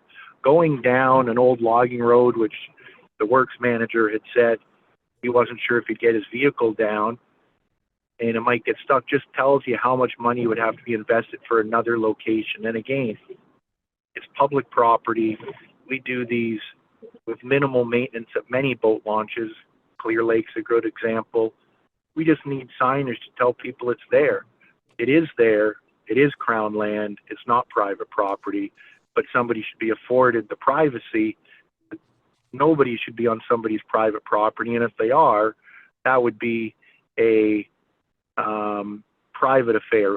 It wouldn't be a municipality issue. It would be a personal matter between whoever encroached and the landowner, just like we've said on other issues when we were talking about some of our bylaws today, right? So anyways, Councillor Woods, do you know if I'm right, if it might be about 100 feet or so from the bunny trail to it if a new road had to be put in? But I don't think we need to do that. It's from kind of like the entranceway road into Rainbow Airways in that area to the, yeah, it's not a huge distance. It's probably more than 100 feet though. Yeah, it's more than 100 feet. Yeah. But if you were to go in off yeah. the snowmobile trail and down the logging road and look to push a road in, we would spend a Well- huge amount of money.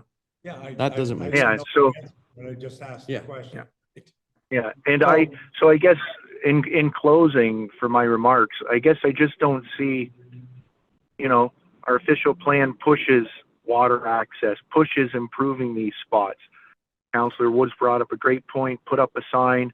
Maybe there needs to be a little survey done to confirm stuff, to delineate. You know, maybe we should pay for, not expect Mr. Williamson to pay for. And then there can be a sign that says a boat launch there. And then that'll help solve any encroachment issues anybody might have, because it'll be a clearly defined line, and the current staff of the municipality will know where that line is when the survey work's done. It can be reconfirmed, right? Remonumentation and reconfirming is done all the time. I just had 100 acres plotted in the last year and a half up in the municipality, and the M&R lines from the 1960s to the current lines were off by only 2 inches. So they're fairly accurate in most cases, but they'd found that 2 or 3 of my pins had been misplaced over the years, so they had to reset new pins, and a couple pins were missing. So I don't know if council might be willing to do a survey to see where we sit, and I think that would be worth 1,000 words. Where is the current line? And then it comes back to us. What would others think of that? Well, folks, we seem to be, I think we're getting into the question of, you know, does the municipality want to establish a boat launch there? We heard a few minutes ago that that was not what Councillor Woods was asking for.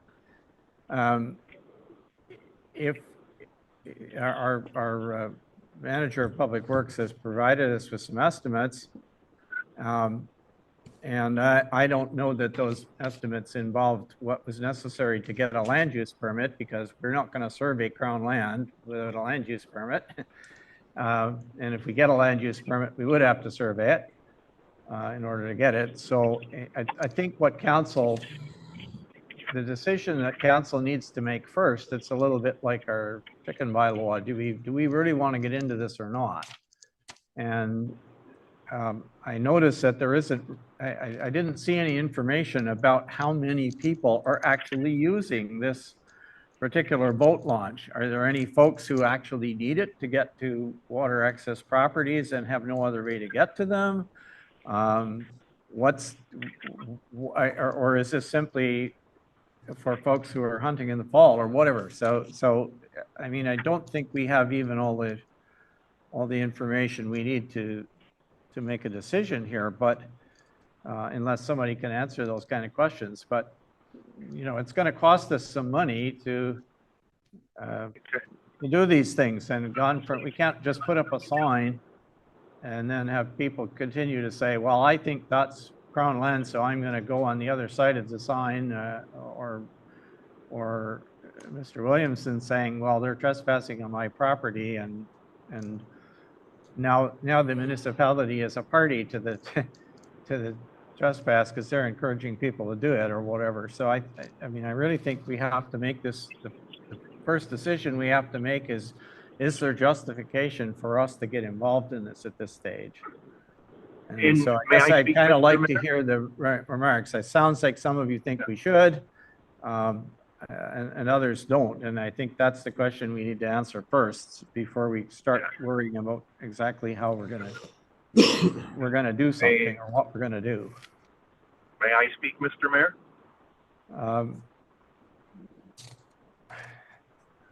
Well, I guess, yeah. Perfect, thank you, I guess. Trying to focus the discussion a bit, though, Yeah, well, okay. It says 14,000 for permits, gravel, signage, and 1 week of public works, crew time, and equipment use. There's already an existing road. There's already an existing boat launch. We need to put up a sign. That's not $14,000. We don't need to do gravel. We don't need to do grading. We can just leave it the way it is. Put up a sign, and I'm sure a sign is not $14,000. Staff time, as we always say, is free in the way when we talk about other boat launches. And a permit for the Crown use permit, I think is $250 or something like that. A survey would be a couple grand. So we have a number that says 14,000. We go, oh my goodness gracious. Or we can say, hey, let's get a survey done that's a couple $1,000, who wouldn't be more than a day. Let's put up a sign, which might be a couple $100, and we're done. Just like other boat launches. We don't spend 14,000 at any other boat launch in a year except Indian Narrows. Right? Okay, So, but Mr. Mayor, I have the floor. I'm sticking to one item. 14,000 would be to improve the boat launch. Councillor Woods didn't ask about improving it. He said put up a sign. And then all I was saying was get a survey done to make sure nobody's encroaching. Put up a sign, nobody's encroaching. We're done. It's a couple $1,000. It's not $14,000 to scare us all off. Right? Let's find a way to do it cheaply instead of let's saying it's going to be real expensive. If we want in the future, in a few years, to put more gravel down, then council could budget that. But in the short time, we're talking about a simple sign and getting a survey done. That wouldn't be us taking a boat launch over. That's simply doing what we do for any other boat launch. Just signage to it and maybe a simple land use permit. We don't need to do any work if we have the land use permit. Is that what you'd be thinking of, Councillor Woods? That simple? Sorry, we don't have a debate between individual councillors here. I'm asking if that's what you are asking the municipality to take an interest in a boat launch that we currently do not have an interest in. That's the decision that we need to make, folks. Do we wish to take an interest in this particular boat launch, is there enough use by ratepayers to warrant us getting into the middle of this thing? Because that's what we're going to end up doing as the manager of Public Works has pointed out to us. Okay, maybe we can spend just a tiny amount of money, but we will still be taking an interest as a municipality, and now we become a party to whatever use and disputes occur in the future. So That was would there part of be the anything? argument- That was part of the argument behind saying, for now, do nothing. What- So I What think we would deal stop? with that first, and then we can figure, if we decide we want to take an interest, then we'll have to have further information about what that's really going to involve. Mr. Mayor, if we take this boat launch, I'm just wondering, what would stop somebody from putting a shore docker right next to this boat launch, just to the south of it, I'll call it? Absolutely nothing. If we have control, we can control it. Where we're going is, people will be able to put up a big shore docker here, and we won't be able to control it whatsoever. Why would you Don't we care? want to? I don't think there should be Why shore would we dockers care? personally. Thank you. I'm sure the neighbor would care. I'm sure Well, Mr. all right. Williams wouldn't Let's, want to see can we get George some Huckers there. other counselors to weigh in here, and so we Okay, can so move I- on to what we. I'm I'm stupid and confused, I guess, so, because we got every, oh, sorry. I'm confused, so, anyway. Boat launch 2, Snakeskin Creek. I think Councillor Woods is saying, everyone's saying you can't go there because it dries up in the summer, correct? You got a real hard time. It's not a good boat Okay, launch. so that's really not an option. Is that what I'm hearing from everyone? Okay, because then we're talking about 14,000, which confuses me because that's all part of a boat launch too, right? So we're just picking 14,000 out of there. Secondly, I don't mind us getting a survey, but I think we're living in dreamland if we're going to do a survey for 2,000. Surveyors don't get out of bed for $2,000. I know. Anyway, it'll be more than that, but I mean, I'd like to help both some access to the lake as may not be much of an access, but I'd like some access to the lake. But I'd also respect Mr. Williamson and the issues that he must be having with his business and has had over the years, and all the bickering and whatever that goes along with that. So if doing it, so at the end of the day, I think what Councillor Nash is suggesting, and Councillor Woods, if I'm reading it right, is that the public access to Snakeskin would be right next to the where the airplanes are. Is that correct? Am I correct in assuming that? Okay. You are. So if Yeah. that's correct, then the only way you're going to properly fix it is by a survey, right? To establish what is where and put a sign up, which the biggest cost will be a sign, I guess, and the survey, right? But I don't know, as the mayor says, they're going to help the situation unless you do put a fence up, right? Because you're still going to have people cutting the fence down or doing whatever they're doing, shenanigans all year. And the battle's going to go on, only I guess, I don't know how deep the municipality would be in it. So this isn't an easy fix. Mr. Williamson obviously like access somewhere else, not at his property, right? So I don't know that there's an answer to this thing, but anyway. Here's if we have any option, it's the survey thing, I guess, that Councillor Nash is talking about. I don't know that that's the ideal situation. I think the beat will go on. I think we'll continue to have problems. And that's why I ask, is there any others, excuse me, I have the floor. That's why I ask, is there any other solution to it, right? And there doesn't appear to be that's coming forward. So thank you. I believe that our manager wanted to get in a few minutes ago. Through you, Mr. Mayor, I'd just like to respond to Councilor Nash's comments. The previous surveys show on the survey the road being on a good portion of Mr. Williams' property. So if we do another survey to see if that original survey is true, and what we see out there is true, that a lot of it's over on Mr. Williams' property, then the municipality, from what the information I'm getting from council, you can't put up a fence and we have to move it. And if we have to move it, we're in a bog. We're in a bog right there. It's not real deep. Work has to be done. You can't put up a fence because we're not going to limit people's access. People have had the right to access the lake for years and years and years. So to put up a fence, work has to be done to move it over. I did not include in the price of $25,000 a survey. The last survey I had completed, which was 8 months ago, was $12,000 Yeah, for that's what I'm for saying. 12,000 and change for a 5-acre parcel. It wasn't much. The year before that was 10 and change. The year before that was around 10 and change. So those are the surveys I think we're going to spend a little bit of money on. And the survey that we complete is to get the information we already have from the previous surveys. Yep. So just so council knows what we're getting into. Just one quick If I comment. might, Just one quick comment. I don't know what the property rights and the riparian rights are, whatever, of all of those people on camps and everything else, right? Put a fence up and someone comes with a court document and says, there you go, I have a right across Mr. Williamson's property. I don't know whether that exists or not. You'll be taking the fence down real quick, right? So, and I don't know all those issues. Neither does council, I would No, put to you. we right? need a So- legal opinion if we're going to do this. So. if I might, if I might through you, Dave, thanks for that information. If I recall correctly, just for some survey costs, which might be more in line with this one, last year we had a survey done all the way out of Bolger Lake to confirm 5 or 6 pins, which cost us $4,000. It wasn't 20,000. It wasn't 12,000. There's already a survey done within a couple hundred meters of here. Out of Bolger, nothing was relatively close. So I don't think we're talking tens of thousands. Let's be honest here, everybody. We're talking several thousands of dollars. Bolger was done for $4,000. We all know that because we all saw the bills come through.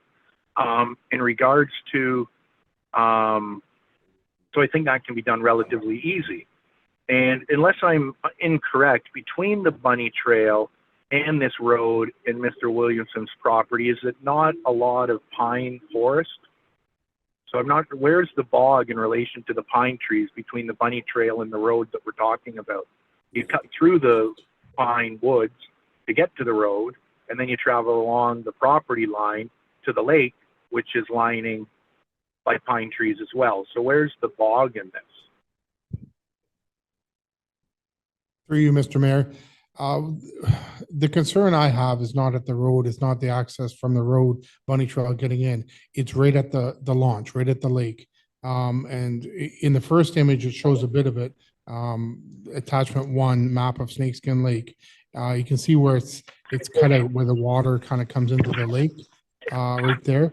If you're standing out there, you'll see a stick that's almost right beside that boat. And that looks like the corner of the shore allowance for Mr. Williamson is right at the back of the boat. So the launch itself, if a fence was put up and it did fall through to the projection lines of his property, then most of that launch would be cut off if that was the Okay. case. So then the area to the southwest of that is the bog that I'm talking about. It's shallow in there and it would be hard to get some work done. You could, absolutely. But if we took a land use permit, we had to do a survey, it'd be a new survey. A new survey is not repinning it, not checking it. It'd be a new survey. In addition to the cost of is overcoming this bog area here in some fashion. To move it to the southwest and overcome this bog is where the cost is. Everything else to the northwest, I agree with Councillor Nash, would not be that difficult. Okay. And just to close off, and I'm done here, to resurvey, we don't need to create a new R plan or a new survey. We can hire them to go out and resurvey and confirm property pins, everybody. Like, we're making up, this is going to cost so much. Phone them up, say, this is the property, reconfirm the pins that are here. That's it. It's not making a new reference plan for 5 acres or $25,000. This is a very simple endeavor. And if there's already a survey plan, Mr. Mayor, let me finish. If there's already a survey, why, for goodness sakes, wouldn't it be included in our package? If there's a survey that already shows the road, why do we not have it as council in front of us right now so we can talk correctly instead of yet again not having all the information in front of us. We're all talking about a survey, and we hear there is one that shows the road. Well, where is that survey? Why isn't it here? And if it was here, send it to the surveyors, just ask them to remonument and confirm monuments. It's that simple. Instead, we're talking costs and possible costs instead of saying, get it remonumented, council, here's the information, public, here's the information. Here's a survey that already exists that must have the road shown on the survey, but we don't have it in front of us. So yet again, we can't make informed decisions. Okay, fine. Drives You me made that up. point already Bonkers. twice. Let's move on, please. Bonkers, crazy. Okay, We need enough. professional reports. Councillor Nash, you've been warned. Okay, let's move on. Let's do something. Okay, Before I we think, get into I this think, big Accept part. this for information. I think we need to accept this for information. And I don't believe we can afford to spend more time at this point. We'll be still here tomorrow at the rate we're going. Okay, the motion is to receive the report for information. All those in favor, please indicate. Could I ask for a recorded vote, please? You may. We're just. And would it be possible? And would it be possible for us to receive the survey that's being referred to by staff that shows the road? I don't know for what purpose. What are we going to, well, Because I want to see what exists there. yeah, I know you. There's nothing wrong with that, Councillor. I guess if you want to see it, you can arrange Yeah. with the municipal office to see it, yeah. I mean, not, anyway, recorded vote to receive for information. Councillor Bray, Yes. Councillor Lamb, Yes. Councillor Yes. Nash, No, Councillor Woods, Yes. Mayor Comrie, Yes, motion carried. okay, thank you. We're about 20 after 3. Does anyone wish to have a break, or do you want to? Yeah, I see a break. Okay, let's take about a 5-minute recess, please. 10 at the outside. We're way behind.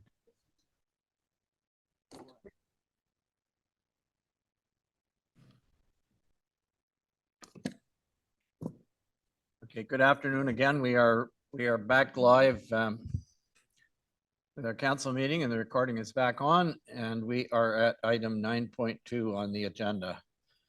And we have a series of quarterly reports, mostly, to go through. So item 9.2 is the planning services report. Could I get a mover and seconder, please, that the Council of the Municipality of Whitestone receives for information report PLN 2024-03 entitled Q2 2024 Planning Services? Mover and seconder. Moved by Councillor Ray, seconded by Councillor Woods. Thank you. Did you wish to introduce this, Paula? Yes, through you, Mr. Mayor. This is a quarter report, QT. The municipality received one consent application, one minor variance.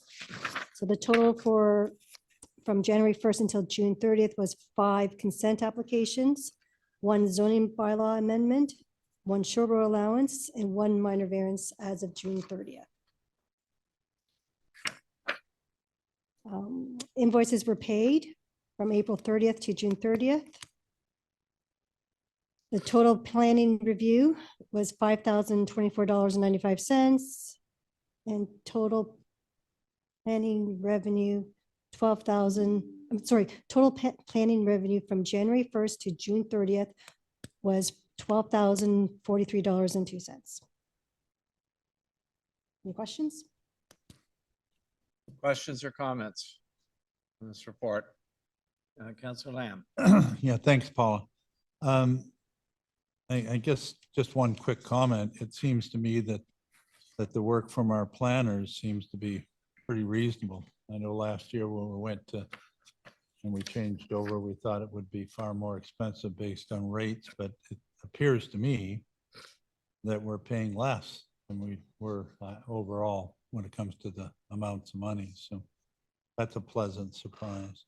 I'm concerned, I know there's a good explanation, but like Heather Heisey, we were able to recover 945 because they commented, but Julie Strong had a consent application for $800 that we got advice on.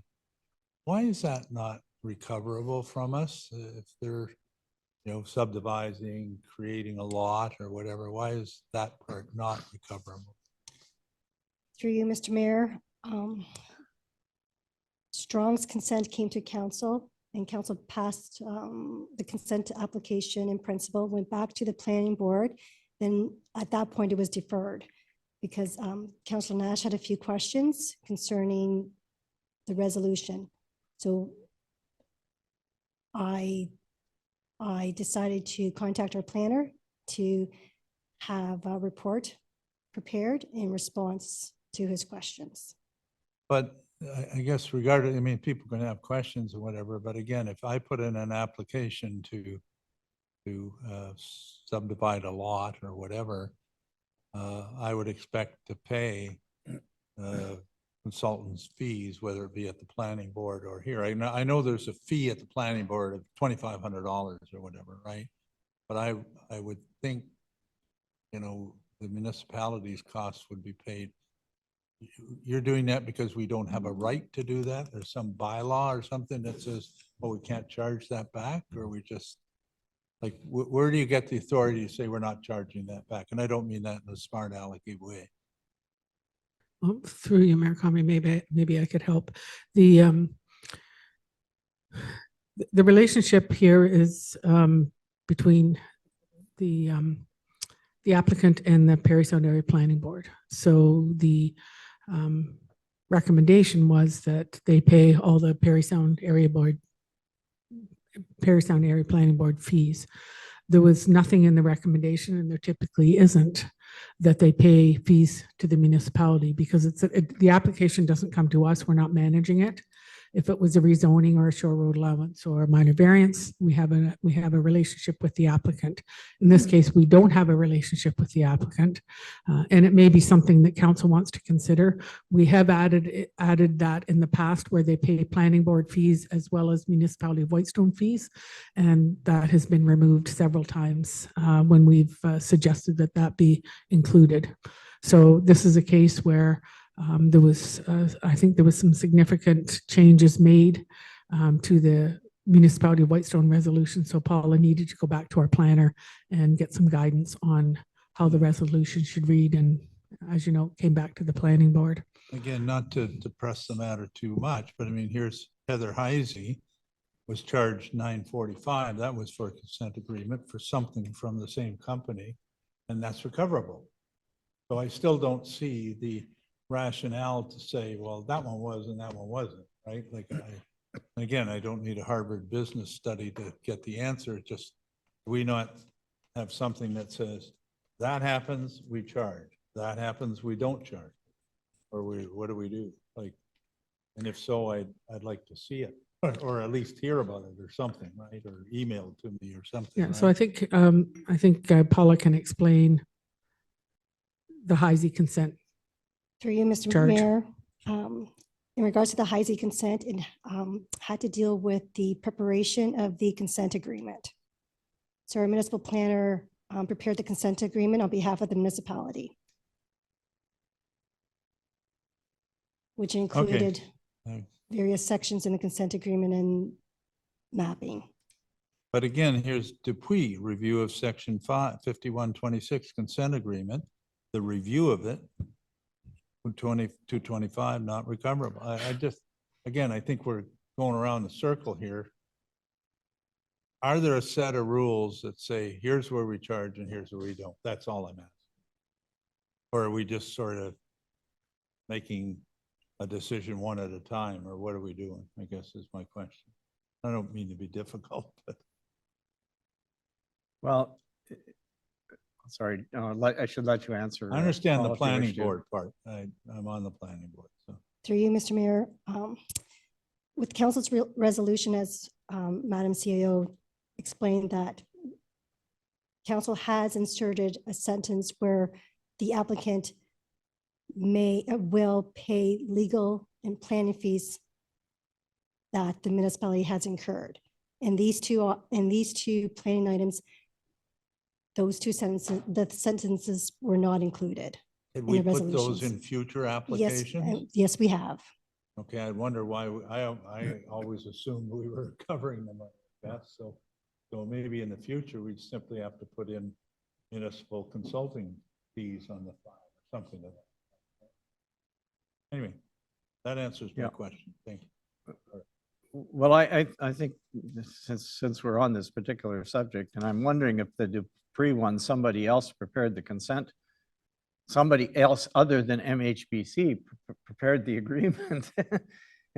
And we did in fact absorb the costs of it somewhere, right? Because this is just, these are just MHBC invoices and not any other. Am I right in saying that? Through you, Ms. Mayor, you are correct. I prepared the consent agreement and had MHBC reviewed it.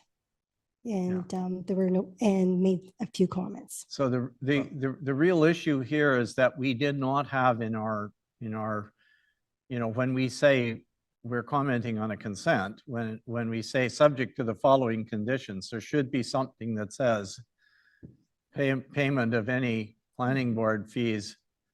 Because we saw one like that just earlier today, where it said planning board fees. It doesn't say anything about Yeah, our that's my fees. And point. I think it should say and or fees incurred by the municipality of Whitestone. That's my point, and my, I'd like that coming forward in the future. yeah. These people, and God bless them, they're splitting their land, they're making hundreds of thousands of dollars on the new lot, right? And we're asking all the other taxpayers in town to pay for part of the costs of them doing that. I don't think that's fair to the other taxpayers. So in the future, could I just sort of ask through staff or whatever that we have that in our planning files? Yeah, we can add that Start in. now, or maybe that. No, needs we to have be- had, we've had that in other recommendations and they have been removed. But now the council direction is that we will include not only the Perry Sound Area planning fees, but all municipal, legal Well, and I think we need- planning fees. We need a vote on that or a straw poll or something, right? It's not just me saying it. Mhm. I think most people would agree to that. You want to bring it as a resolution to another meeting or something? We can do, yes, And thank you. including any files that may be coming next month.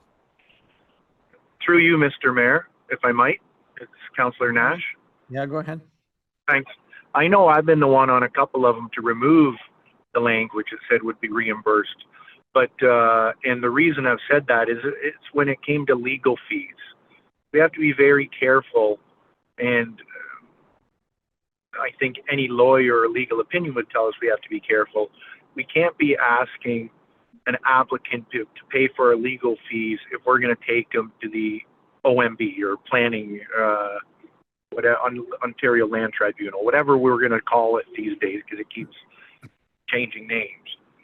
So if there's legal fees to write up a 5126, I don't think there's normally legal fees. There's normally maybe planning fees. Legal fees, I think, is different than planning fees. But I think in many instances, there's been charges back to landowners in previous years.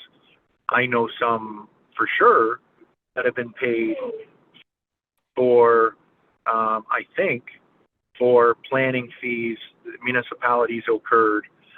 It could have, I'm going to use Mr. Keene as an example, that I think he incurred some charges for dealing with comments and concerns that came from residents to council, and he paid for the old planner to respond to those concerns. And I don't think those are concerns that that individual should be paying for. Those should be items that the municipality is paying for because they're responding to individual requests. I think it should only be planning fees that relate directly to the individual's application and reports for that application, and not for legal fees, because that's too wide of a, if it comes back. But anyways, My question was to Paula, overall, how do you feel this year is going compared to other years? I know what the paper says, but it is a little slower than other years overall, would you say now, just because of the economy? Through you, Mr. Mayor, just a tiny bit slower. I do have a few applications that are coming in, hopefully for the September council meeting. Okay. And well, there's one other question I had for it. I just forgot, but anyways, that's it for now. I just wanted to, it looked like it was a little lower. And do you know how we're doing on our recoverables? Or I guess that would be, I was going to ask on our parkland dedication fees, but that would be probably in our treasurer report, not your report, right, Paula? Correct. Okay, thanks a lot. Nice report. I appreciate it. Okay, any other comments on this report? All right, let's call the question then on the motion to receive. Did you say something, Councilor? Sorry, we can't hear you. Oh, no, I didn't say anything. Sorry. I'm not sure if you picked something up. I didn't say anything. Okay, sorry. I thought that was you. But anyway, go ahead. Let's just a show of hands, first of all. We don't need a recorded vote. Okay, all the hands are up here. Councillor Nash, are you in favor of receiving the report? Yes. Yep. Okay, thank you. That's carried. So 9.3 is the report on building services. Motion is that the Council of the Municipality of Whitestone receive for information report building -2024-03, which is the Q2 2024 building services report. Mover and seconder. Moved by Councillor Wood, seconded by Councillor Bray. And I'll ask our chief building official, Jamie is with us. So Jamie, do you have any introduction for your report that you'd like to make? Through you, Mr. Mayor, this is just a Q2 report with regards to the building permit activity between April 1st to June 30th. As outlined in the report, between April 1st and June 30th, the municipality received 31 permit applications, which is slightly lower than last year. That basically is reflecting conversations I've had with people about submitting earlier in the year so that they can get their project rolling as soon as the construction season starts. As you're all aware, we have a very limited window. From the January 1st to June 30th, we've had 54 applications, which again is down slightly from last year, but I'm seeing a lot larger scale projects than previous years. Permits issued from April 1st to June 30th is 32, which is only down 2 from last year. And that reflects from the same less applications, less permits going out. Additionally, 2 demo permits. Total number of permits from January 1st to June 30th is 48, which is up 2. So we're basically hovering around the same spot as last year. That being said, Q3 is usually the busier season, regardless of how many times I try to influence people into submitting earlier. Sometimes just takes a while to get all your balls in the court before you give it to me. So there is an influx of stuff that comes June, July, August, September as a big rush to try and get things started or finished before the snow flies.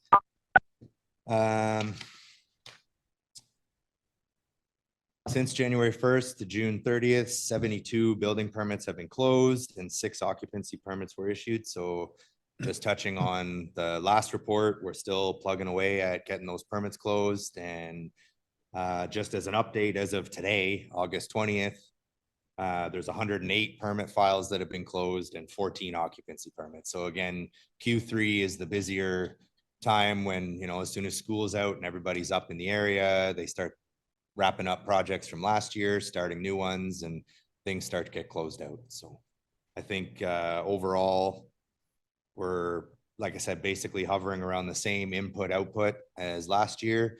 The construction value is slightly higher than last year, but as I said, I'm seeing a lot larger scale projects coming to the municipality, which is great for the growth. Just to touch on closing open permits, with the assistance of the summer students, documents have been reviewed dating from 2003 to 2013 with regards to inspections that were conducted by former CBOs. Complete inspection status lists have been created in order to determine the construction status of these older permit files dating from 2003 to 2013. And previously I had made from 2013 moving forward. So we're getting a good consensus of where projects are, where they're sitting, what needs to get done, and slowly, just like I said, plugging away at getting those files closed and updating MPAC accordingly. If I might, through you, Mr. Mayor, if Jamie's done. He is, go ahead. Okay, perfect. Jamie, thanks for the detailed report as always. You do good reports like that. A couple, I guess, questions. In regards to not older permits, but how would you recommend to us as council and staff that we go about looking for the permits that were never issued, not ones that might be open, but revenue that the municipality may be able to collect on structures that were never applied for a building permit?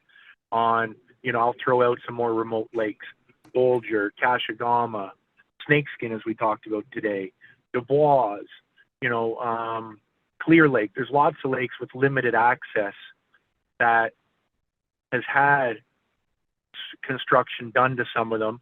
I'm sure the vast majority is just like a rental bylaw. The vast majority take out permits.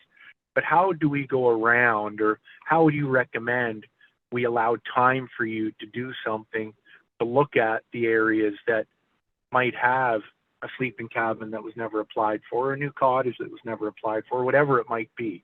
What do you recommend? How do we do that? How do we engage yourself and MPAC to go about looking at that for us? Through you, Mr. Mayor, to Councillor Nash, thank you for your question. Recently, MPAC has changed the time in which they assess the properties, and MPAC has been in contact with myself, letting me know about certain projects that may or may not have had a permit that they just don't have information for. So that is one aspect that has changed, that has helped, like you said, revenue and tax dollars on some of these older buildings. You mentioned Bolger Lake.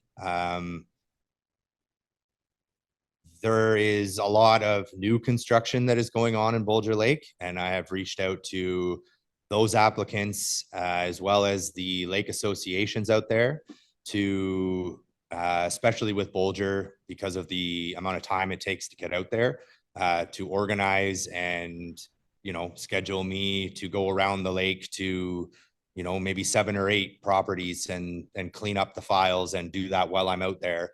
And they've all been very receptive to that.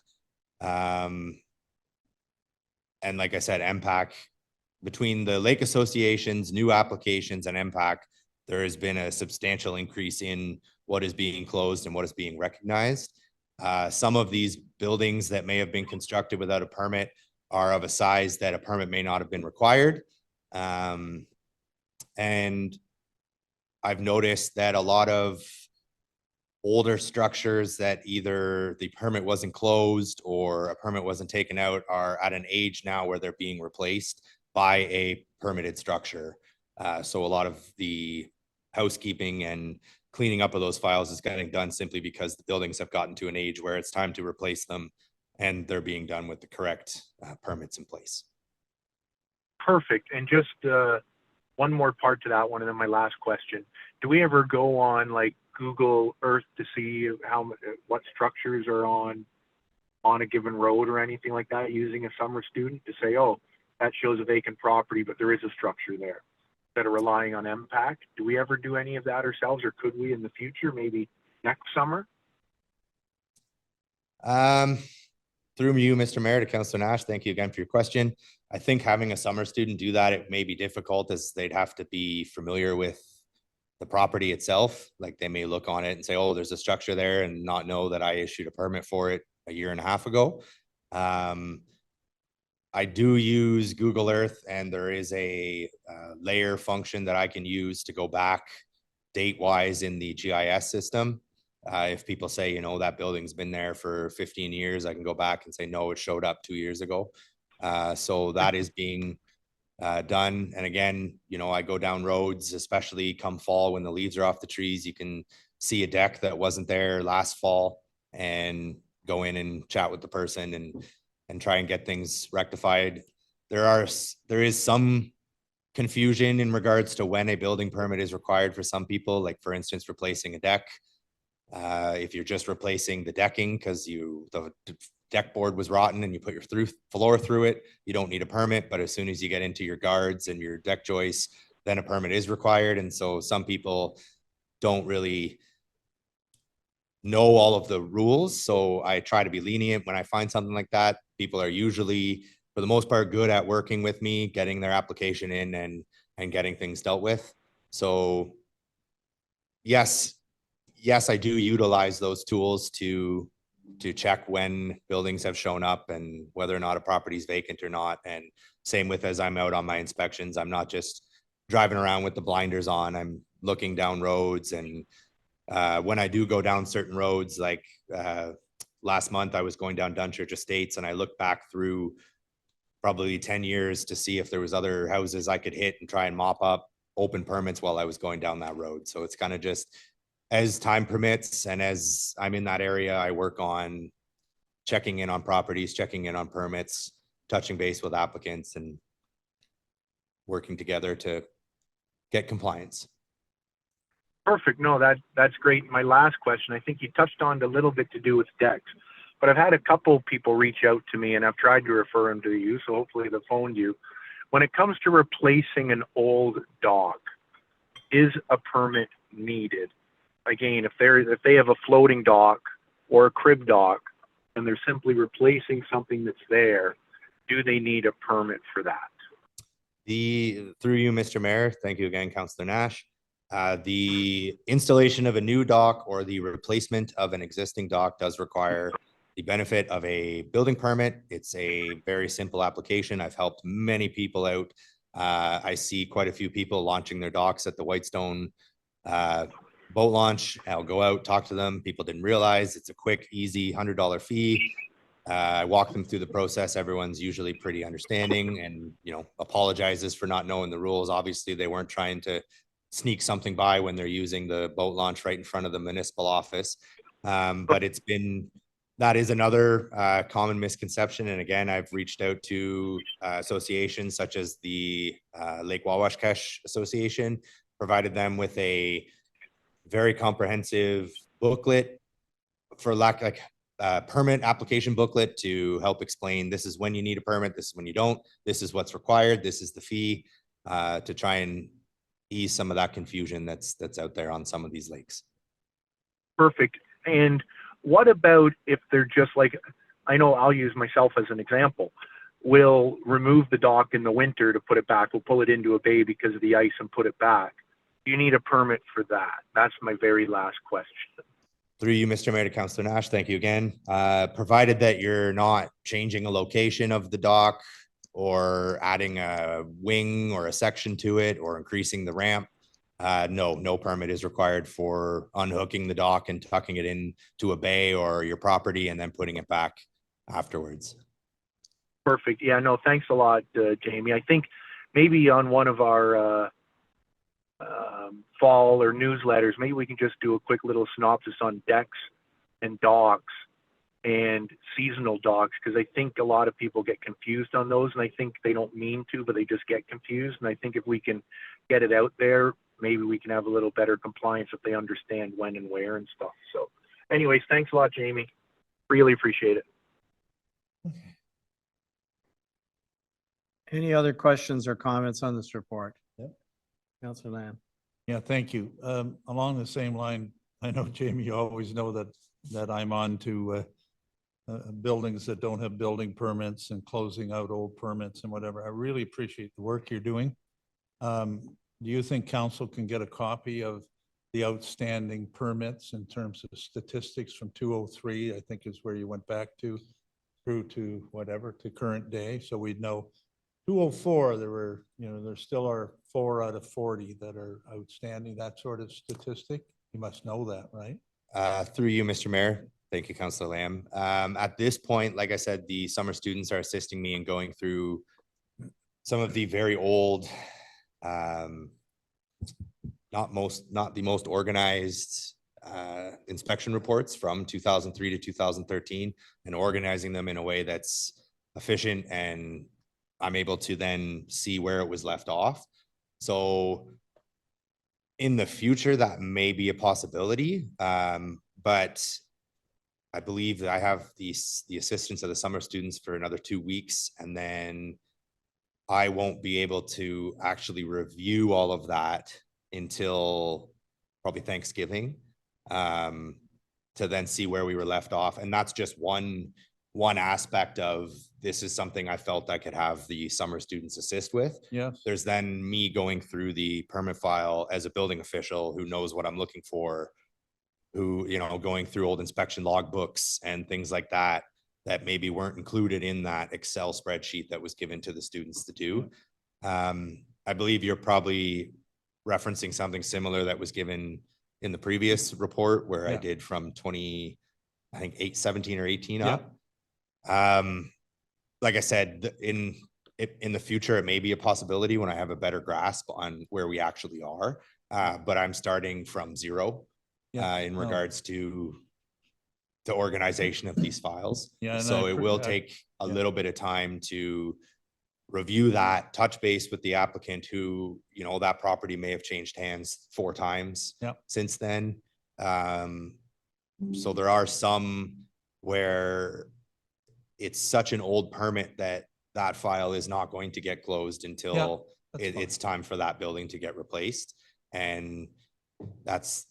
Yeah, I think that this is an area that maybe council has to explore investing in. There are co-op programs with geography and GIS and all kinds of co-op students and things like that. And I think there's a plethora of money out there that, I mean, I go around Whitestone Lake every day, and I'm not on it every day, but when I go around it, there are steps galore going in, right? You go, holy, look at all those steps, right? Brand new docks, extensions to docks, I'll guarantee you there's dozens and dozens and dozens on Whitestone alone. But I'd almost ask you, if I ask you how many dock permits on Whitestone this year, it would probably be, I'm maybe guessing, less than a half a dozen, right? But all I'm saying is there's all kinds of people it's sort of like the short-term rental. There's all kinds of people getting away with all kinds of stuff. And it's not only, and what they're doing is they're cheating the rest of the people are paying too many taxes because they're not paying enough, right? So anything we can invest in by way of a student with some sort of payback, you clip 1 or 2 people who are illegally have buildings, and believe me, word gets around pretty quick and people start doing things. And so I encourage you, everything you're doing in that area, and I hope you carry on that way. But I'm serious about looking at maybe a student to assist you full-time next year, but not someone who's out of, whatever, but someone who's maybe in the field or looking towards, a career in your type of field or that sort of thing. So just think on it, that's all. What I am not concerned about, but what I would like is that, the report we got with the building, the outstanding building permits, we got a report with every, the value and all. Council got that? When do we get that again? I thought we were going to get that regularly, like every half year. Remember it said, 12 Fox Lair, which is where I live, building permit, garage, and so, because I don't know when I see a building, people call me and say, well, call the building inspector. I don't know whether they have a permit or not. And I know they're supposed to post it outside and all that kind of stuff, but when are we getting that report? Is that coming in September or when? Through you, Mr. Mayor, I wasn't aware that was something that council was looking for on an annual basis. I can say that if a ratepayer approaches any member of council and has a question about a building permit or an illegal building or a complaint, I suggest that you point them towards me as a property owner or a neighboring, like I can discuss details with the property owner in more depth and detail than I can with a member of council because it's their property. No, I realize that, but we did get that report and maybe I'm wrong, but I thought we were going to get it on a regular basis. I don't know whether it was annually or semi-annually, but I thought it was semi-annually with an update on, what, where the specific building permits were. That's all public knowledge, right?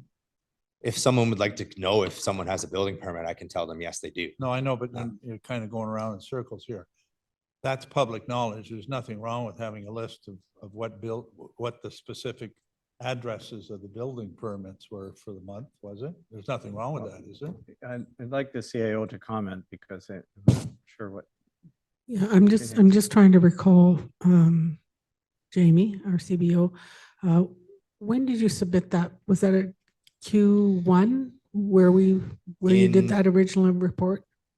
If you're referring to like the list. It was a list of addresses with outstanding building permits. From 2017 to 2023, I believe. Right. That would have been. Was that Q1? Q1. Okay. Now, You don't have to update it all. I just want to know what the new permits are in the last 6 months. I've got the number here, but I don't know where they are. Right. so if that is something that council would like, then I can say that it would probably only be on an annual basis. The amount of time and the logistics of doing that per quarter or semi-annual, like there wouldn't really be that much of a change. Like even as I said, like from June 30th to now, I've closed almost 40 more permits. So it's not really giving an accurate picture of what's going on. Well, I'm not trying to get a picture of what's going on. I'm just trying to find out what new building permits and where they were. That's all. And that can't be too hard on an Excel spreadsheet to say it's whatever address. And like I believe in transparency in the sense that if it were up to me, I would take everything in the building department, like in terms of permits and values and that sort of thing, that we can legally publish, and I would publish it on our website so everybody knows, right? So instead of guessing, I'd say, go to the website and look here and you'll see what building permits were issued this year, right? And if you don't see the building on it, call the building inspector or something, right? That's the way I would work, but doesn't mean we have to work that way. But to be transparent, because if you get a building permit, you got to post it, it's public that you post it on. So anyway, I'll let it go with that. Yeah, through you, Mr. Mayor, to Councillor Lamb. In past dealings, I feel that providing those complete lists for everyone on the website is, for lack of a better term, going to turn a lot of people into construction cops and result in people, poking noses into neighboring properties because they don't see the permit on the tree, but it's in the window of the cottage they're renovating. Or it's just, if people have a concern or would like to do it, I would recommend that they just contact the building department. Okay. And in touching on your co-op student. Again, I'm asking for something as a counselor and I don't want to get upset here. And I'm getting pushback. And that's, I guess, a little legitimate, but I mean, I think it's important. It's public knowledge. And I get calls all the time. Do they have a building permit? Why are they building that close to the road or to the lake, right? How can they do it within 25 feet? All those sorts of things. And I tried to put them on to you, but I get calls all the time. It'd be really easy. I said, just look on. This started construction this year. Maybe it's in that list, right? Or whatever. But anyway, I think I'm fighting a losing battle here because I don't hear anyone else. Through you, Mayor Comrie. Jamie, the list that you provided with council, and I do recall it was in Q1. I'm pretty sure it was Q1. Can you update that for Q3? Would you be able to do that? So the Q3 report would come out in October. Through you, Mr. Mayor, I could update the 2017 to, like, those lists that were provided in Q1, I could update those. But I will not be able to get the 2003 to 2013 in an accurate picture of what's going No, on. I'm asking. Right, because you're still you- working on Yeah. that. I understand I'm that. asking you to update not only what you said you'd update, but for this year, for 2024. I can, yes, I can get that done. Thank you. So, Thank you. and just touching on the co-op student suggestion, Sorry.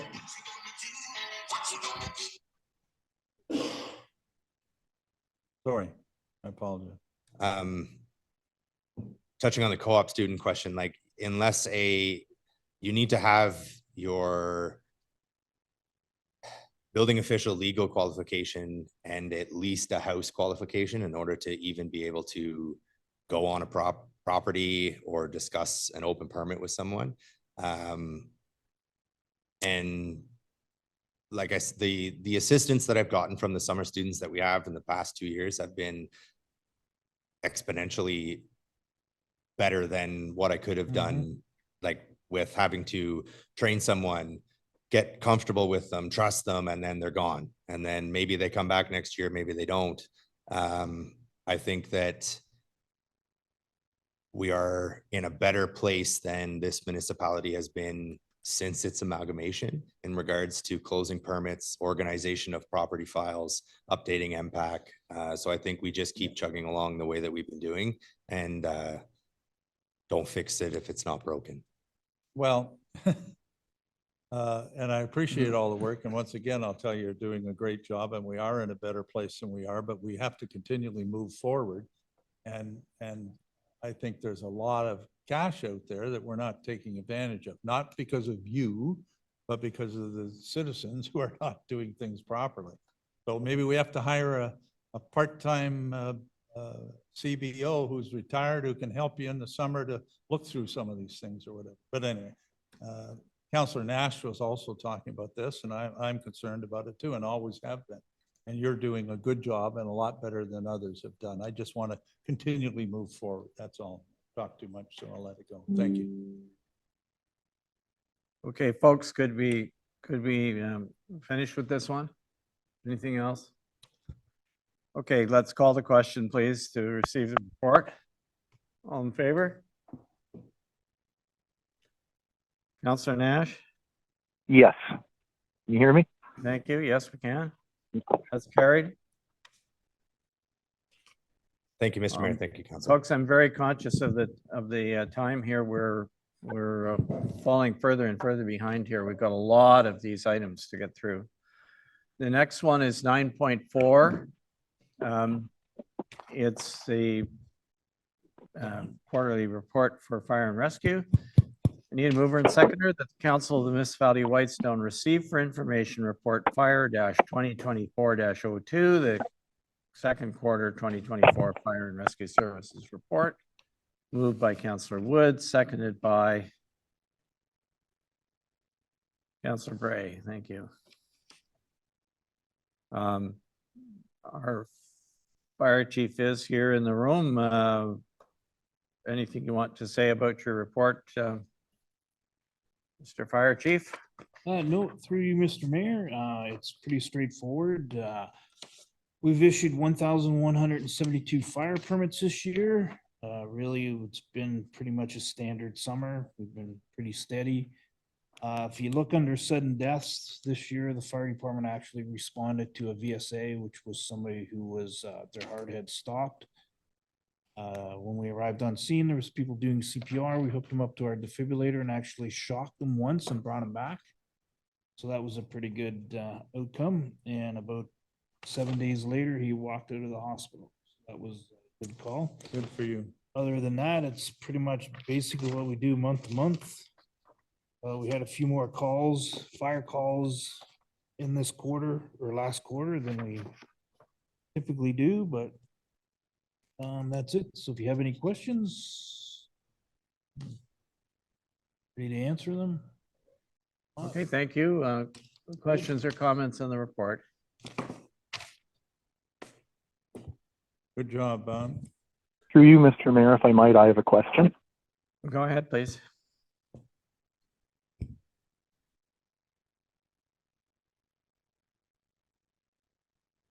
We don't hear you, Counselor Nash.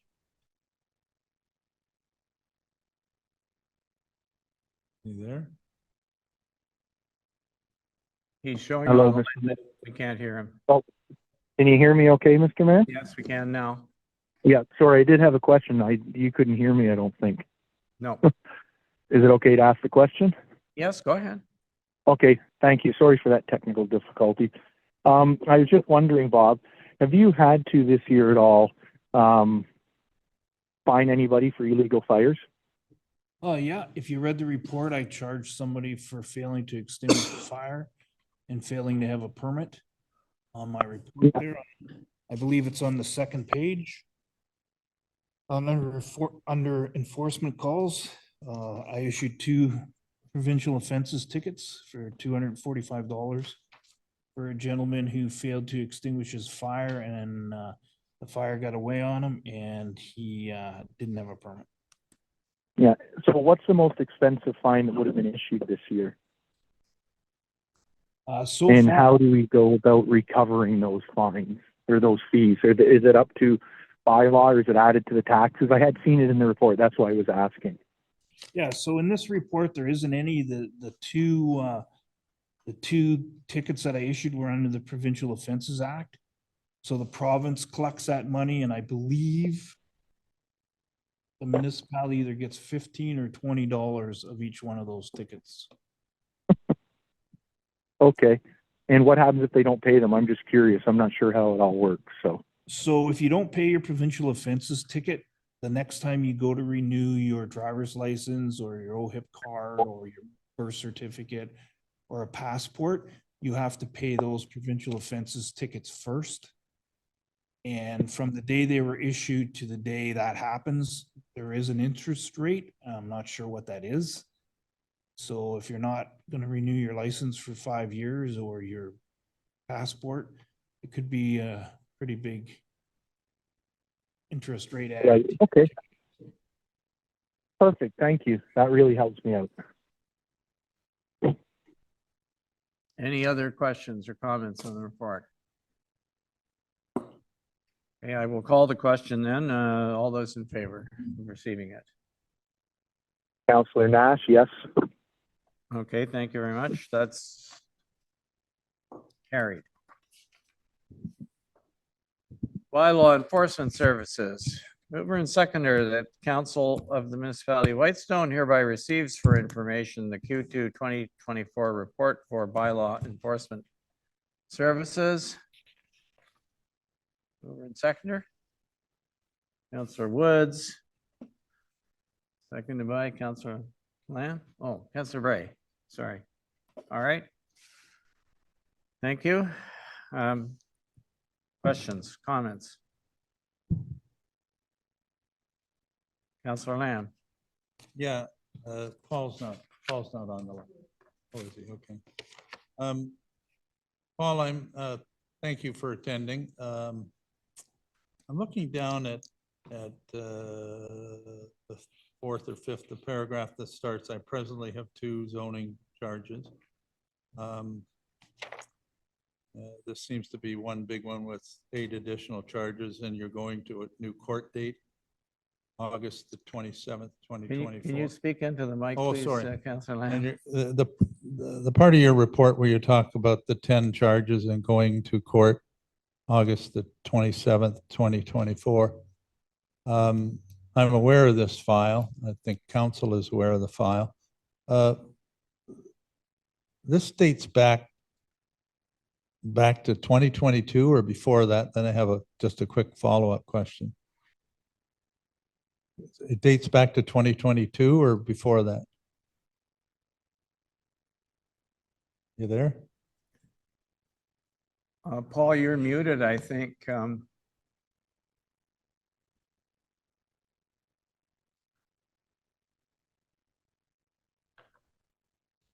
Paul, can you hear us? I don't know that he's. Earth to Paul.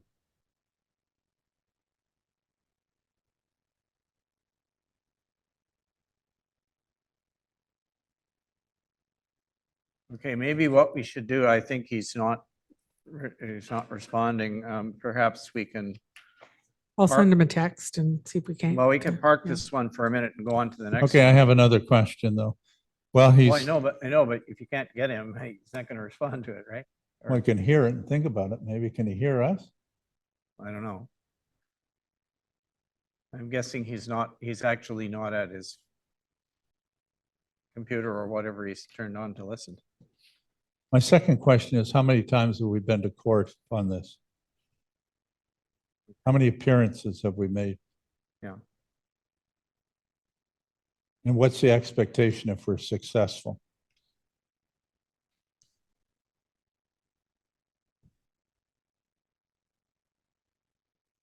Because I'm wondering if. I this is- was inferred by a couple of people in the municipality that it's several, like not just one or two or three or four or five, but I don't know whether this is correct. That's why I'm going to ask it. Multiple times that we've been to court on this. Okay, any discussion of that would have to take place in closed, Councillor Lamb, and the matters. Well, it's before the public court. knowledge if we're into a court system and they go before the court, isn't it? Yeah, but if the matter is before the court, I don't think. I'm not asking the details of it. I'm just saying, just simply asking how many times we've been to court. I think that's fair ball, and I think the public has a right to know In that. any case, But if he's not there to answer it. he has disappeared off the call entirely now, so Oh, I okay. don't know if he's trying to get back on, but Okay, if he comes back on, those Why are don't- my two why don't we questions. move it? Why don't we just put this one aside for the moment Okay, thank in case he comes I'd like, back? if he doesn't come back, I'd like answers to those questions. Sure. Sent Okay. out in an email or something to council or brought back to the next meeting or something. The question was, how many times have we been to court on this matter? Yeah, when did it start? If it's 2022, it appears here 2022. I guess that's right, because we're about 2 years ago, I would think. Okay, Mr. Rossiter is back. Oh, good. Um, Paul, are you there?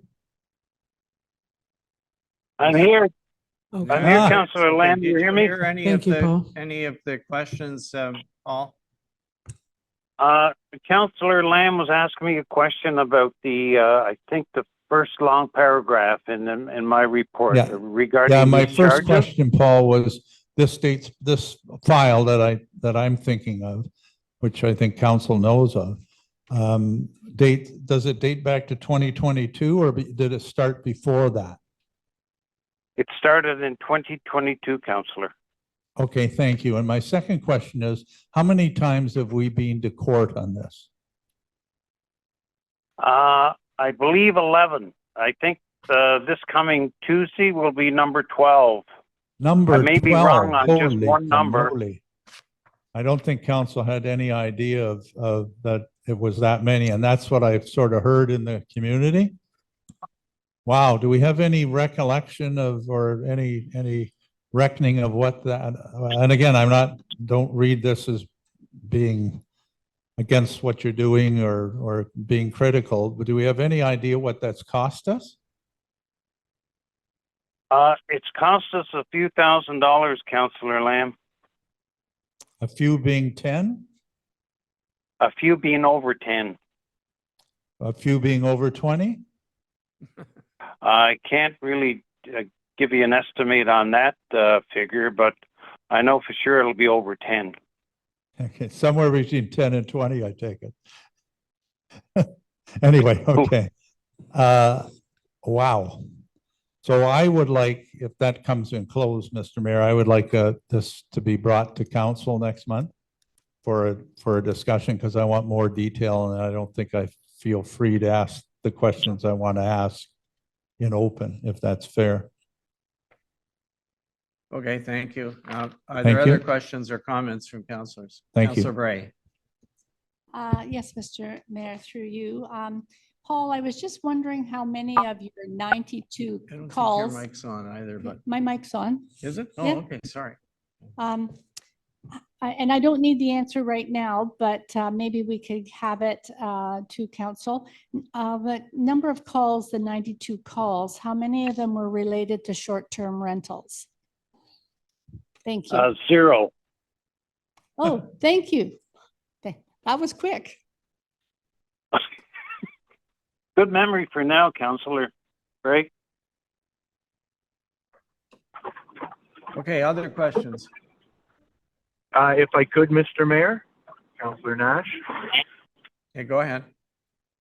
It's just following up to Councillor Lamb's question there. I think if that does come back to the next council meeting, when it comes back, I believe, or I'm not sure if Councillor Lamb wanted it, but when it comes back, if we could have the exact cost to date on what that file has cost us, both in fees, be it court fees, lawyer fees, bylaw officer fees, just whatever we've paid out for that file, I think would be very helpful to myself. I'm sure all of council, along with whatever information Councillor Lamb wanted. I think it's also, through you, Mr. Mayor, important that we get some sort of prognosis, Paul, from you as to where we're heading in this thing, and if we were successful, what we can hope to achieve monetarily and how much of that we would get back as a municipality. If that could be part of your report, I'd appreciate it. Thank you. Okay, thank No you. problem, Counselor Lamb. The CAO wanted to comment, I think. Thank you. I just thought if no other counselor asked the question, we could ask Paul about his recent patrols with regard to the trailer, the new traffic bylaw and trailers. And I know that he's been out and about, and he can probably tell you what he's found and how he's doing with that. Great. Super idea. Okay, Council and Mr. Mayor. The most recent patrol time that I've spent was Sunday past, 2 days ago. And I visited a number of launch areas and parking areas. And throughout my patrol, there were 0 infractions in regards to trailers and boats or camping units.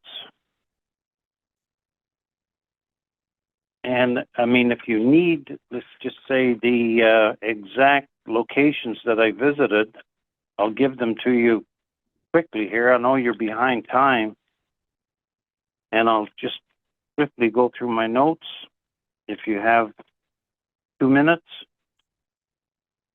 Sure, go ahead. Boat Launch Road. There was 1 motor vehicle there and 1 trailer hooked up to the motor vehicle. Indian Narrows. There were 7 motor vehicles with trailers in the parking area, in the parking lot. It was a little crowded, and one of the vehicles, the 8th vehicle with a trailer, had to park somewhat to the side of that particular parking area. There were 3 motor vehicles with trailers attached on the road itself, which is allowable. There were no accessible parking violations at Indian Narrows. There was 1 vehicle parked there and 3 vacancies. At Bennett's Landing, there was I can't give you the plate numbers, but I'll give you an Audi was parked in a ditch, and it was parked basically between the emergency parking area and the accessible parking area. So it didn't really qualify for a warning. There were 2 open spots remaining in that particular area for accessible parking and no violations. LaBrache Lake parking lot, there were no vehicles in the parking area. There were 2 on the side of the access area, but not infringing any traffic.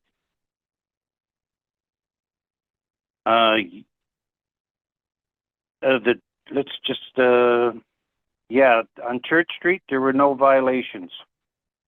At 309 Farley's Road, there was 1 pickup truck with 1 trailer attached to it and 3 other motor vehicles. That was the extent of the parking there on Sunday. Beach Road had 1 Ford pickup truck with a trailer attached to it. And that was the, let's just say, total of my observations for Sunday. I will say that over the past year, I've only issued 3 warnings at the accessible parking areas at Indian Narrows and Bennett's actually it was Bennett's Landing only. There was no warnings issued at Indian Narrows and no warnings issued at any other accessible parking area. Good. I did have some calls and emails, and property owners do have some concern about the Section 382 of our new parking bylaw and also Section 383. I advise these citizens that they should email or notify mayor and council in regards to their issues so that they can be observed directly rather than use me as a messenger. If any questions, please follow through. Paul, that last part, what was that referring to? Where they? Okay, that last part, Councillor Lamb, referred to no person shall park or leave a trailer, camping unit, or boat separate from a vehicle on a highway or designated vehicle parking area, such as boat launches or landings. Okay, and that was, where were they from? Wawashkesh? They were asking you, or Well, were? they were from, most of these individuals, Councillor, were from Shawanaga Lake. Because they have, the reason being they have water access properties as well as Wawashkesh Lake. They're concerned that when their trailer, when they go to their cottage for a 2-week period or a week period, and they want to go get groceries, or they get a death in the family and they have to head back to the States or wherever, they really don't want to take their trailer. So they're worried that their trailer will not be there when they return.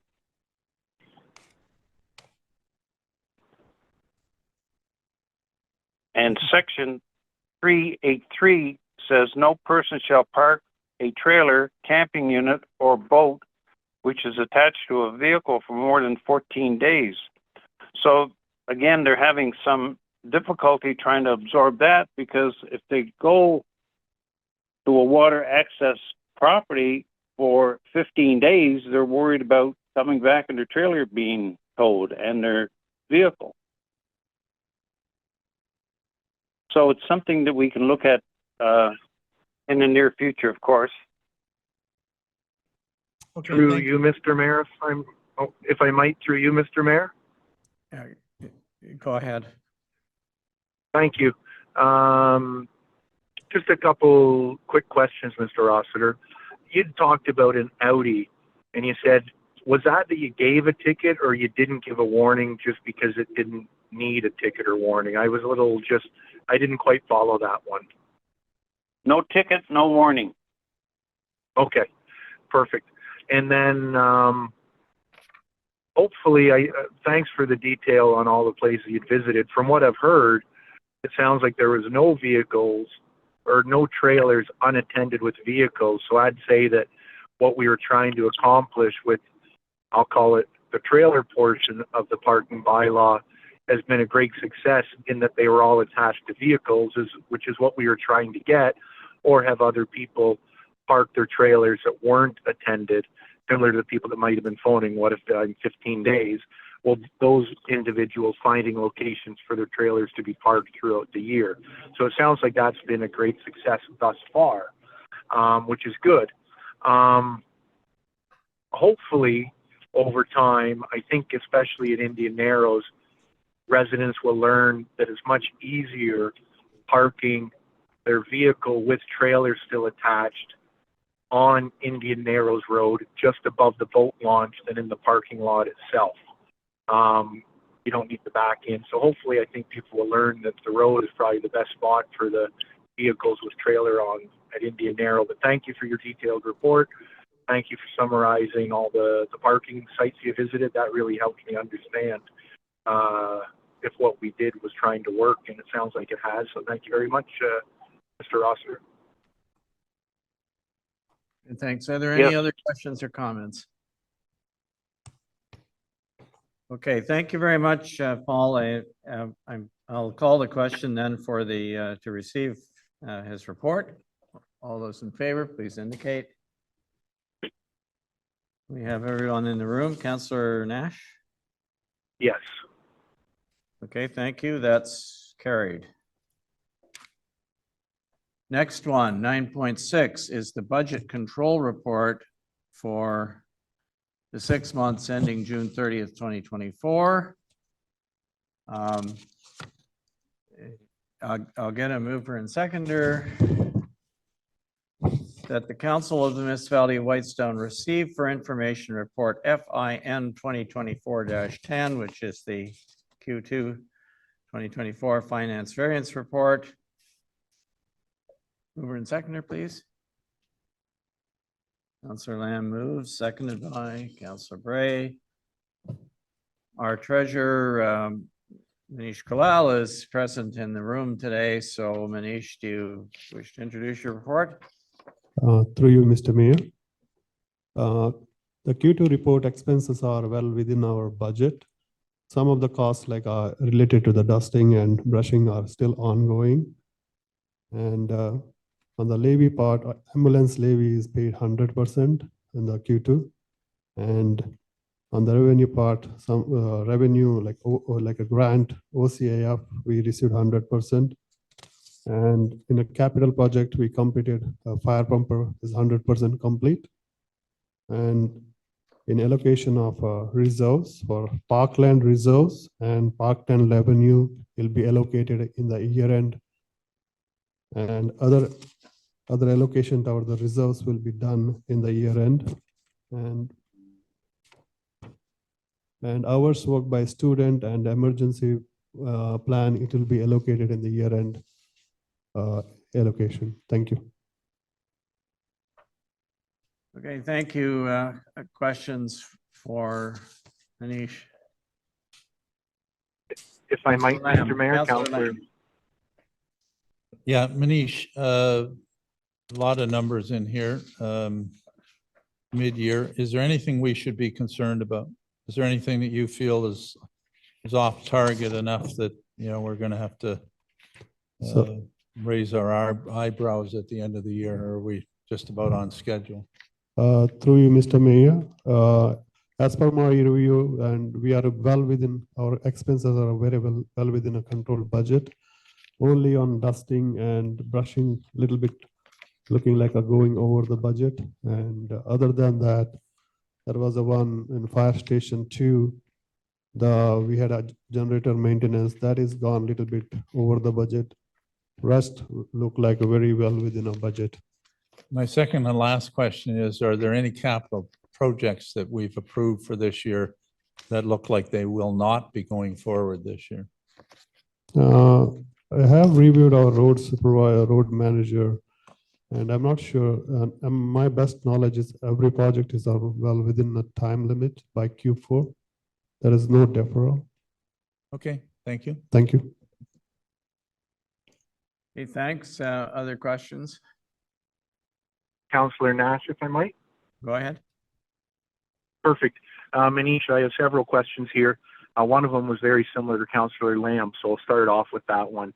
For capital projects, there's a line item for bridge, I'll call it bridge work, like I think it was abutments or entrances to the bridges, and for guardrails. Do we know if those have been tendered and when they'll be tendered and when there may be project award on those? I haven't seen anything on those as of yet. Or CAO, I'm not sure if you might know that at all. Councillor Nash, through you, Mr. Mayor. Can you please refer which page you are in, please? Unfortunately, I can't flip to the page right now because I'm in a vehicle.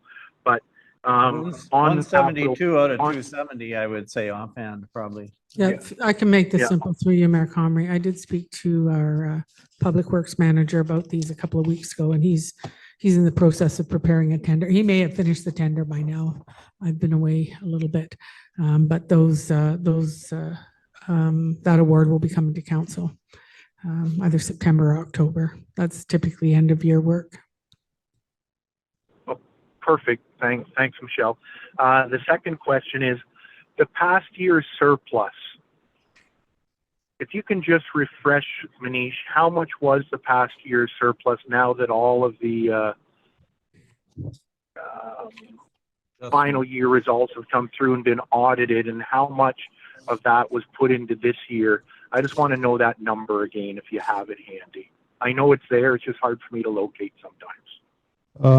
Through you, Mr. Mayor, if you refer the page 165 on the bottom line, there's a 51,510.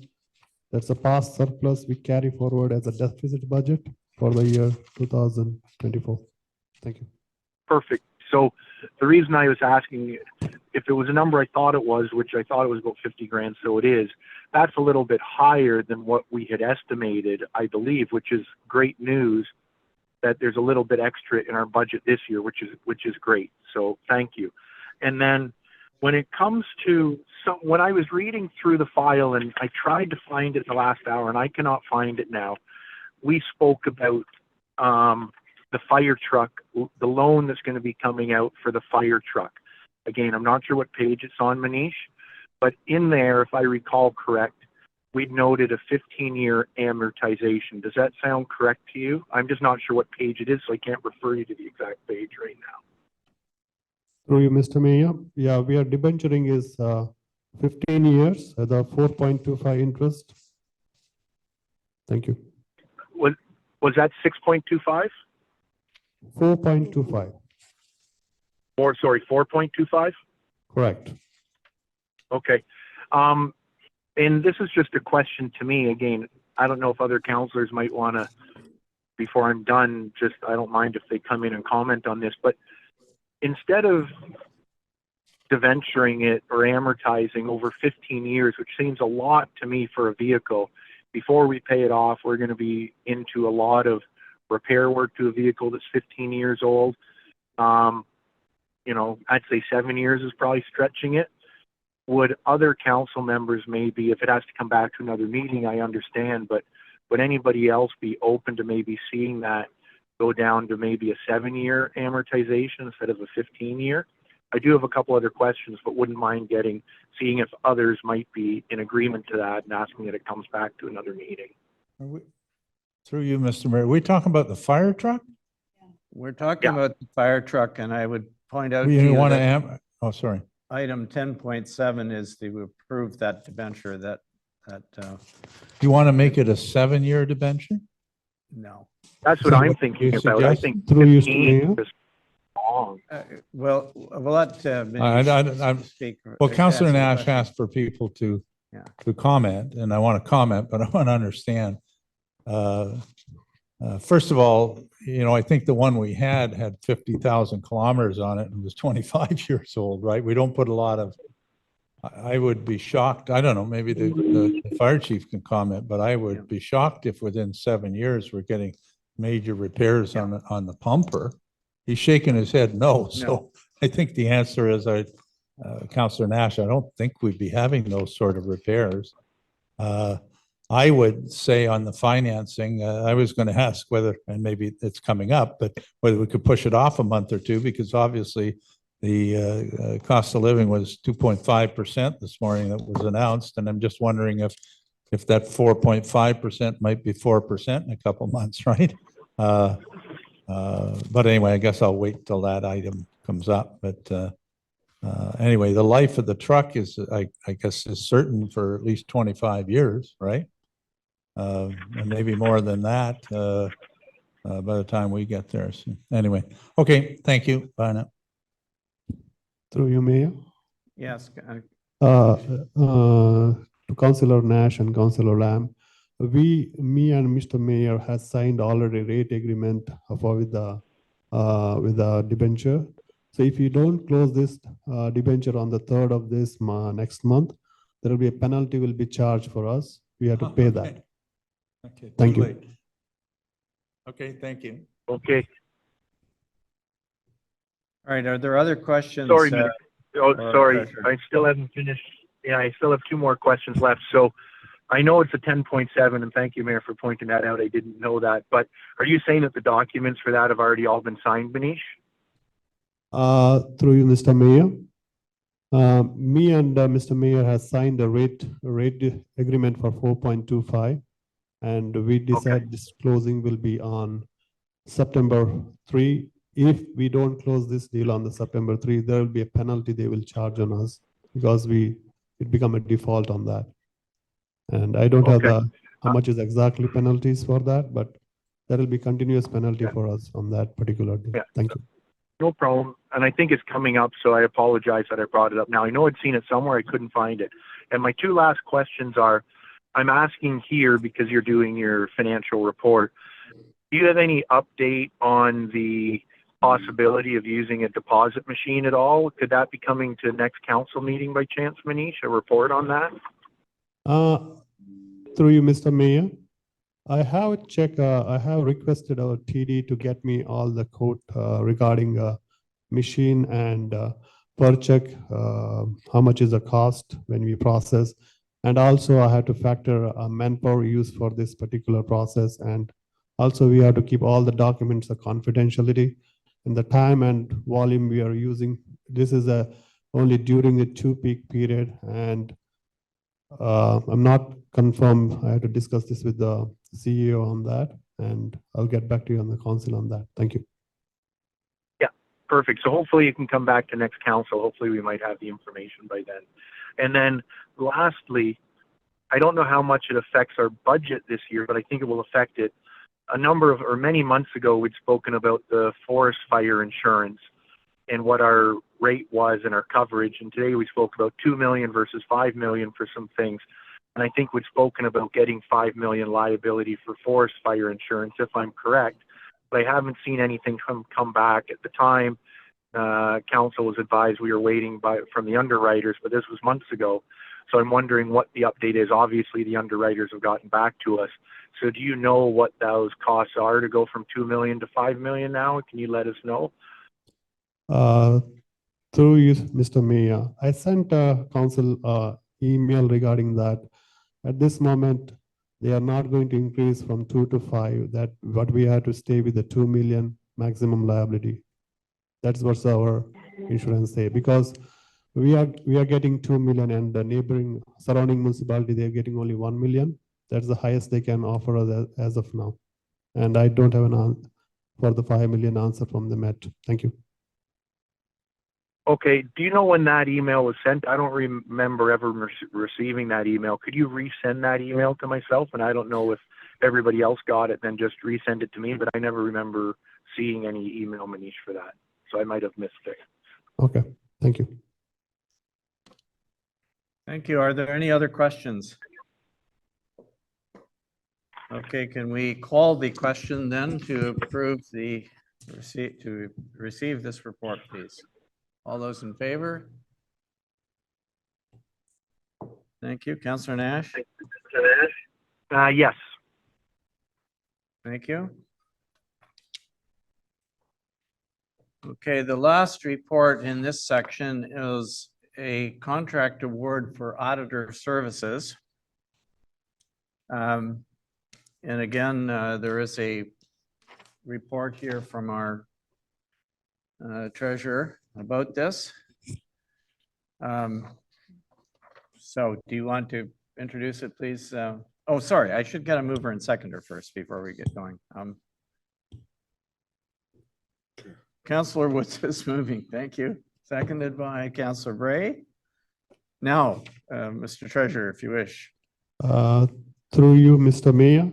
So we have published external RFP for our external auditor for the year 2024 audit and 2028. I got only one quotation from our existing Fall and Association, and we didn't receive any other tender for this. And thank you.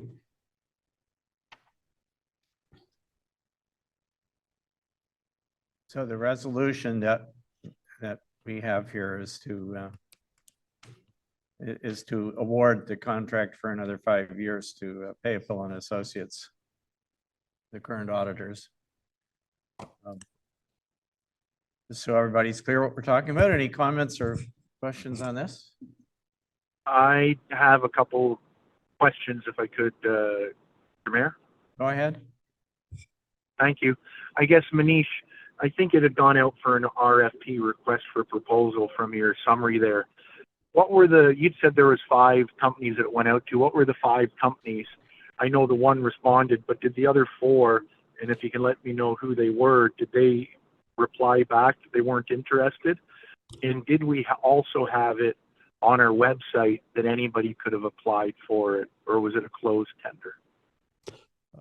Through you, Mr. Mayor, this is published on our website, and also we send 5 different firm like a KPMG and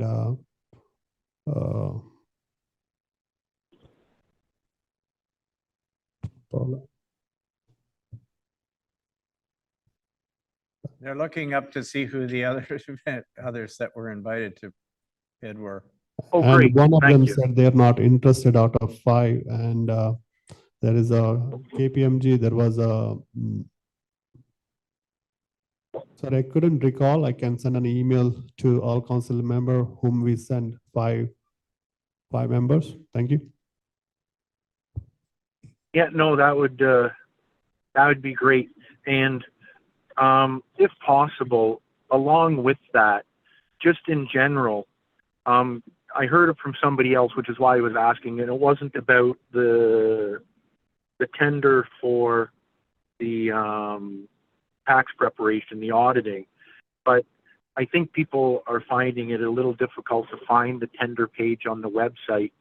And when people are searching the word tender, they get items coming up like tax sale properties and things like that. So maybe if, along with the names, if you can just send the link to the tender page website, would be a great help to me.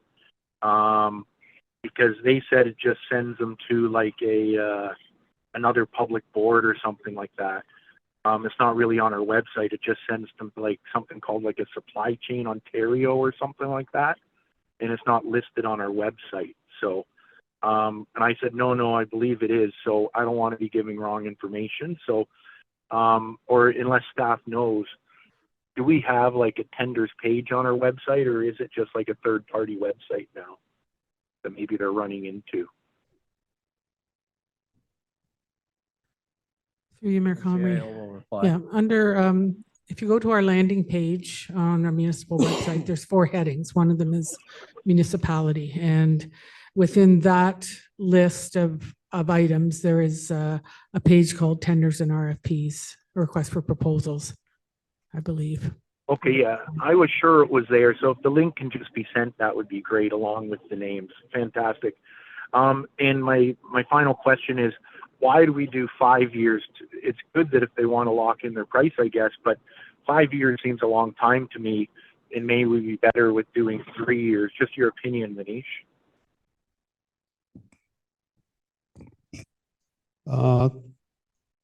Through you, Mr. Mayor, the rate what we got is very competitive when we compare to other auditor. So it is like, if you see the increase rate is like only $500.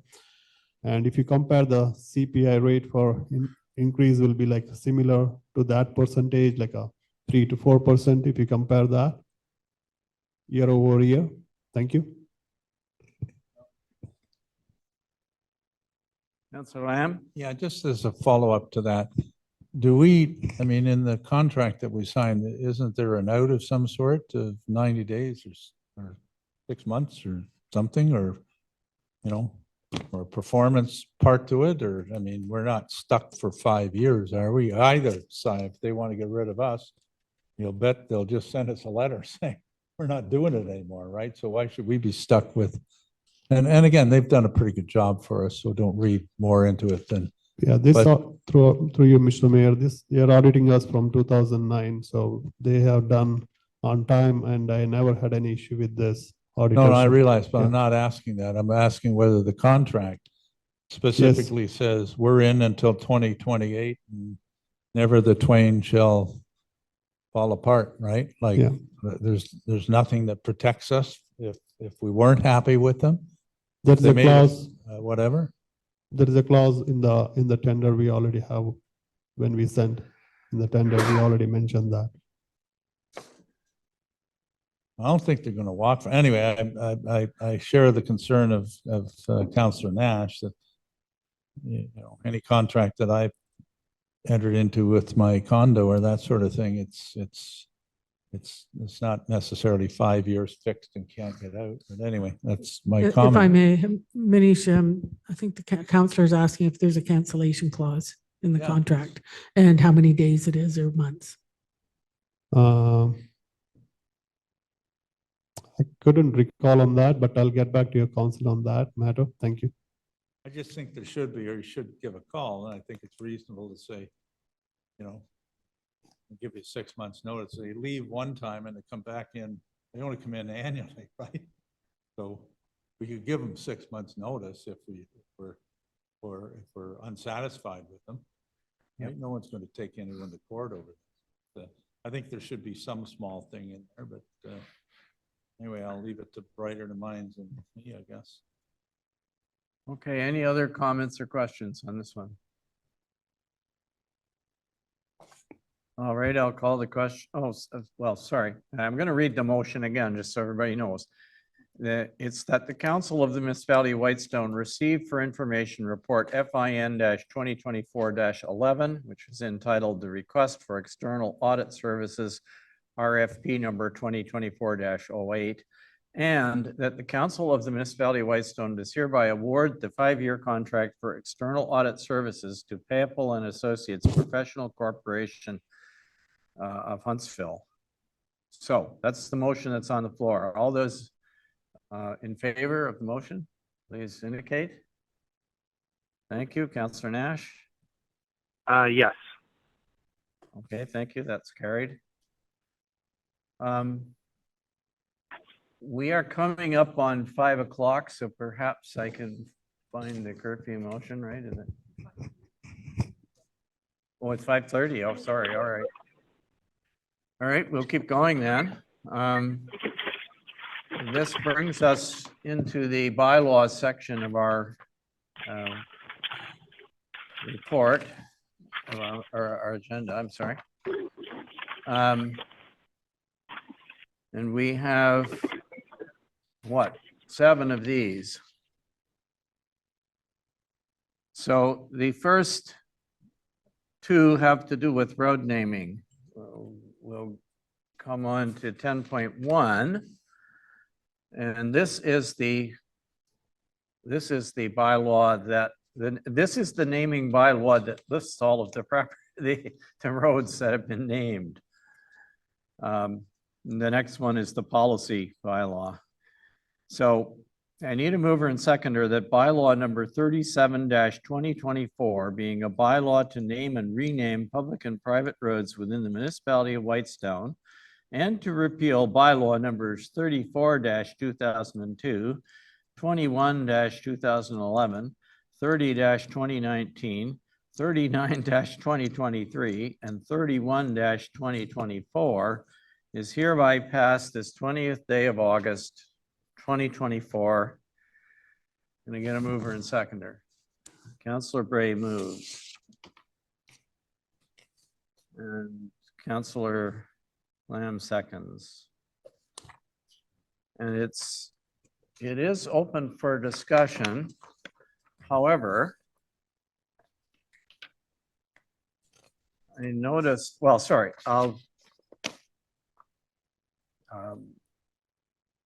is someone going to, are you going to speak to this? Paula, our planning assistant, is going to speak to this one. Through you, Mr. Mayor, at the regular council meeting on July 16th, staff presented a report regarding a bylaw to name and rename all public and private roads within the municipality of Whitestone. Council informed staff that 2 road names were missing, Cabin Road and Chambers Road. Chambers Road was previously known as Blue Jay Lane.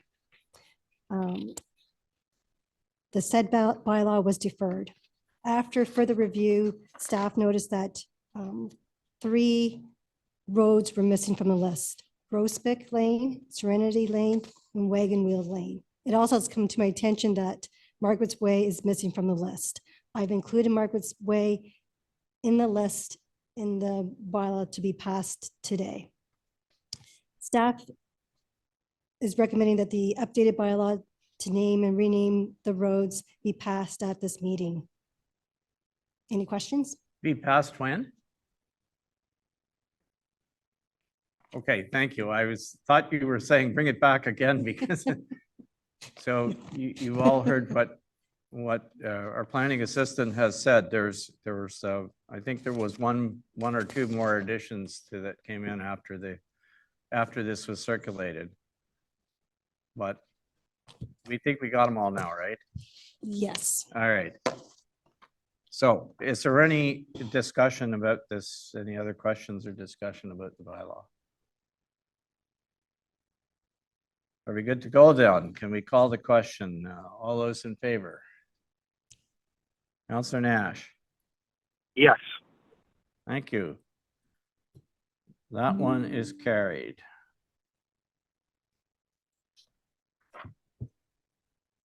And now we come to item 10.2, which is the policy for naming roads. The policy is there in your package. Need a mover and seconder, please, that bylaw number 38-2024, being a bylaw to adopt a road naming policy and road renaming policy, is hereby passed this 20th day of August, 2024. Would like to move that. Councillor Lamb, seconded by Councillor Woods. Thank you. So once again, I will ask our planning assistant to speak to this one if she wishes. Through you, Mr. Mayor. Again, back on July 16th council meeting, staff presented a report in regards to a road naming policy. The municipality has followed a basic protocol for road naming for many years. Once the policy was presented to council, council suggested amendments to the policy to allow road naming to be included in the policy. At that time, the road naming policy was deferred to today's meeting. There were minor edits and revisions, which are shown highlighted in gray and bold in the attachment A. Okay, thank you. Questions and comments on this one? Are there any? If I might, Mr. Mayor, Councillor Nash. Go ahead. Paula, thank you. Just one question. Brought it up the last time, but maybe you can just refresh my memory on how it will work. If we have a new road, there's a system to do it. I know we talked about maybe notifying the residents. If we're naming an existing road that already has a name, is it the same procedure as a new road? Repeat that. Sorry, through you, Mr. Mayor, Council Nash, can you please repeat that? He's Sure, no asking, problem. is it the same policy to rename an existing road as it is to name a new one? Yes, it is. Okay, that's what I thought. Thanks a lot, Paula. Thanks for the report. Anything else? If not, we'll call the question. All those in favor of this bylaw? Councillor Nash? Yes. Thank you very much. Okay, attachment B, what's that? Okay, that's part of the same thing. All right. 10.3 is a bylaw, and this one was also before us previously. It's a bylaw to adopt a revised accountability, transparency, and openness policy. The motion is that bylaw 40-2024, being a bylaw to adopt the accountability, transparency, and openness policy for the corporation of the municipality of Whitestone, and to repeal bylaw 11-2022, is hereby passed this 20th day of August, 2024. Mover and seconder. Okay, I see Counselor Woods moves, Counselor Bray seconds. So who is going to? Oh, our CAO is going to introduce this one. Yes. Thank you. Thank you, Mayor Comrie. Council recalls, council saw an update to this bylaw back on July 16th, and there were two recommendations that were made. One was with regard to the scope, and it's been revised with the addition of advisory committees of council, ad hoc committees, including a task force, and local boards may choose to use protocols noted herein or establish their own policies and protocols. Approval of municipal council will be required. And 4.1 was also revised to indicate that there would be a semi-annual report to council on tax arrears. And that aligns with the another policy that was passed back in July that the treasurer brought forward. Thank you, Mayor Comrie. Thank you. Questions, comments on this one? Any? Okay, hearing none. Can we approve this bylaw, please? All those in favor? Counselor Nash. Yes. Thank you.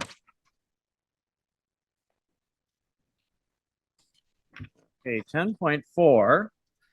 This is the bylaw that corresponds to the, I think, the first planning item that we had earlier, or one of them anyway.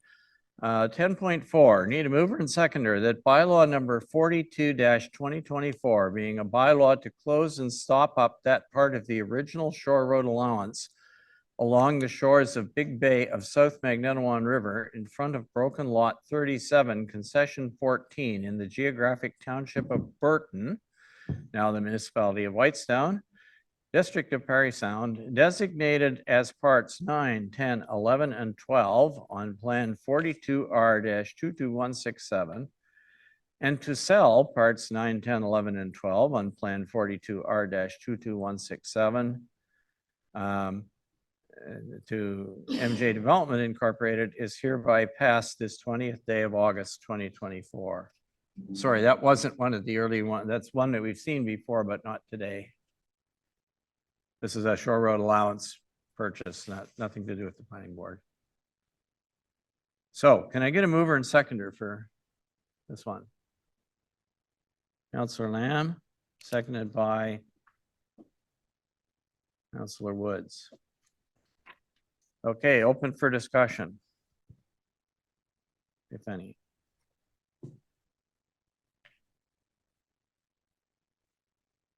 Okay, I'm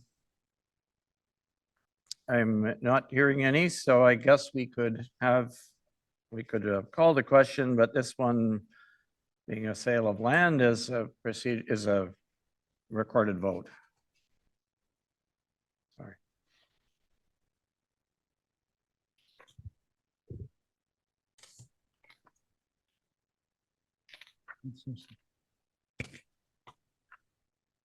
Council Lamb, Yes. Council Nash, Yes. Council Woods, Yes. Council Bray, Yes. Mayor Comrie, Yes. motion carried. Okay, thank you.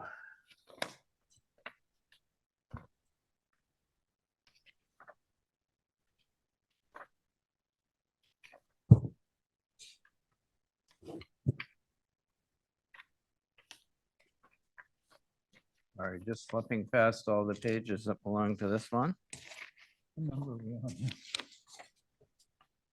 Would you want to know what page we're on? 10.5. Yeah, we're coming to 10.5, but we're all right, sorry. Got into the debenture without realizing it. There we are. All right, And sorry, when we mentioned this before, I said 10.7 and it's actually 10.5. That's the debenture. This is the debenture for the fire truck we're on. Mover and seconder, please, that bylaw number 43-24 being a bylaw of the Corporation of the Municipality of Whitestone to authorize the borrowing upon amortizing debentures in the principal amount of $295,827 towards the cost of the fire pumper is hereby passed this 20th day of August, 2024. A mover and seconder, please. Councillor Woods moves, seconded by Councillor Bray. Any discussion? For the interest. If I might, through you, Sorry, go Ken? on, Councillor. I'm sorry. Okay. Yeah.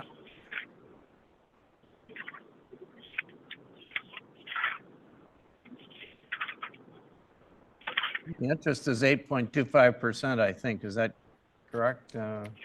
Did you want to comment on this again, Manish, or Through Mr. Mayor, interest will be 4.25%. 4.25? Yeah. Thank you. Which is 104,000. Did I say 8? Oh, I'm sorry, 4.25. Yeah, which What is is that? 104,752.11, right? That's the amount of interest. Well, okay, we got to we got to go to the schedule. The schedule starts on page 230 and it ends on, 236, that's what I'm reading. yeah. So you would, 104,752 interest, that's right, that is correct. 295,827 principal, Yeah. for a total of 400,000.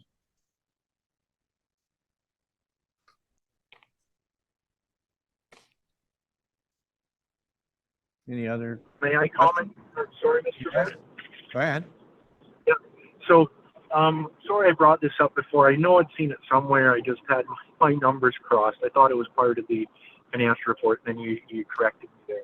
So, when I look at this, and the reason why I'd said, do we have to do 15 years? And yeah, there might not be lots of maintenance, but we'll need tires. They need to redo the pump at some point. I don't know when it is. But just when I look at it, we're going to take a $300,000 truck, and we're going to be spending $100,000 in interest over 15 years. And if we can shorten that by half the time, we're going to be saving $50,000 that could buy a whole other vehicle, like for the building inspector or something. So to me, again, maybe it's too late, but I would have liked to seen it at 7 or 8 years, not 15 years.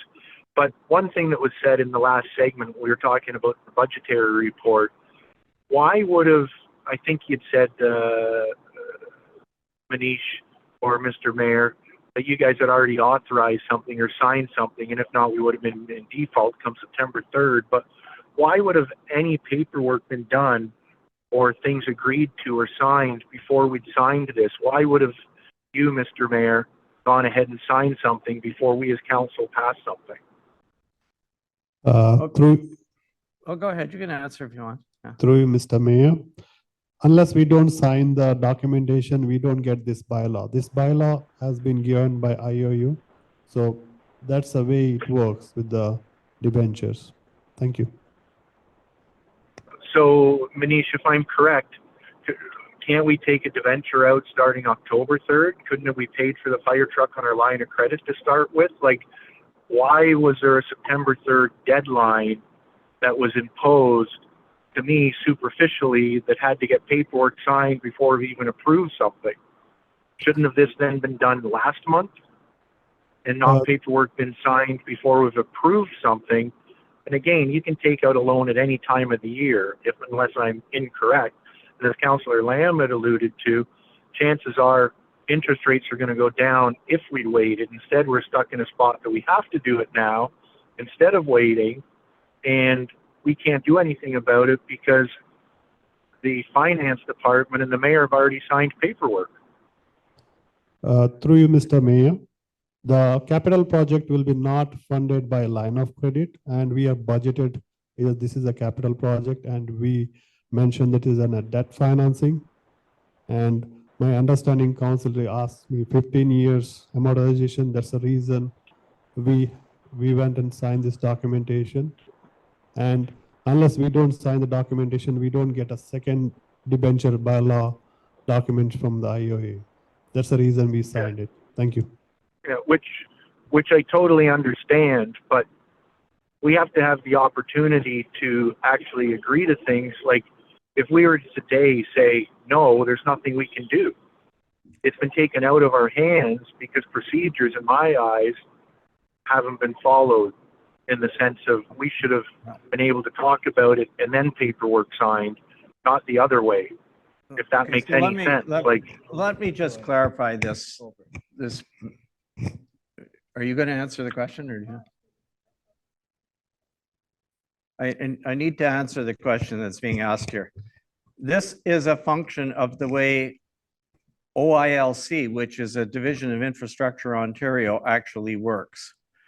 And you're correct, we could take out a debenture at any time, but we would not get this interest rate at this time if we simply went to some other source. And we can't, as our treasurer has indicated, we cannot finance it out of the line of credit. So we go to, the way that process works is you ask OILC for an interest rate on a given day, and you have to sign the necessary documents to get them to give you an interest rate. Okay, and then we have to bring it to council. In order to get an interest rate to bring to you, I had to sign something. Okay, that's the only way I can do it. So we could have said, okay, we want to ask council first, and then we could have gone to TD Bank or something. We probably could have got a rate, but it would be higher than that. So this is the best rate that we can get at this particular point in time. And it's on favorable terms. And in fact, I think if you were to look at the fine print of this, we could, if we chose to do so, pay it off early and escape some of the interest, I believe. Am I not correct, Mr. Treasurer? Seems to me there's a provision in there for us to do that, but that's just, I'll let him answer, but that's just the process that we have to follow in order to use Infrastructure Ontario money for this. That's the whole reason. And so we can't come to council first and get a bylaw passed because we don't have a rate. We don't have a rate. yeah, that makes perfect sense, Mr. Mayor. How long are the rates good for? Like, when do we reach out to Infrastructure Ontario? And if we reached out to them a week and a half ago when we were preparing this, do they only save the rate for, say, 2 weeks or something? How long when did we reach out to them for the rate? Through you, Mr. Mayor. Go ahead.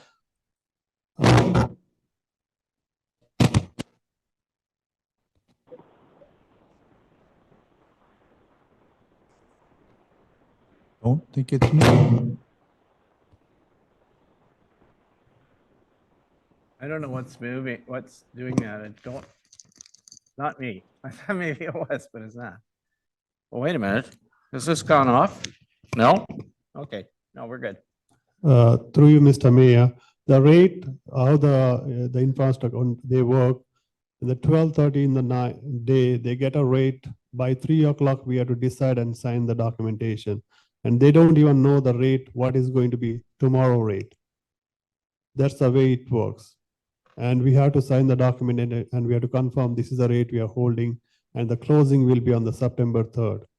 And if we don't close that on that day, there will be a penalty charged on us because we signed the documentation. Thank you. Right. Thanks, Manish. If you can just say that again, I think it was my vehicle. What was the date that we applied for it? I understand that there might be a penalty, and what would that penalty be? Because I fully agree with Councillor Lamb that I think in the next month or so, we're going to be at a 3-point-something% interest rate. So what's the penalty? But more importantly, when did we reach out to them? What was that date that they gave us that we had to sign that paper on? The closing date for this debenture will be 3rd of September, 2024. No. If we don't close on that day, there will be a penalty, and I don't have an exact number how much is the penalty as of now. If you want, I can get back with that. Thank you. And Manish, what was the date that the rate was applied for again? I know you said it, I just couldn't hear you. Sorry, I couldn't get your question, Councillor Nash. Can you repeat one more time, please? Apply for the rate. When did you ask them what's the rate? I believe it was on the last this month. Me and Mayor signed. I couldn't recall the date. That's exact. I don't have it in my mind. What date is it? But it was a day.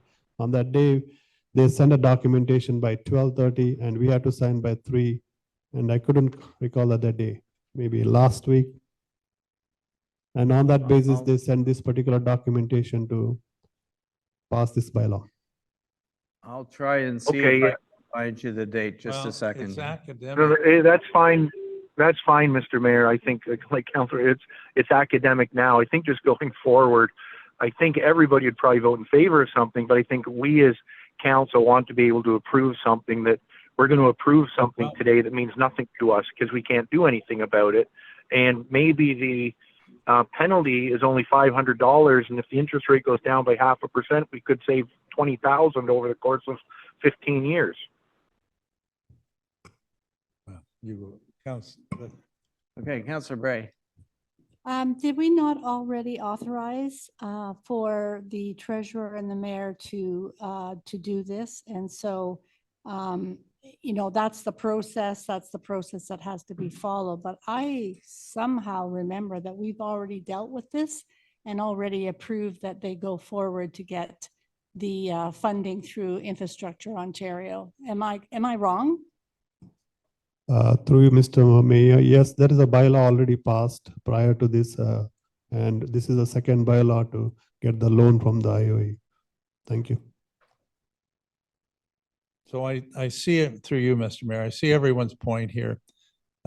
We approved the budget. I think in the budget, it said we were going to finance the thing over 15 years. Again, you know, we can try to micromanage it and, you know, maybe yesterday, the inflation rate, or today it went to 3.5%. We're looking at a rate increase and we'd be saying, great job, you know, you guys did the right thing a week ago because the rates are going up next week, you know. You know, I thought when we got the pumper that we put in the budget, did we put in the budget that the financing was going to start in September? I thought we put it that it was going to start in April or something, right? As I recall. But we've really, isn't that true?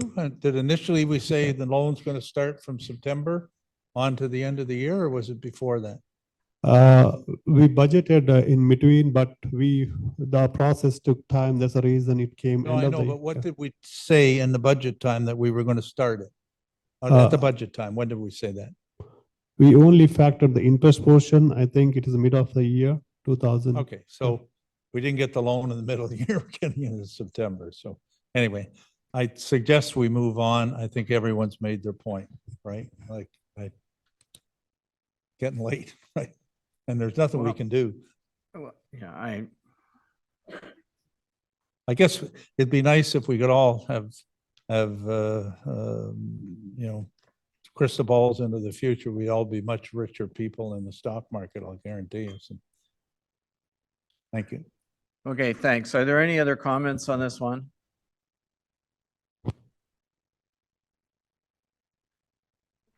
Well, sorry, we're gonna take a vote first. All those in favor? Could I have a recorded vote, Mr. Mayor? Okay, thank you.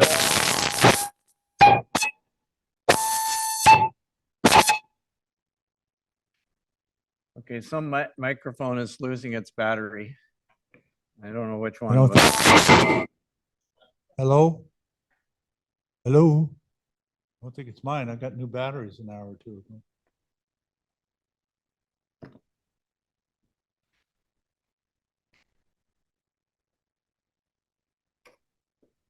I don't think it was me, Mr. Mayor. I had it muted. No, I don't think it was you. Well, yeah, unfortunately, the batteries don't last very long. That's what we do to scare the members of the public out of our council chambers. when we Especially want to. giving, yeah. It's an old trick. You can go ahead, I guess, with the, well, does your mic work, Paula? Councillor Lash? Record a vote. No, Counselor, no. Counselor Woods, Yes. Janice Bray, Also happens to be a counselor. Yes. Counselor Lamb, Yes. Mayor Comrie, yes, motion carried. thank you very much.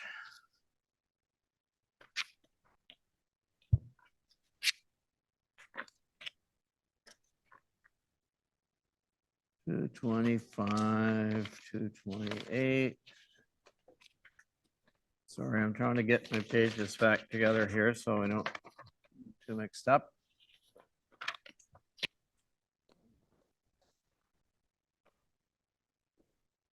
So we have time to.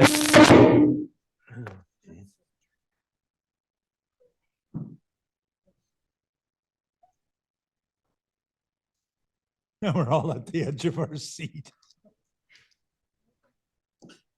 We might have time to do one more, which is, okay,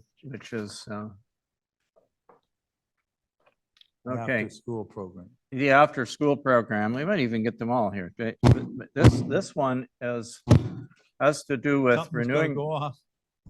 Renewing the agreement for the after-school program. I need a mover and seconder that bylaw number 44-2024, being a bylaw to enter into an agreement to develop and deliver the municipality of Whitestone's after-school program, is hereby passed this 20th day of August, 2024. Moved by Councillor Wood, seconded by Councillor Gray. Okay, so are you going to introduce this, Madam CAO? Your memo?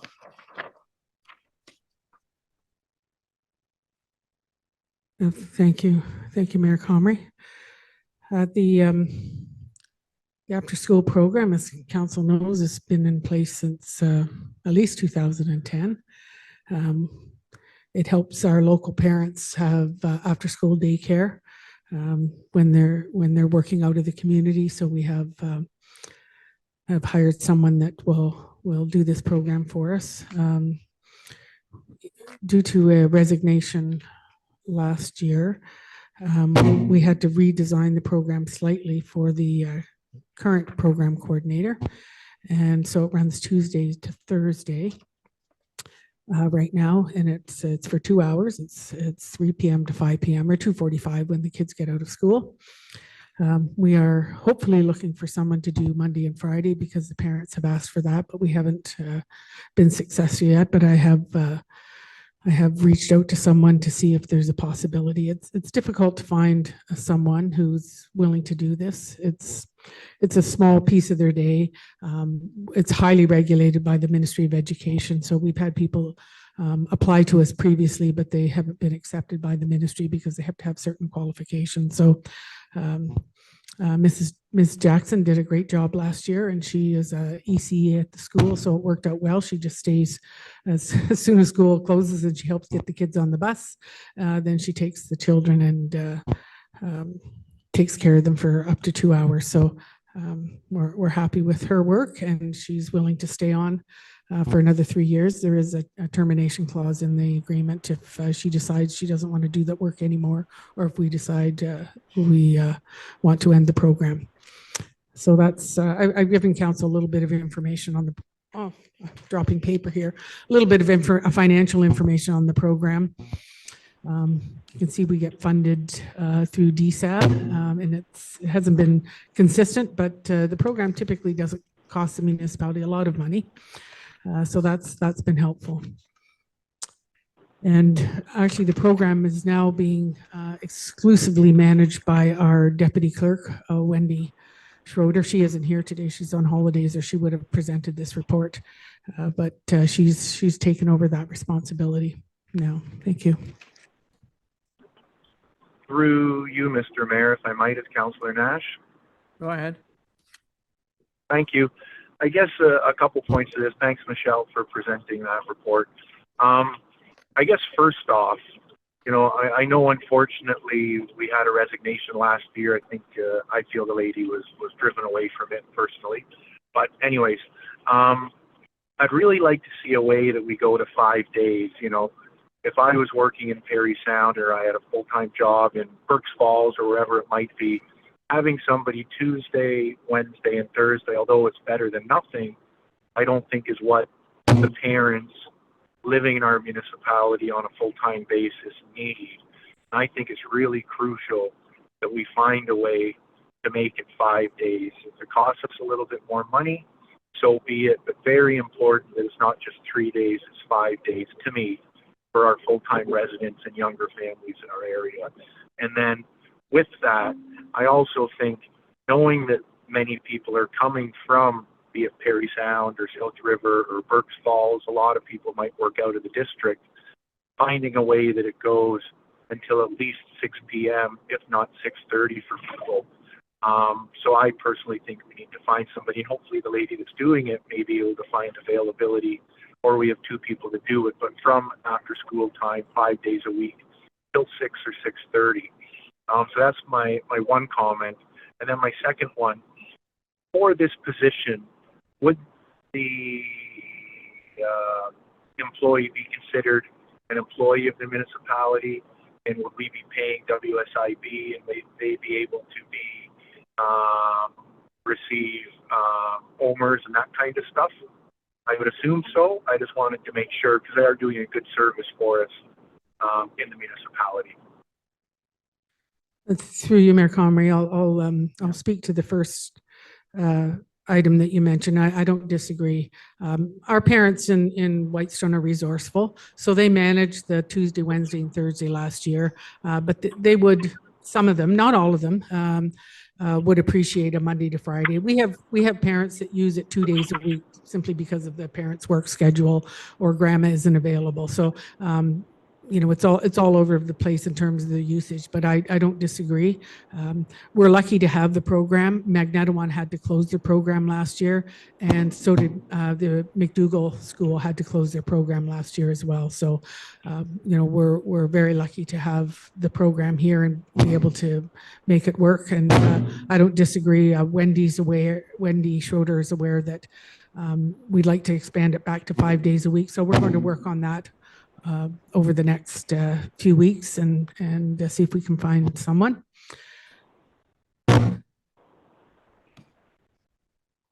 Okay, thank you. Okay, thank you. What was your second question? I'm having a senior's It was moment. about a. Oh, yes, No no, problem. she's The not an employee. WSIB. It's a contract position. And it's very clear in the contract that she's not an employee of the municipality, and she doesn't pay into OMERS. We don't pay CPP. We simply pay her an hourly rate, and she has to submit to CRA her earnings. We do include her as under our WSIB, and there's reasons for that. We've done some research lately that if someone is a construction contractor, we'd be remiss. In fact, it would be illegal to have a construction contractor work for us that doesn't carry WSIB. And the only thing we could do, in fact, if they wanted to work for us, is carry them under our WSIB. In this case, she's not an independent contractor from the purposes of WSIB, and she wouldn't qualify as an independent contractor for WSIB. So we do carry her under our WSIB. That's been done for a number of years. And it's helpful to do that because if something happened and there was a claim, she could in fact make a claim against the municipality anyway, even though she's an independent contractor. So we're better to carry her under our umbrella. The same way we do with our bylaw enforcement officers. And I think that's a question that council has had in the past, and I think it's worthy of a briefing note to council to understand the rules and regulations under WSIB and how we have to comply. So yes, to answer your question, she is an independent contractor except for the purposes of WSIB. She's not an employee, and her contract clearly states that. Great. Thank you very much, Michelle. So just in closing on that, would that mean that for her or any other contract employee, that we would issue them T4As, I'd assume, which is what you issue to non-employee workers or contractors. So we'd issue her a T4A at the end of the year. The bylaw officer or whoever else might work on contract will get a T4A that summarizes what they've made and any deductions we might have taken off. So they'd all get those because I know we're required to issue those. No, absolutely not. I don't have an answer to that question. That's not my area of expertise. The mayor is saying no. T4A is a pension document. No, here, Mr. Mayor, I'll read it to you because I get them. T4A slip is a Canada Revenue Agency slip form that summarizes all compensation your business has paid to a non-employee worker or contractor.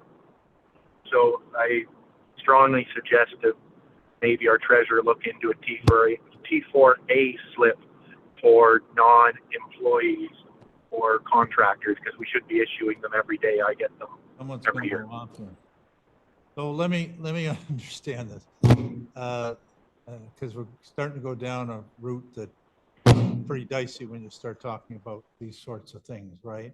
And I don't want to slip into saying things that we shouldn't be even talking about. We're getting pretty close to it. Yeah. So, a T4A, are you talking about the wages that we must report a T4 to the after-school coordinator for the earnings that she makes during the year? I assume that's correct. Is that correct? No.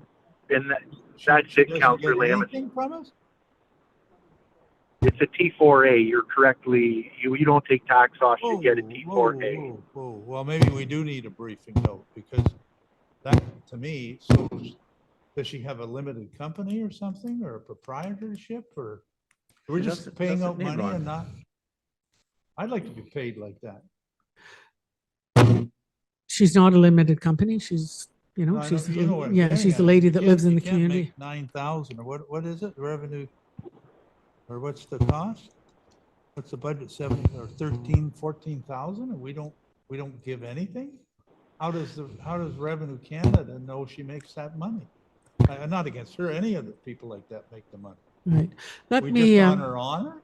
let me check with the treasurer. He may issue some CRA documents that I'm not aware of. Oh, I would think we have a duty to, right?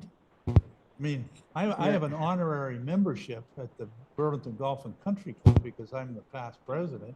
And so that honorary membership, they send me a $1,400 T4 every year saying that's the value of your honorary membership. Yeah. Right? So, I mean, I'm getting taxed on it, right? Yeah, If I go that's- there once a year and have a $100 meal, it costs me $500. But having said that, like that makes no sense to me that we don't send anything. So I'd like us to sort of get to the bottom of that or have a report. That's an ordinary, well, look, I mean, we're getting into income tax law, and I think you should probably if you want to have a discussion about that, it's for another day, but that's an ordinary T4. You are not an independent contractor of the Golf and Country Club. You're getting an honorarium. That's a different matter. I know, That's ordinary earnings. that is a T4. But right? I was never an employee of the golf club. No, you is don't my have point. to be, but that's not what I'm But I saying. think But that's what- if anyway. she's an independent, if this individual is an independent contractor, and they have to satisfy Revenue Canada's rules for that, but they get to report their income and they get to deduct expenses from it and do various other things, right? All on Yeah, and on. And any individual can do that if you can satisfy the rules of Okay, anyway, CRA, right? Which- we digress. Yeah, right? I think we're kind of out of order here with this discussion, but we're trying to. Anyway, we're gonna get a If you could brief- leave it with me, I will Yeah, speak to our thank you. treasurer. Thank I agree. Some answers are appropriate. But this arrangement has been going on for quite some time. And Doesn't it's- make it right. No, but Yeah. it's. Maybe we're doing everything right? Councillor Woods is saying. Thanks through you, Mr. Mayor. I'll keep this as quick as possible. Well, as everybody here knows, I frequent the beach all summer long with my two boys. And I've been getting inundated by all the parents about the after-school program. Are we having one? Are we not having one? Why is it only 3 days a week? Can we get 5 days a week? Can we have the before-school program and after-school program? So I think no matter what we're doing with it, obviously we're all grateful. I haven't used it in years and years. But it's most definitely a needed resource in this community. Here. And anything we can do to expand it, I think we have to try and look at what we can do. And I'll just leave it at that because I promised everybody that I would say something about it, and I don't want to get lynched the next time I go to the beach.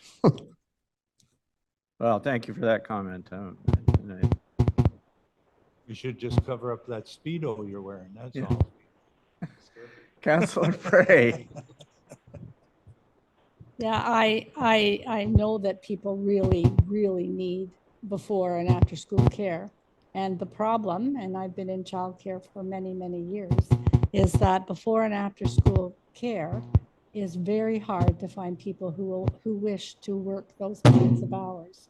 And so you're not, we can't find in the District of Parry Sound, and this is, you know, the DSAB does have a lot of childcare programs, has difficulty finding full-time staff that are paid very good wages. So for us, it's going to, you know, it is difficult. I do empathize with the parents. I know how hard it is, and it's hard to pull, you know, to find those people who can look after the children when the program's not running. But honest to goodness, the ability for us to be able to provide 5 days a week after school is going to be difficult unless we have somebody who, like our previous one, was a person who qualified and also had children who were eligible for it. So it's really difficult. Anyways, that's all I have to say. I'm not sure how we would be able to do that. Okay, Can we call the question on this one, please? And we want to at least try to get the 3 days that we already have and get that underway. I think we should try to nail something down so we don't end up with September is coming. I'm all for it. So I vote yes. So if we're done, all those in favor, please indicate.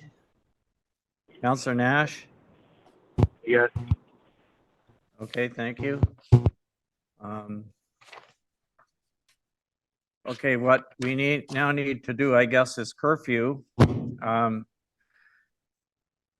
Whereas section 6.5.2 daytime meetings commencing prior to 4 p.m. of the Municipality of Whitestone's procedural bylaw number 80/2023 states, no item of business may be dealt with at a council meeting after 7 hours of the meeting unless authorized by a resolution supported by a majority of the members present to allow an additional agreed upon time. Now, therefore, be it resolved that the Council of the Municipality of Whitestone hereby continues the August 2024 regular council meeting past the allotted time of 7 hours and continues for an additional, and I don't know what, because we have well, I'm going to say we've got at least, if we're going to do an in-camera session, we've got at least 2 hours of work yet to do. So I don't think we're going to get to it. I think we're going to have to truncate. So what do you want to do? An hour? Through you, Mr. Mayor. I don't know what other councilors think, but could we say we'll finish the regular agenda and we'll hold the closed session at the next council meeting? Because I don't have time for another 2 hours personally tonight. Well, that's my personal. I'm going to ask our CAO to comment on what she thinks that does to, if there's things that we have to do. I don't know. Go back to 2 a month. What's that? We're here, we have an agenda.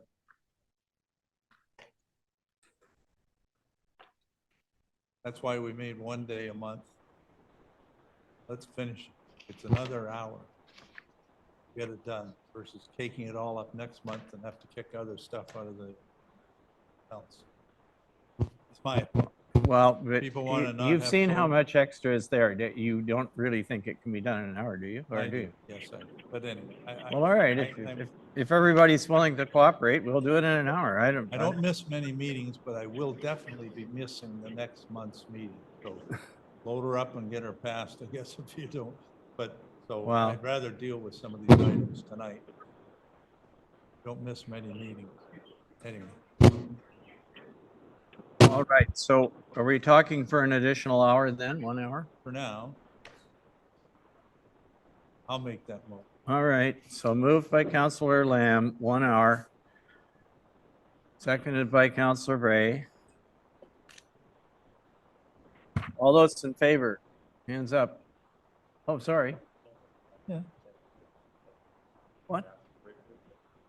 Yeah, me Oh, you want to break? You want a break? All right. A Oh. 2-minute break at least for me. All right, let's pass the motion first and then we'll. I'm older than Brian.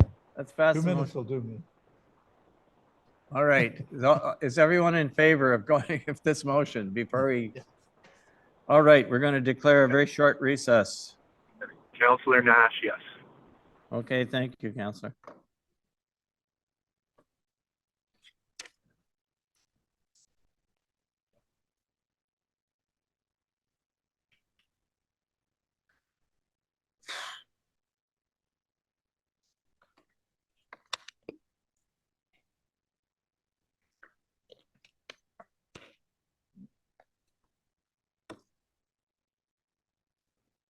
Can we replace?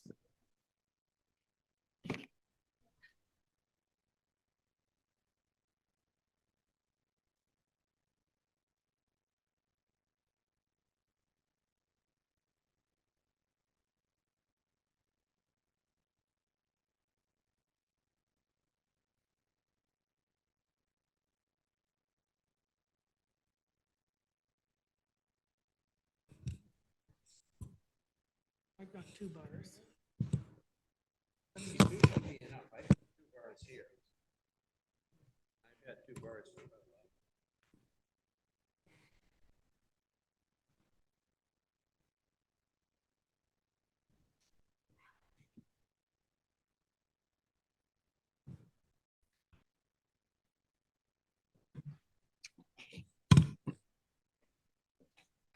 Okay, thanks, everybody. We're back, and we're on item 10.7, which is a bylaw to amend our agreement with Orange in regards to the helipad.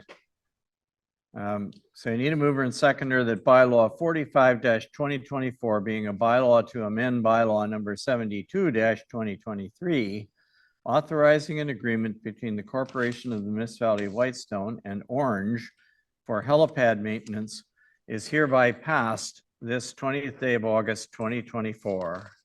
We'll move that. I'll move it. Counselor Lamb moves. Counselor Bray seconds.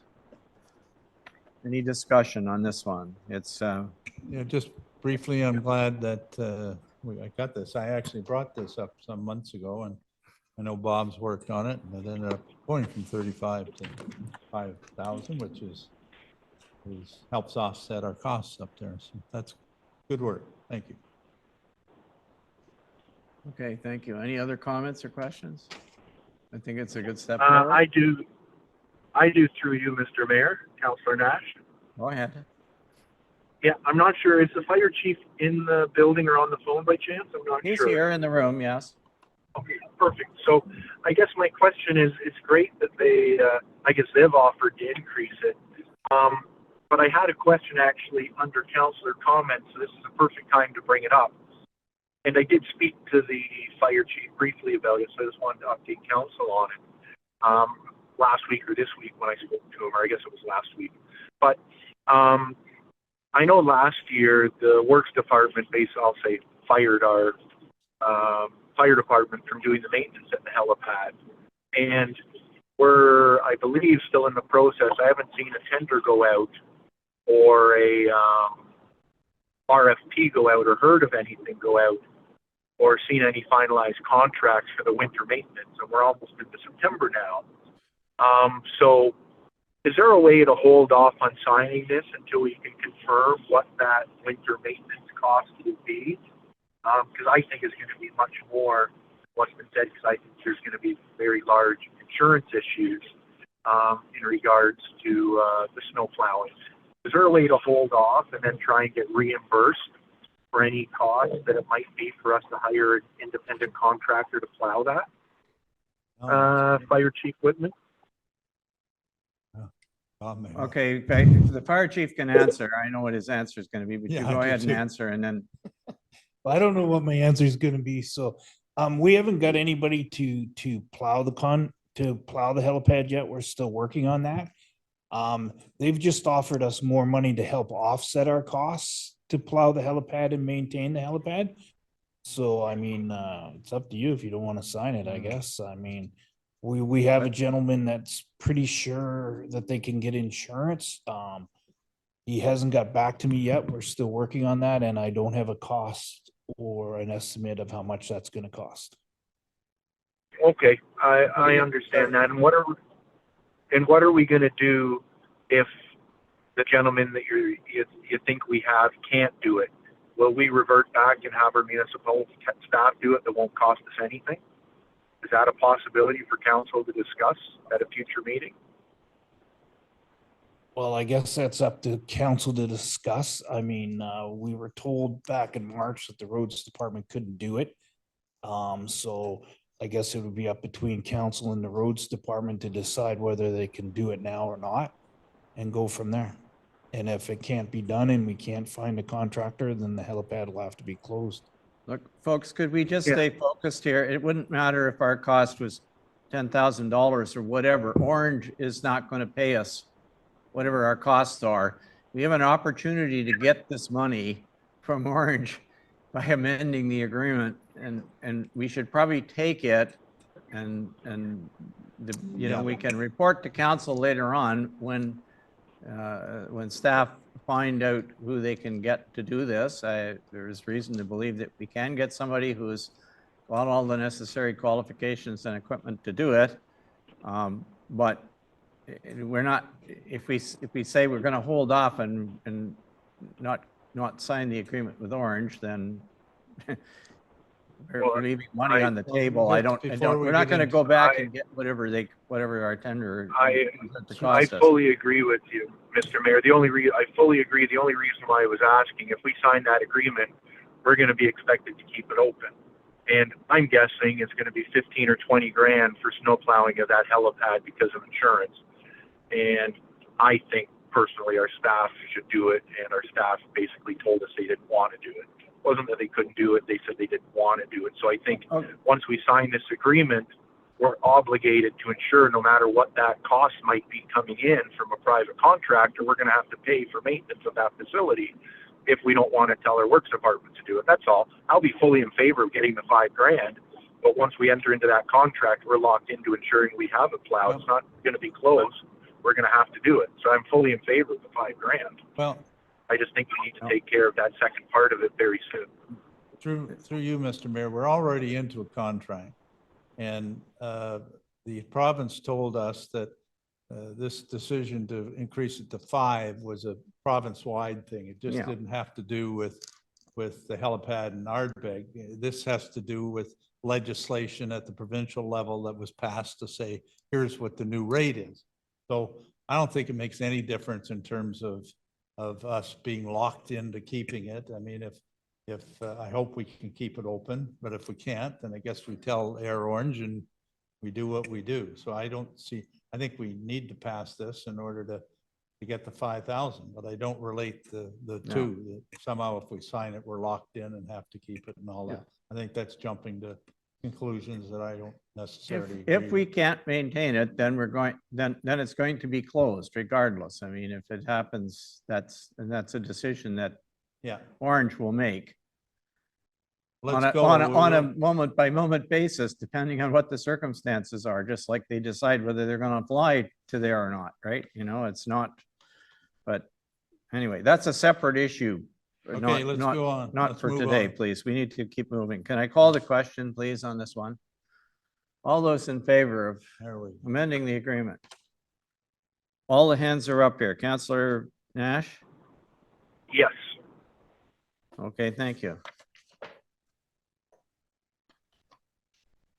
Okay, we are now on business matters, and there are 5 of these items. The first one is an update from our CAO clerk on 2024 grant applications. The report is in your package.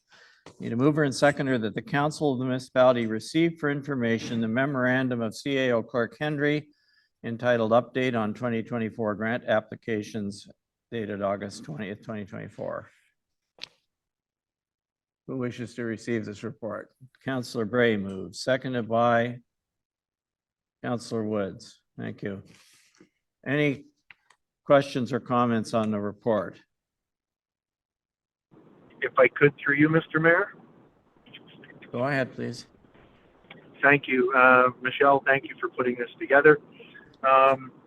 Unfortunately, it looks like to me the government is becoming harder to get money from, because I see emergency preparedness grant denied, summer student job denied, a number that are still under review, denied to the Trillium grant. That was for audio video equipment and improvements to our bathroom for handicap accessibility. I see another one, Canada Summer Jobs, denied. So unfortunately, you see a lot of denials here. It looks like there might be a couple more that we're going to get, but I think in past years we've probably gotten more grants than we have this year. So hopefully, I guess next year, staff will write just as many or more grant opportunities, and hope the governments or whatever agency it might be will be more in the giving phase and what's here. But I appreciate seeing them all, what we've applied for, what we have and haven't gotten. I think it helps us and the public out, but really too bad to see that they didn't pass the Trillium Capital Grant. And that was the one I had the major question on. Was there any reason that they gave why that one was denied? Because it was for $129,000, so quite a bit of money. Through you, Mayor Comrie, the typical thanks but no thanks letter says that, there were many projects applied for and that all were important, and that unfortunately they were unable to support our grant application. That's typically the information that we get. We don't get details. But what I can tell council, since this memo was written, 3 more grant applications have come to my attention. One is the Emergency Preparedness Grant, second round. So we'll try again. One is a recreation-related grant that looks at upgrading recreation facilities, such as our community center. I'll bring that to council. That's 50% funding. I don't know if there's an appetite to do any expansion or improvements to the community center, but that's an opportunity. And I saw one today which surprised me, which is Roads and Bridges Grant from Infrastructure Canada. I haven't seen one of those grants for many, many, many years. Now it is linked to housing opportunities, but it's worth looking into to see if we can maybe get some money through that. But it's been a long time since there's been grants for bridges and roads. So they land in our inbox. There's typically a short timeline to respond to them. And if we think there's an opportunity, then we apply and get as much information as we can. But in terms of when grants are denied, we don't generally get much information. I think there's so much money and lots of applications, and they have to make some decisions internally with criteria that we don't typically understand. Thanks, Michelle. Thanks for that. That's great that there's 3 more out there. And thanks for that information. Hopefully, maybe I know we've already done a lot of, I'll call it behind the scenes work on the Alds Road Bridge, I think. So maybe that's one that we have to the stage we might be able to apply for. And I think there's another one Dave was working on. So hopefully there'll be something there that you guys can apply for. And for the recreation one, maybe when it's brought to us, it'll be nice to see if that might qualify for anything to do with any of the boat launches or to do with Maple Island Park there. Great. Thanks a lot for that info, Michelle. Any other comments or questions on this one? Okay, I will call the question then, please. All those in favor of receiving this report? Councillor Nash, yes. Thank you. Okay, and the next one is a motion, a request from Councillor Woods for a draft motion in respect of the Perry Sound Mega School.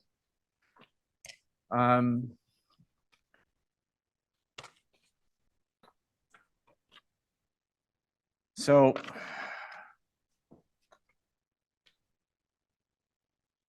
in the interest of time, and we're going to have a little discussion about this, but I want to get a mover and seconder to get this on the floor. There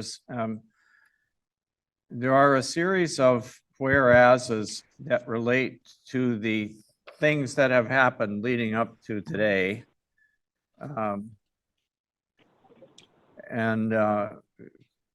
You can, there are 1, 2, 3, 4, 5, 6, 7, 8, 9 whereases, 10 whereases.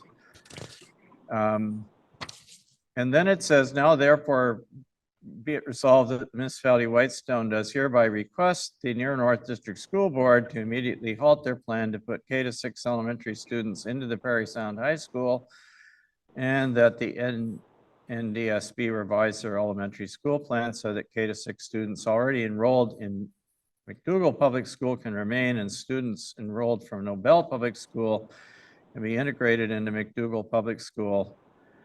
And that if operating the McDougall Public School is not a viable long-term solution due to repairs that are required, the Near North District School Board immediately begin conversations with the Ministry of Education to seek capital improvement funding or to fund the build for a brand new McDougall Public School on the same property. And that this resolution be forwarded to the following, and there's a whole series of all of our local municipalities and First Nations and various other groups here, plus our MP and MPP and Minister of Education, who is now no longer the Minister of Education, by the way, and the Premier and so on. Let's get a motion first, and then we'll have some discussion about this. As Councillor Woods is moving this, seconded by. I'll second it, Councillor Nash. All right, we'll take Councillor Nash. I have a question for the mover, and I'll let him comment on this, but this looks like this motion was drafted by some other group or whatever. Am I right? No, I had some help with it, that's for sure. When I read all these whereases, I wonder if in fact we can say that these are absolutely true. Because they're not necessary for the motion. I mean, and I'll just tell you where I'm coming from. I am very much in support of the intent of this motion. I don't want to question that at all. But I'm wondering if somebody were to look at the motion and go down those whereases and say, well, wait a minute, that isn't really what happened. Do we know for absolute certain that, like, has this been fact checked? Do we know that it's correct? Because if it isn't, maybe we should leave the whereases out and simply tell them what we want to do, right? If that's my question to you as the information that I got is from extremely reliable sources throughout the district. This isn't just a Whitestone thing.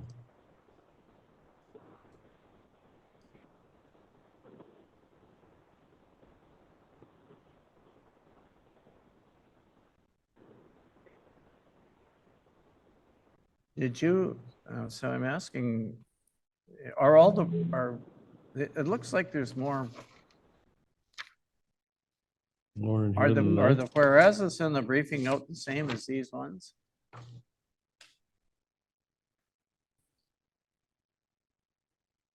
Oh, yeah, it is. Okay, I guess they are. All right, sorry. Yeah, the original version that I had given to staff and then worked with Wendy. See, I'll give you I'll just give you an example of what I'm talking about. It says, whereas the second whereas says, whereas the NNDSB erred in their decision to include Perry Sound High School within the ARC, which was outside of their established ARC committee mandate, people are going to argue about that. People Okay. who are, you know, the chair of the board, that's what I would describe as a political opinion, right? So I don't know if people are going to look at that and say, well, you know, they're just, you know, that's just somebody's opinion. And that's my concern, that it may dilute, that it may, things like that might dilute what we're asking, which in my mind is legit, right? So anyway. I don't, that's all I'm going to say about it. What do the rest of council think about this? Through you, Mr. Mayor, I think Councillor Woods was talking there, so I'll let him finish first. I think I wasn't he saying is anything. finished. Anybody else have a comment on this? Yeah, sorry, if Councillor Woods was done, I thought he was talking. I'm in full support of this. I think, you know, it's important to keep these schools open, and I'll be in full favor of the way it's written and the way it's worded right now. Okay, anybody else? If I not, don't think we should spend a lot of time on it. I think all of council has supported the intent of the thing. I don't know whether every council has repeatedly and unanimously passed it or not, beyond my pay grade, so I can't suggest anything in here that I think is untrue, so I guess pass it. I think they've heard from enough people that I don't know that ours will be the tipping point. I thought McDougall started this a couple months ago, if I'm not mistaken. I saw something come out of McDougall similar to that. Anyway, I'm supportive, so Yeah. let's. all right, well, let's, I don't want to pass prolong, it. I don't want to prolong it either. So if you're ready, we'll call the question. Sorry, I'm gonna get this back to the next page here. Just, Can we do Can I a ask for recorded vote, Mr. recorded Mayor? vote, please? Yeah. yes, you may. Who you want to? Please. All right.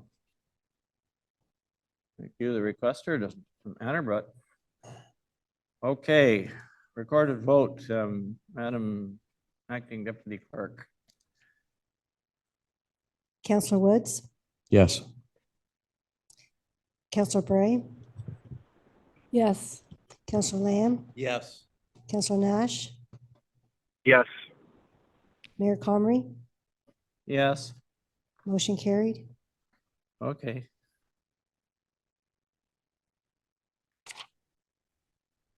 All right, just filling this out, that is. We have it. Okay, we're on to 11.3. Okay, this is the municipality of Tweed. This came to us in correspondence, I guess, at a previous meeting. So I'll read the suggested motion here. It's kind of long, but anyway, we'll do it quickly. Whereas the municipality of Tweed passed the following resolution at their April 23rd, 2024 meeting, and this is their motion, whereas it's apparent that the Ontario government has overlooked the needs of small rural Ontario. Whereas Ontario's small rural municipalities face insurmountable challenges to fund both upfront investments and ongoing maintenance of their capital assets, including roads, bridges, wastewater and municipally owned buildings, including recreation facilities, libraries, and other tangible capital assets. And whereas small rural Ontario's operating needs consume the majority of property tax revenue sources, and whereas small rural municipalities of 10,000 people or fewer are facing monumental infrastructure deficits that cannot be adequately addressed through property tax revenue alone. And whereas in 2015, the provincial government moved to standardized billing for all non-contract, I think that's OPP locations. Looks like DPP, but OPP locations. And whereas the Ontario government has committed 9.1 billion to Toronto alone to assist with operating deficits and the repatriation of the Don Valley and Gardner Expressways, and 534 million to Ottawa for the repatriation of Highway 174. And whereas the annual cost of the OPP Municipal Policing Bureau for small rural non-contract, section 5.1 municipalities is approximately 428 million. And whereas this annual cost is significantly less than the repatriation costs of the Gardner Expressway, Don Valley Parkway, and Highway 174, but provides a greater impact to the residents of the province overall. And whereas this will afford relief to small rural municipalities for both infrastructure and operating needs while having a minimal impact on the provincial budget. Now therefore be it resolved that the municipality of Tweed call on the Ontario government to immediately implement sustainable funding for small rural municipalities by reabsorbing the cost of the OPP back into the provincial budget with no cost recovery to municipalities.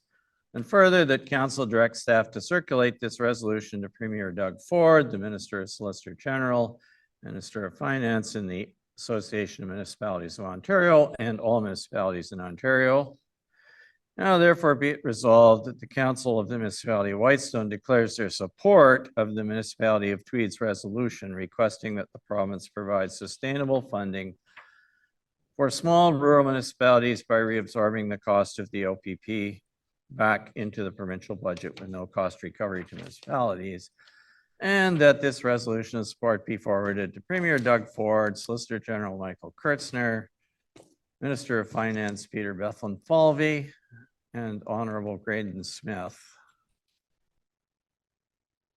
Minister of Natural Resources. Make the motion.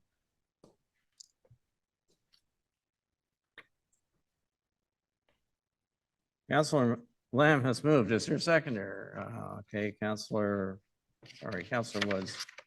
He got his hand up first. Any discussion of this? Yeah, I'll just be Huge very motion. brief. This hits sort of near and dear to my heart because I remember going to the Roma Ogra Council at that time, years ago. And throughout the speeches, the Liberal government was in charge provincially. And the interim, well, I was out at a dinner and the interim PC leader, I forget his name, Dixon, I was talking to him in the evening and I said, what, I had my tag on, it said Whitestone. He said, "You're in my speech tomorrow." I said, "What?" And what it was when they changed the rules at the OPP, we used to, don't quote me the figures, but we used to pay something like 130,000, okay, for OPP. And right away it went from 130 like $420,000, right? It was kaboom, right? And the reason for that was because 80% of our population is seasonal, right? So we got whacked a lot more Dougal or Sequin or Parry Sound or any of these other places. And he used us in the speech as to how intolerable this was for, you know, communities like ours. So anytime that I can bounce back to the province, that little communities like ours, like $500,000 or whatever we pay now, or 400,000 or 500,000, is a significant amount of money in our budget. But anyway, so that's the reason behind it and why I wanted it. Didn't know it'd be this long, but anyway, I think it serves the purpose. Thank you. Well, thank you. I just I received some sort of a memo from, I guess from the Solicitor General saying, or maybe it was from the detachment commander in Parry Sound, I guess. But anyway, it was to the effect that they've just signed a new contract with the OPP and we would get a letter. Councillor Bray can comment on this probably, that we're going to get a letter telling us how much the cost, this is going to cost, how much that new contract is going to cost us from the policing bureau, municipal policing bureau at some point in the near future. But yep.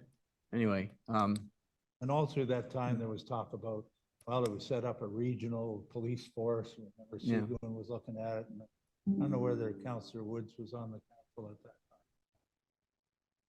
This question, just before. Yeah. Anyway. Oh. Yeah, anybody else wish to comment on this? Okay, can we call the question then, please? And all those in favor of sending this off? Councillor Nash, yes. Okay, thank you. Okay, here's another one. C11.4 is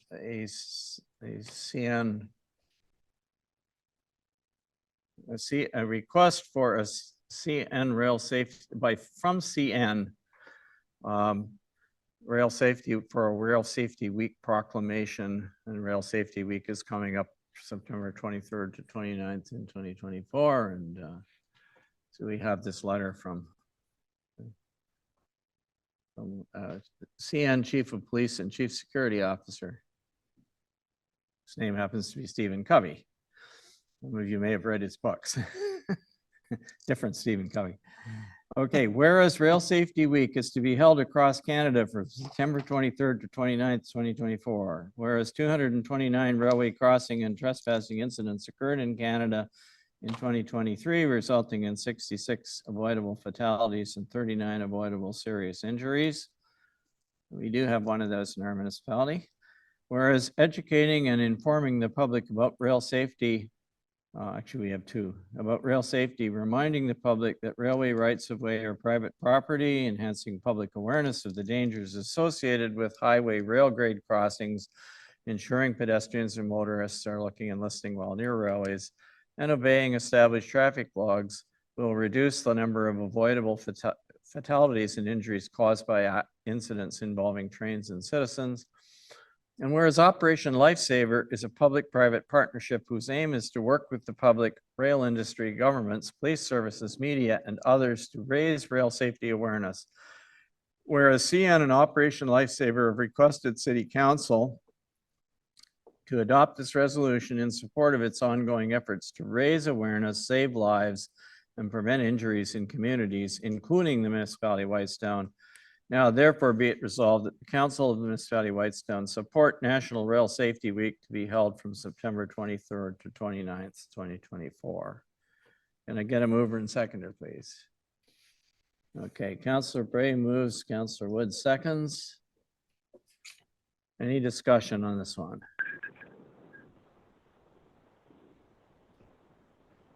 All those in favor? Please indicate. Councillor Nash, yes. Thank you. Okay, 11.6 is a request from our, okay, sorry, 11.6 is a request, there's no paper on it. Oh, I'm sorry. I don't know why I thought it was 11.6. 11.5 is a request from our CAO clerk to suggest a meeting, a date for a meeting, or several dates perhaps, that could be used to interview potential candidates for replacement. And this would have to be, well, I don't know, the posting closes on what, the 23rd, am I right? So this is this coming Friday, correct? So I guess it could be any time after that. And this would be a meeting via Zoom, I'm assuming, and we would, correct? Well, these, well, are these? Well, I mean. Are these are initial interviews? No, do we need to have them face to face? No. Especially people might be coming and might want to come a No, distance no. now. Well, Let's do it via Zoom. if we can. Let me kind of backtrack and see if I can put some clarity on this from my standpoint anyway. And I understand that Councillor Nash should be, because I heard him last month say he wanted to look at the resumes. That's what I heard.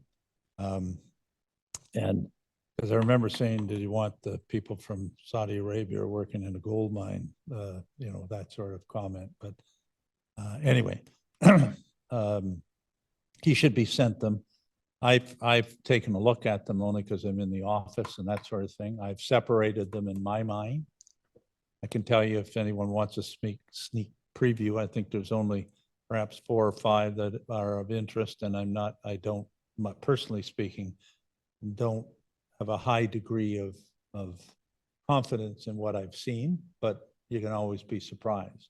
So I think I think Councillor Nash has to look at them. I know Councillor Bray has looked at them. Someone, Scott has to look at them, and I guess maybe the three of us need to decide, who's worthy of, maybe everyone agrees with my 4 or 5, maybe whatever. We come up with a group of people to have a brief, I don't say brief, but have an initial kind of interview. We may get Michelle to, make up some questions that this is what we did last time. And so there's some structure to the interview, and we simply do that. And I guess the problem I have with it, once you put 3 counselors in a room, that's a meeting, right? And so you're going to actually have a council meeting. It does have to be enclosed to interview these people, all that kind of stuff.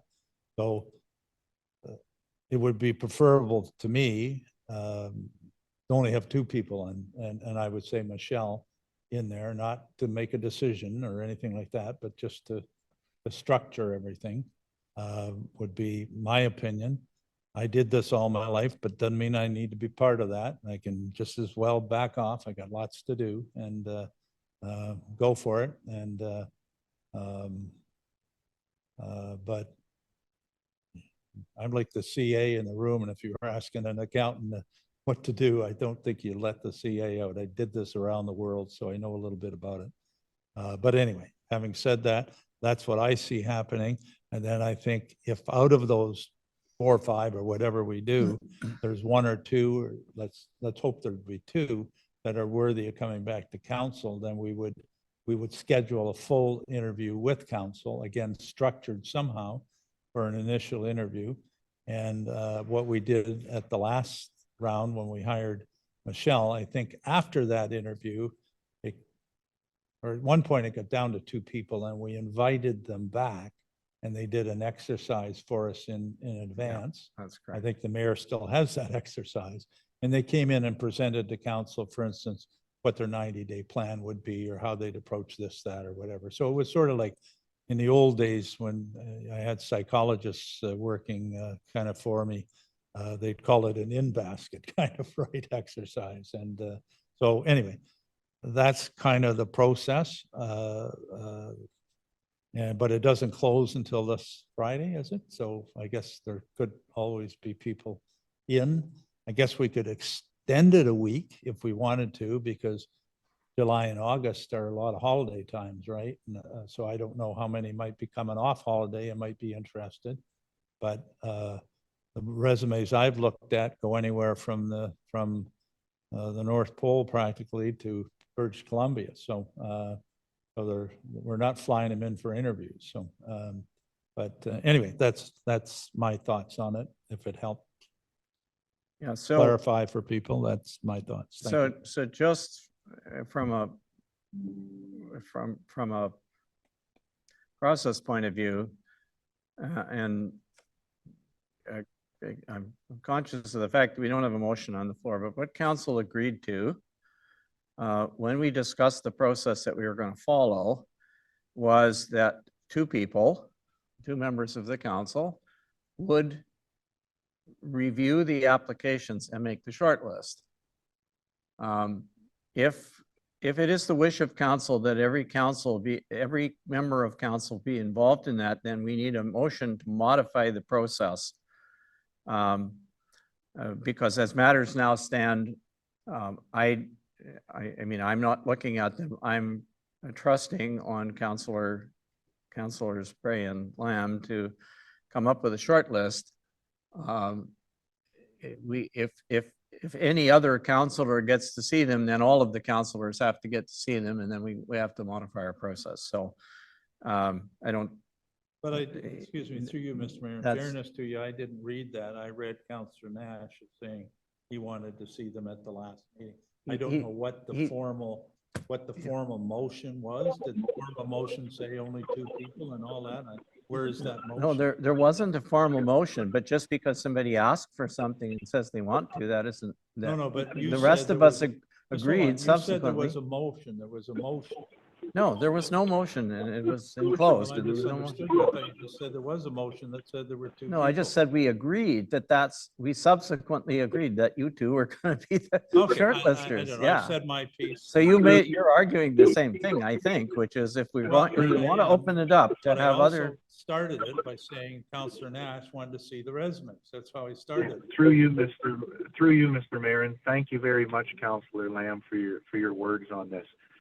What had been spoken about, which we had talked about in closed, but it's perfectly fine that we're talking about it here, was when we'd spoken about it, I had said that I wouldn't mind being involved in that process, but it was decided that it would only be Councillor Bray and Councillor Lamb in it, and I said I'd like to see all the resumes, and it was spoken about would I want to see them all, as Councillor Lamb said, or just some of them, and I said all of them, and I believe, or I always thought, that it was agreed that yes, I'd get a copy of them all, and yeah, that's what was talked about, exactly what Councillor Lamb had said.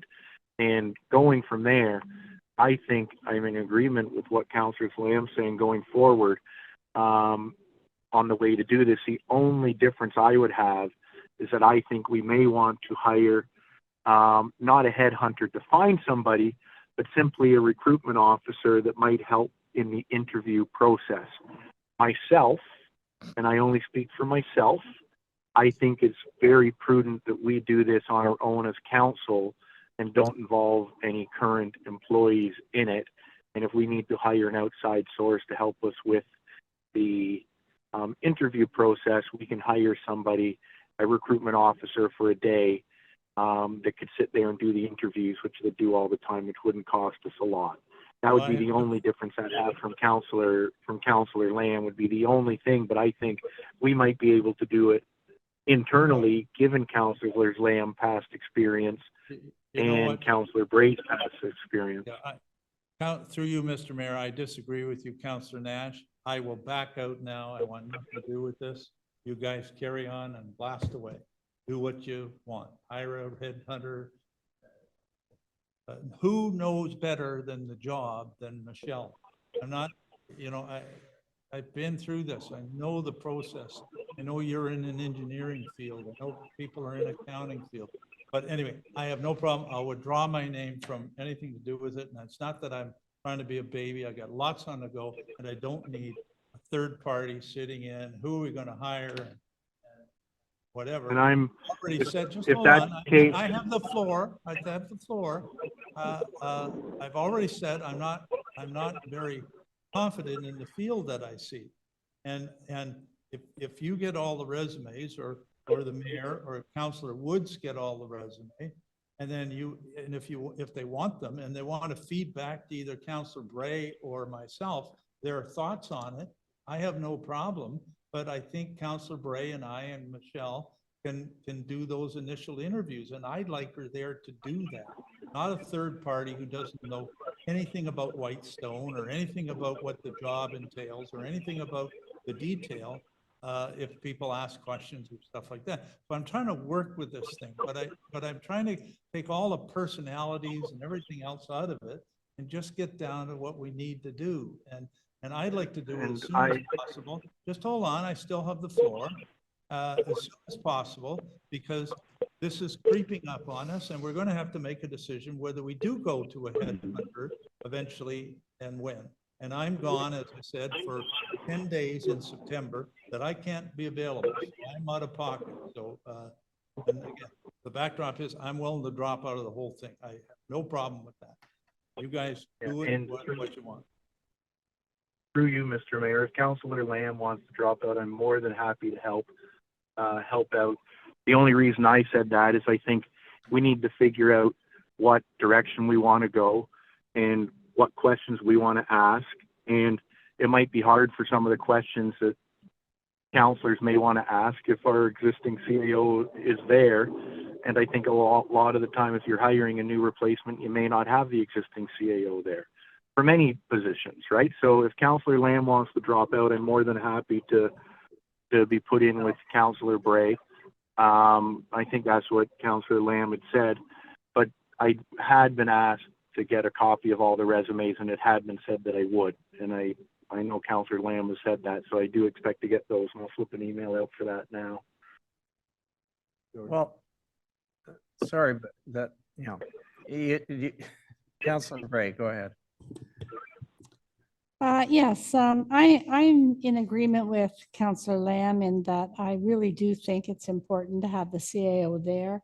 I think that the understanding of the amount of work that goes into the position, the kinds of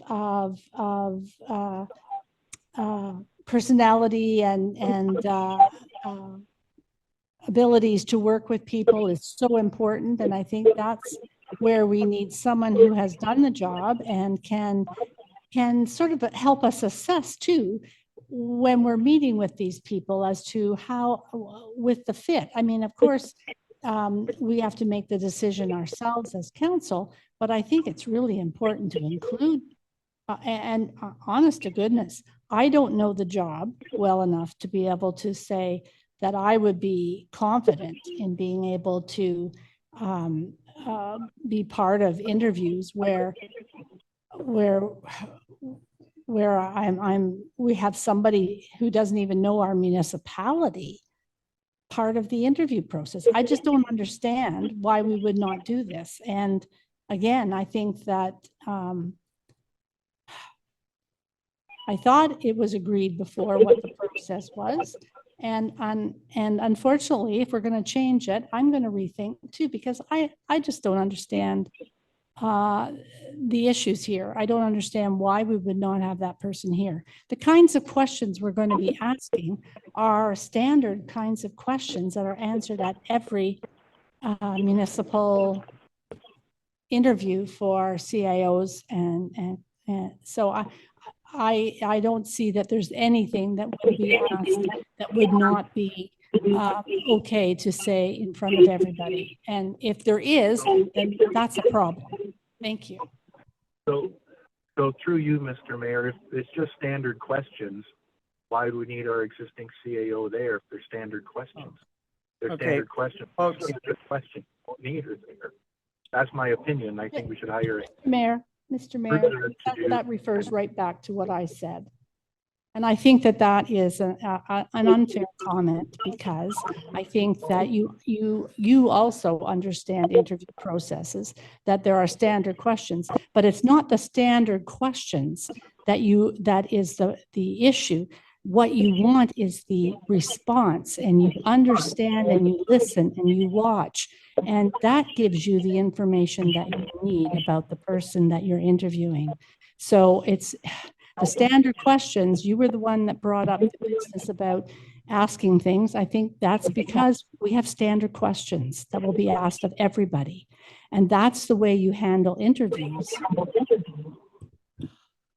So I think it sounds to me like we're still not clear around what the process is that I believe we agreed to. And the process I agree with that I believe we agreed to was that two councillors, namely Councillor Bray and Councillor Lamb, would not necessarily interview people, but that they would prepare, based on the submissions, a short list of people that the whole council would interview. And the purpose of this agenda item today is to schedule meetings when the whole of council could interview whoever is there comes out of the short list.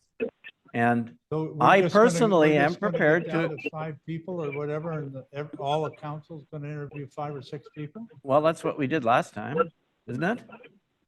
No, don't think so. And I think So now through- I'm confused about what you think. Why do we need council if the three of you are going to interview, and by three of you, I mean the two councilors, Michelle, are going to interview people for the short list? You don't need our permission to schedule it. Just find a time and work it out amongst yourselves and come back with the date when you want to say to council, because council is ultimately going to make the final decision. They're going to have to interview somebody, right? So Absolutely. so We would come maybe back. we're just getting ahead of ourselves here with this. I'm sorry, but if you want to interview everyone, again, knock your socks off. I'll be part of that. That's great. I think it's not the right. The initial screening interview, I don't think should have 5 counselors sitting there saying, I don't either. but that's what you just said. No, but you decide if you want to interview them. That's part of your You said all, mandate. okay, again, what I see, not to be argumentative here, but what I would see is maybe I see 5, maybe Counselor Bray, and I have no problem with Counselor Nash seeing the resumes or anyone else. I don't think Brian wants to see them, maybe he does. But Scott seeing them and then calling me or calling Janice or and saying, hey, I think these 5, and I'd say, yeah, I kind of agree or don't agree or whatever, and yeah, we'll talk and we'll come up with a list. And then we'll do a brief, whatever, half hour, 45 minutes with each of those. We'll put a day out, and we'll schedule them all, and we'll find out that this person has this, that, or whatever. They've been fired from the last 5 jobs or whatever, right? And then we'll do our best to say, here's 3 candidates that are possibilities, or 4, or 2, or none, or whatever, right? And then come back to you, and then you can interview them, we do exercise, do whatever. But if you want all the council to be involved, then. Okay, well, I pick a guess day I, and we'll do it. all right, so I'm I not think- in a disagreement with what you're suggesting. I'm just confused about why we're trying to schedule a meeting until you finish what you. Well, I thought it And was, through you, No, sorry, let Counselor Lamb Yeah, I just- answer. no, So I it's, thought- because I'm but confused the now. only difference I saw was I thought Counselor Nash wanted to see the resumes, and I have no problem with them seeing the resumes. and through If you, every- council, Just hold on. Sorry, Just don't let talk. me finish. But I thought that 2 or 3 people would do the pre-screening. I call it the pre-screening, right? Well, I think 3 is a council meeting, and I think that's a complication. But, I don't And- care. Like, But then my but question what is, and then we got into, the reason I said I would withdraw is because I think it's mandatory practically that Michelle be involved. Yeah. And if we're not going to involve her, in my opinion, it's a bit of a sham. So I said, knock your socks Yeah. off. I don't want to be part of that. okay, I guess you, I don't Mr. understand what, like, if you're going to say, well, let's circulate all the resumes that come in to all of the, you can't send it to one person who says, I want to see them, unless you're prepared to send them to everybody if they want them. They don't want them, but what are you going to do with the information?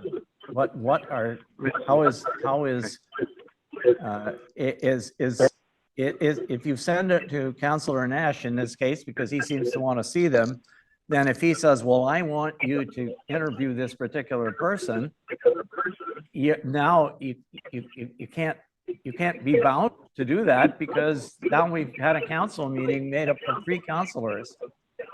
And it's not a real Mr. council Mayor. meeting. It's I just, got them all so, right here. Mr. He has his ears nose like a- Mr. Mayor, I think there's a big misconception here. I think what Councillor Lamb said just a few minutes ago is 100% correct, in that what was spoken about at the meeting was there'll be 2 councillors that will do an initial screening and interviewing, being Councillor Lamb and Councillor Bray. And during that discussion, in closed, it was said that I would also like to see them. I had volunteered to be one of the 2 councillors, but for whatever reason, I wasn't selected, and it was Councillor Bray and Councillor Lamb. And then it was said, can I get a copy of them? It was yes. It was that simple. It Yes. wasn't involving the CAO in the beginning of the questions. It was simply, they'll come in, I'll see a copy of them. Councillor Bray and Councillor Lamb will make a short list. They'll do an initial screening. It didn't involve me, didn't involve yourself, didn't involve Councillor Woods, didn't involve the CAO. That was the initial screening. That's what would be done by the 2 of them. And that's exactly what I think should still take place. I just wanted a copy of the resumes because that's what was talked about. But yes, But let's Bray- come to a conclusion here. I've said I want Michelle there. Janice has said, Councilor Bray has said she wants Michelle there. Brian hasn't weighed in yet. You've weighed in, Scott. The mayor hasn't weighed in whether Michelle should be part of the pre-screening. yes, I And if have. one of those 2 say Michelle should be, it's over. We've had our straw Correct. poll, and Janice and I and Michelle will do our thing and come Yeah. back to council. So it's that Yeah. simple, or we could be sitting here at 8:30 talking about Well, that's my concern. Now, what is the purpose of this? Like, there's a suggestion that we need a motion that such and such date be tentatively scheduled for interviews. What is the purpose of that then? I'll jump in on What that. meeting is this? Yeah, so my assumption from what little I was told about the process was similar to what Councillor Lamb and Councillor Bray suggested. And that once people are screened, and that's important. I've done a lot of recruiting as Councillor Lamb has, and sometimes people's resume isn't exactly what you find out when you actually meet them face to face or over Zoom. You know, you can ask some difficult questions and still maintain the dignity of the interview, but then eventually typically you see 3 to 4 candidates that are strong, and then they're interviewed by all of council. So it was the interview by all of council that I was suggesting that simply because I know how difficult it is for council to find times in their schedules. Everybody's busy. I was suggesting that you might want to pick a date, a tentative date, or several dates, so that once the screening process is complete, you can then tell the candidates at some point that they have met the short list and that they will be interviewed by all of council on such and such a date. And typically they want to know, is it within a month or 6 weeks, or, you do want to move this process along. We're at the end of August. You want to make sure that you find someone as a replacement. And if this process doesn't work, then, you'll have to consider Plan B. So just to make a long story longer, that was the intent of trying to get all of council, nothing to do with the pre-screening, but all of council to think about what an interview date might look like when the shortlist has been established. All right, So can you leave it up to Janice and I, and, well, somebody has to weigh in on whether Michelle's involved. We need one other, 3 say no or yes, or we need to finish the straw poll. I'm right? saying yes. As far as the short list is concerned, I think sounds like we're clear about, I thought we were Yeah, clear I about think we're that. clear on that, except Counselor Nash gets all the resumes, and he can certainly call me, or he can call Janice, whoever he wants to. Say, here's who, I have no problem, discussing with Counselor Nash, who he thinks may or may not. I don't think we're going to be far off, to be honest. All right, fine. So you 3 are going to arrange for your own. Yeah. You don't need us to do that here. You can figure out when you can, because it'll depend when you can get hold of the candidates and all that. So you're going to do that. And then you're going to come back you're going to have a short list. Yeah. So this meeting that we're trying to schedule is when there'll be a short list. So I guess the question is, when do you think, give us a window, when do you think you would be ready to have, this would be I think it would definitely be in camera. It would be a closed meeting to interview. But can we ask that we make that meeting up by email request in a week or so, sort of? I know I'm leaving on the 11th of September, and I'm out of pocket for 10 days from the 11th to the 20th, something like that. So I would intend us to finish all that stuff if we can, certainly by the week after Labor Day, right? Like, I think it should be done so that. But anyway, I'm willing to do it. I'm leaving on Monday and I'm back on Thursday. I'm willing to do it whenever, right? Janice and I and Michelle, if that's the way we're going to go, can get together this week and decide what we're going to do and how we're going to do it. Just have a meeting and we'll do it. Yeah, okay. Then All we'll right, come so back we're to not, you. so are we going to move after all this? We're going to put this aside then? But I want All right. the resumes to go to Counselor Nash. All right, I fine. think that's fair. Then enough. anybody Anything, else George, who if you wants, want them? anyone else who Ask wants the resumes then can get them. You can't give it to one counselor. Sure.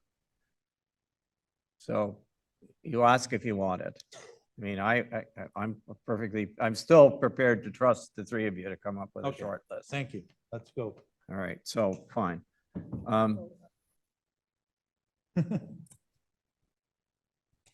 Sorry, just checking on my microphone. Don't want it to squeal.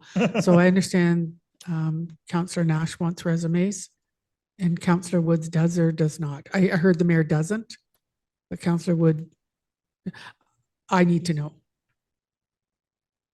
Well, we should ask, does everyone else agree that anybody other than the three of you gets them? Because I don't, honestly, I don't think anybody, it's necessary for other people to get them, but if you want them.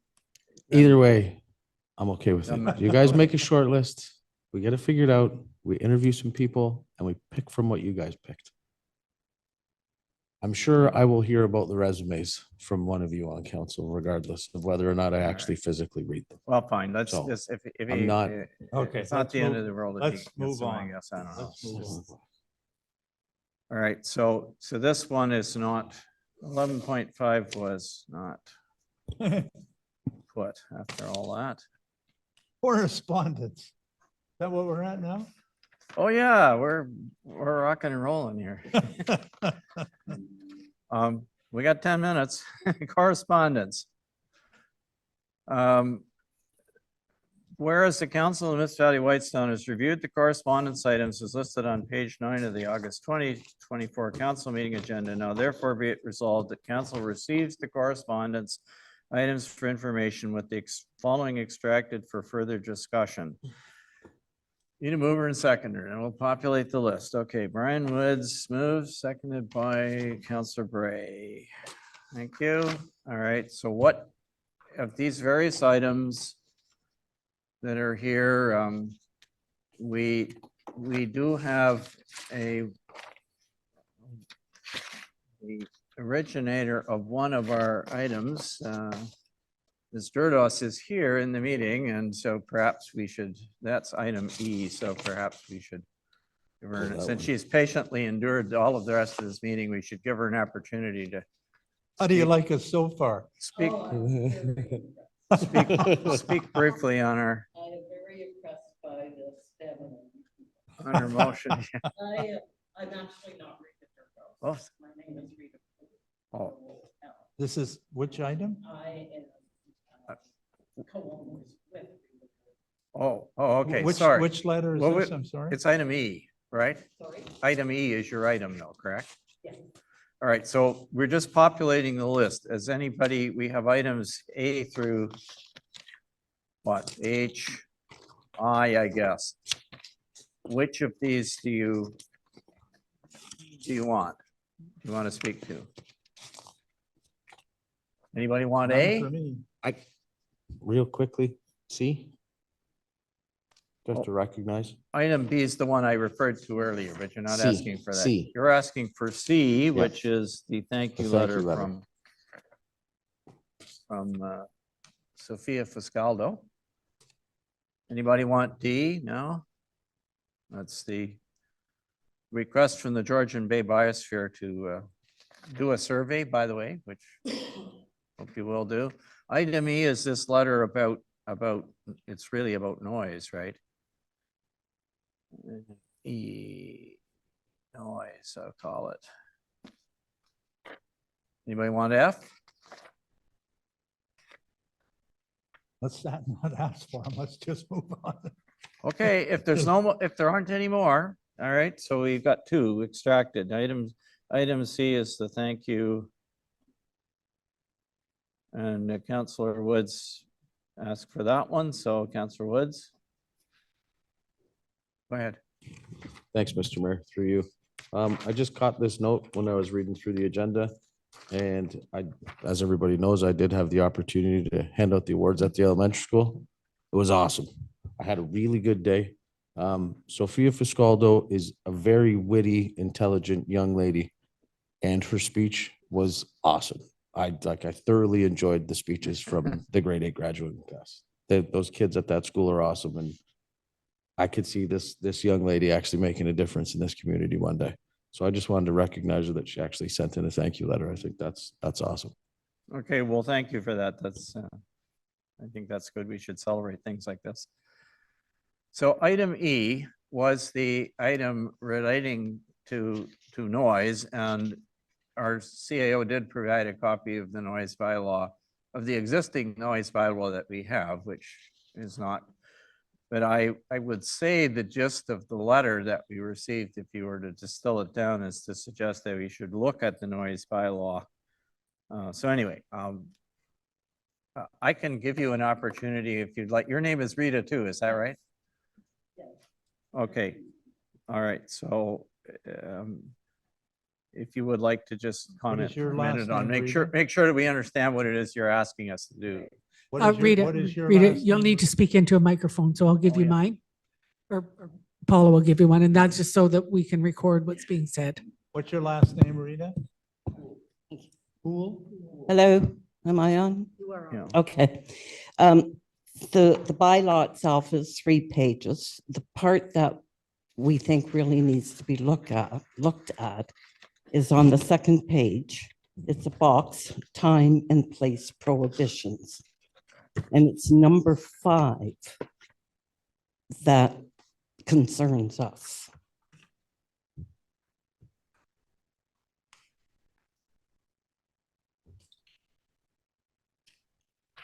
And it's specifically the at any time, is that what you're concerned about? Did I read that right?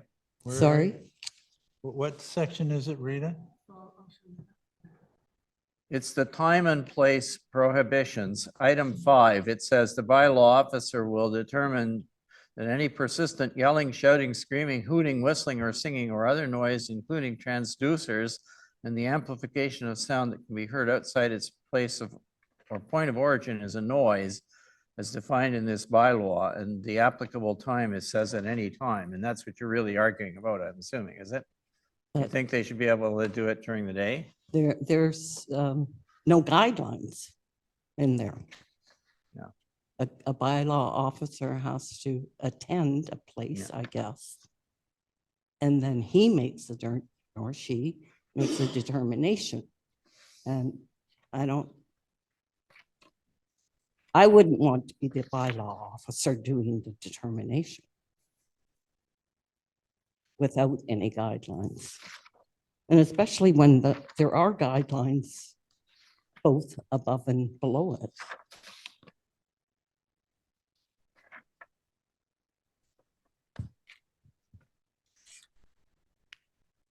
Okay, any questions from council?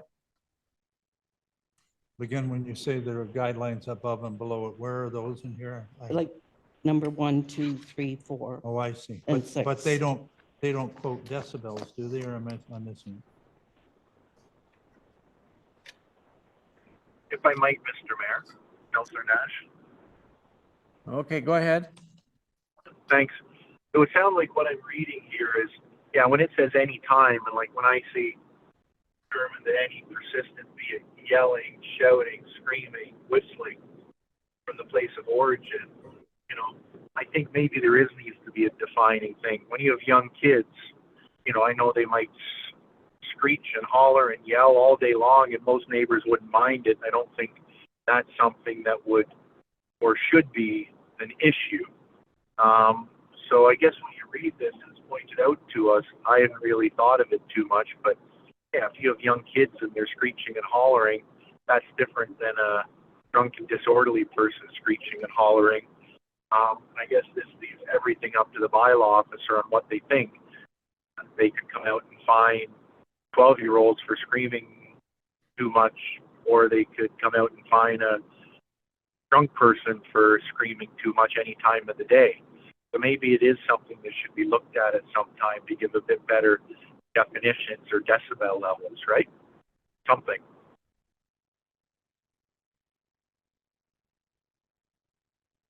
Thank you. Any other questions or comments? Well, what I would suggest, obviously, that this come back at some point, sometime this fall if we can. And that maybe staff do a little bit of research in surrounding communities, whether decibel levels and whatever are associated with this during the day and that sort of thing. But rather than rewriting, kind of whatever, we know what other communities do and how they deal with this sort of thing. There's noise and then there's noise, right? And a lot of people that don't realize, of course, particularly over water, how noise travels, right? And so we all put up with it. Sometimes I think, well, kind of like moving to the airport and complaining about the airplanes, right? Is that kind of noise, but there's others that take it way overboard, right? So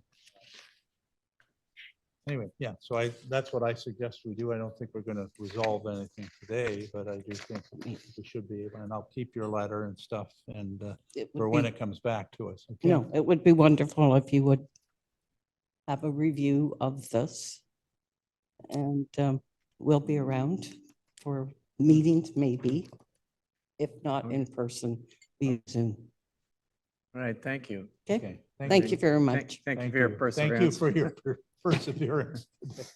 Um, You can tell all your neighbors all you learned. Well, I don't think anybody showed her perseverance and sat through a whole meeting of us, John, at the table this long. I don't think it's happened yet. I think it was very interesting, actually. I didn't read anything that you discussed before I came in, so I'm actually glad I didn't read any of that. But I had read everything else after that, so it was very interesting. Makes me wonder if I should go to my local council meetings.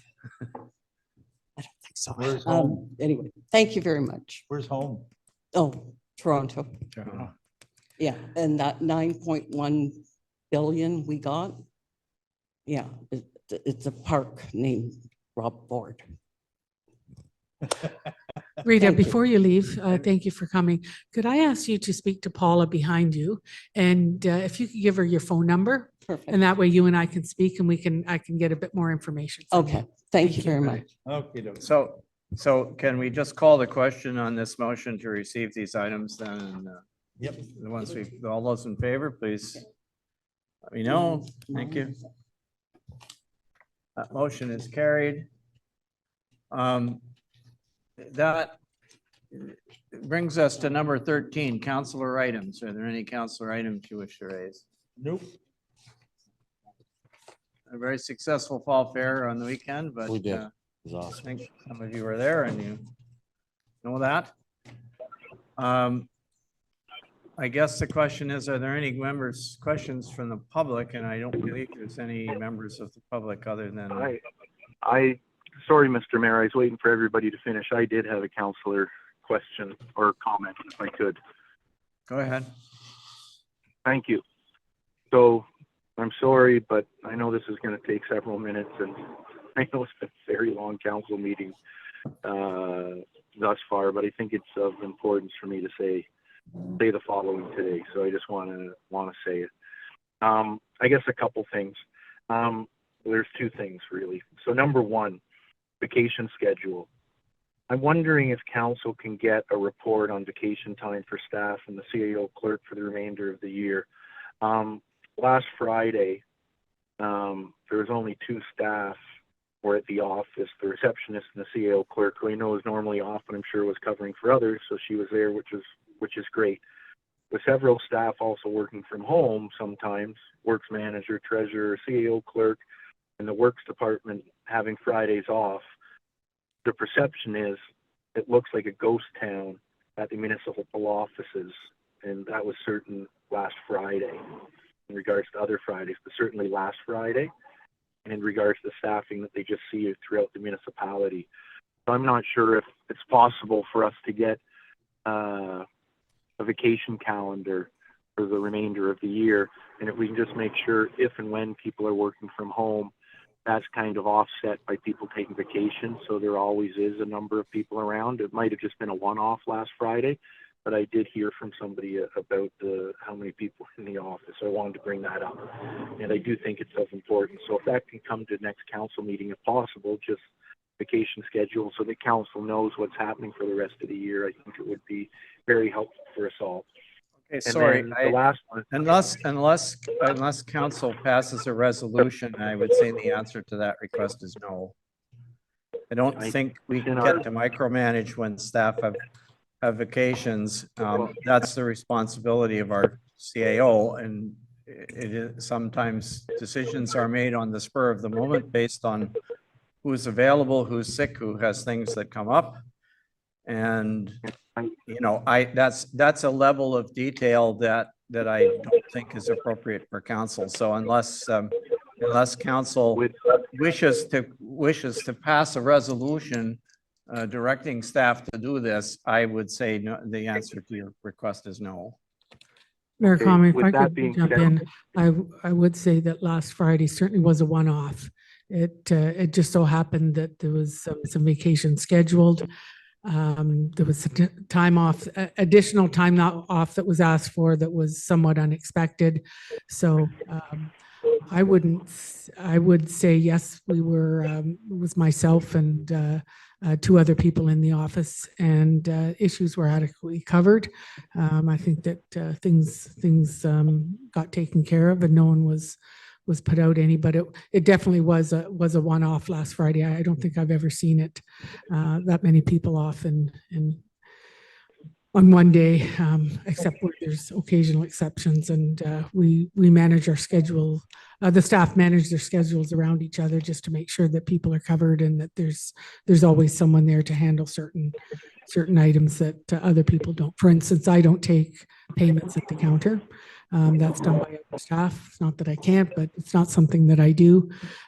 So we always make sure that there's a balance there. There's someone there to do commissioning. So to answer Councillor Nash's question, yes, last Friday was a one-off, but I don't believe there was any customer service issues. That everything was well taken care of. Okay, perfect. And I think, thank you, Michelle. And to answer your question, Mr. Mayor, I know in the old employee handbook, I can't commit to the new one. It says that we do get a copy of the vacation schedule once approved by the CAO. And for the CAO, it is presented to council for approval. So if we can just look at our new employee handbook for that and just follow that, and if we're entitled to get it to us, I know the old one had said it, so I'll rely on staff, or I can look it up and send off an email. And then in regards to the last item, just in regards to the CAO upcoming retirement, which is now very public knowledge,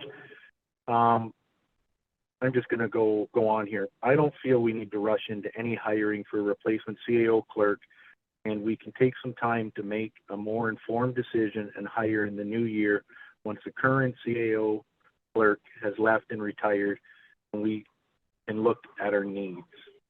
We have great staff in the office that are fully competent individuals who are dedicated and work very hard and are more than capable to carry out duties in the absence of the CAO until one is found, such as the treasurer, planning assistant, deputy clerk, receptionist, and others.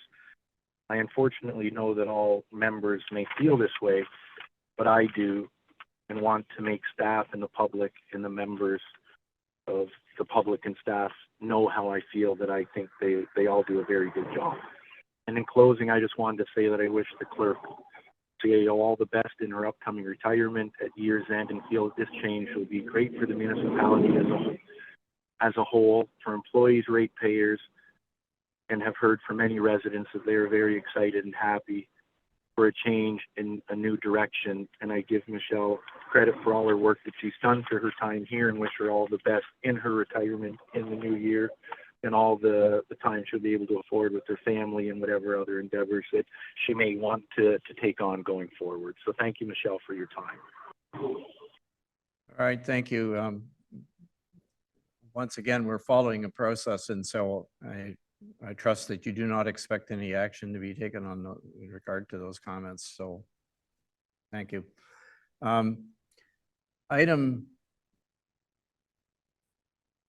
Okay, so we are done with the open session. Normally, we would move into closed session at this point. I'm going to suggest that we not do that we move to adjournment. I do not see anything in the closed session that is pressing or that warrants discussion, but I'm virtually certain that if we proceed into it, we'll be here another hour, and I am not prepared to stay for an hour. If Councillor Lamb wants to chair the meeting and continue, I guess we could do that. Chair it. You know, again, we go to one-day meetings, okay? Brian's off work. Come here, we gather, maybe go back to 2 day. If we're gonna just put up our hands and say we can't do it anymore, I don't see much. The minutes are the minutes. I want to comment somewhat because I think we can resolve, and I don't think it'll take very long, 15.4. And again, I won't be here next month. I'm prepared. I come to council prepared to talk about everything. Whether I'm going to eat at 8 or 6 or whatever, and then still sandwiches left or whatever. I just think we should finish it. I don't think it takes long, but if we want to quit and see you in 2 months, I guess, some of this closed, I'm afraid you may end up 2-2 and nothing like that. When it does come to something. Well, if I thought it could be done in a few minutes, but unfortunately, I am constantly frustrated in my ability to draw the debate to a close on things that really are not, like item 15.4, by the way, which really is not, it's a good example, but it's not material. The rest can, I agree with you, I guess. I mean, the minutes we can do in a few seconds. All right, if you want to go into closed session, but we need to extend. We've lost curfew. Let's do it. I want to get her done. I don't want to have stuff hung over. I guess there's, anyway, I'm just gonna scribble. We can do this another time. Well, I got one here. I'm just gonna say, okay, extend curfew at, and it's, what is it? It's 7:07 PM already. Make it 8, and if we're not out of here. For 1/2 hour. That's it. 1/2 hour. Well, no, I can take her over from there if it's not done. But anyway, we'll cross that bridge when it's done. Okay, who's moving? And Who's moving? I'll move it. Counselor Lamb, who's seconding? Counselor Bray. Okay, all those in favor? oh, sorry, Mr. Mayor, before we vote, I just wanted to be able to make a comment here. I feel Councillor Lamb's frustration wanting to get the meeting over with, but at the same time, I feel your frustration, Mr. Mayor, and I do think it'll take some time to get through. And I think we're just still learning. And I know sometimes we talk too long, myself included, and we get off track and, whatever might happen. But I do think we do have good discussions overall, even though we might have difference of opinions, and many of us do. But with that said, I think maybe just some of our agendas are just a little bit heavy, and we just need to always remove a few items from them going forward that can take a bit longer. I have something else I have to get to. I'm not sure about others. It sounds like the mayor is busy later. I'm not sure about Councillor Woods, but it's hard for me to continue on for another hour. So I would concur that it's going to be hard. We've taken up 3 minutes already. Let's go. We're into it. I'm going to ask. I had the floor, Councillor Lamb. I just don't think we need to keep it. I don't think we need to keep extending, and there is nothing of any importance on that agenda that can't wait for another month. There's nothing coming up that has any deadlines to, and let's just put it on and have a lighter agenda next month. And if something on close that you want to wait till the following month when you're back, by all means, let's defer a certain item till you're back from your vacation or whatever, and that can be done. I think that's more than adequate, but I won't be able to stay the whole time. I'm just letting council know that. That's all. All right, well, let's see what we can, I'll say, I guess you're voting against the extension, but who is willing to extend? Put up your hands, please, so I can see. I'm gonna have to be honest. I'm gonna opt out. I get it. I know we're here. We've got to get it done, but I got kids I gotta go home to. I mean, we can stay. I'll stay. I'll stay no matter what, but my vote would be no, just because I have things that I have to go do. All right, so right now, if we do, as it is, we have 3 people in favor of staying on the assumption that it's going to be quick at least. We've got 7:10, 7:40. We're out of here. Let's go. Okay, so the motion is carried. We're going to extend for a bit. So now the first item is the closed session minutes of the special closed session council meeting of Thursday, July 4th. Are there any issues with those that you wish to raise? Because if not, we'll approve them when we come back. Good. Oh, by the way, we need to turn the recording off. We're now in closed, right? So. Okay. All right, sorry, we should have gone into closed and we didn't, so. Can I ask for a recorded Motion vote? is that the meeting be adjourned into a closed session meeting at, and it's 7:11 PM now, and the purpose is for the items that are listed on the agenda. So I won't read them all, but anyway, I need a mover and seconder to go into closed. Councillor Lamb moves, seconded by Councillor Bray. All those in And favor? recorded vote, please, Mr. Mayor. What is it, Councillor Nash? Recorded vote, Mr. Mayor. Thank you. All right, recorded vote. Want me to start? No, we don't. You have to call them, I guess, Madam CAO. Sorry. Thank you, Councillor Bray. Yes. Councillor Lamb. Councillor Nash. No. Councillor Woods. No. Mayor Comrie. Yes. Motion carries. All right. We're So now in now we closed. are in the closed session agenda again. All right, we apparently we did not get the recording going in this. So we have reconvened, we have a motion to reconvene from closed to a regular meeting. I'm sorry, what did you say? I didn't say anything. I'll ask for a recorded vote. I'm not sure what's happening, Mr. Mayor. Sorry. An echo?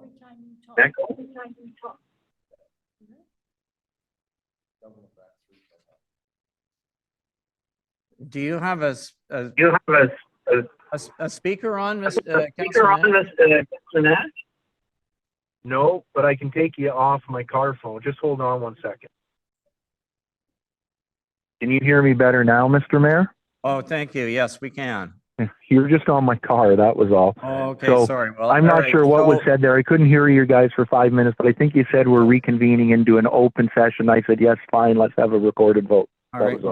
we're going to, you wanted a recorded vote. All right, that's fine. We're gonna start back over this again because we didn't hear you and we thought that you weren't, you were not participating, but in any case, so the motion is that the meeting be reconvened to a meeting at particular time. So it has been moved by Councillor Woods, seconded by Councillor Bray.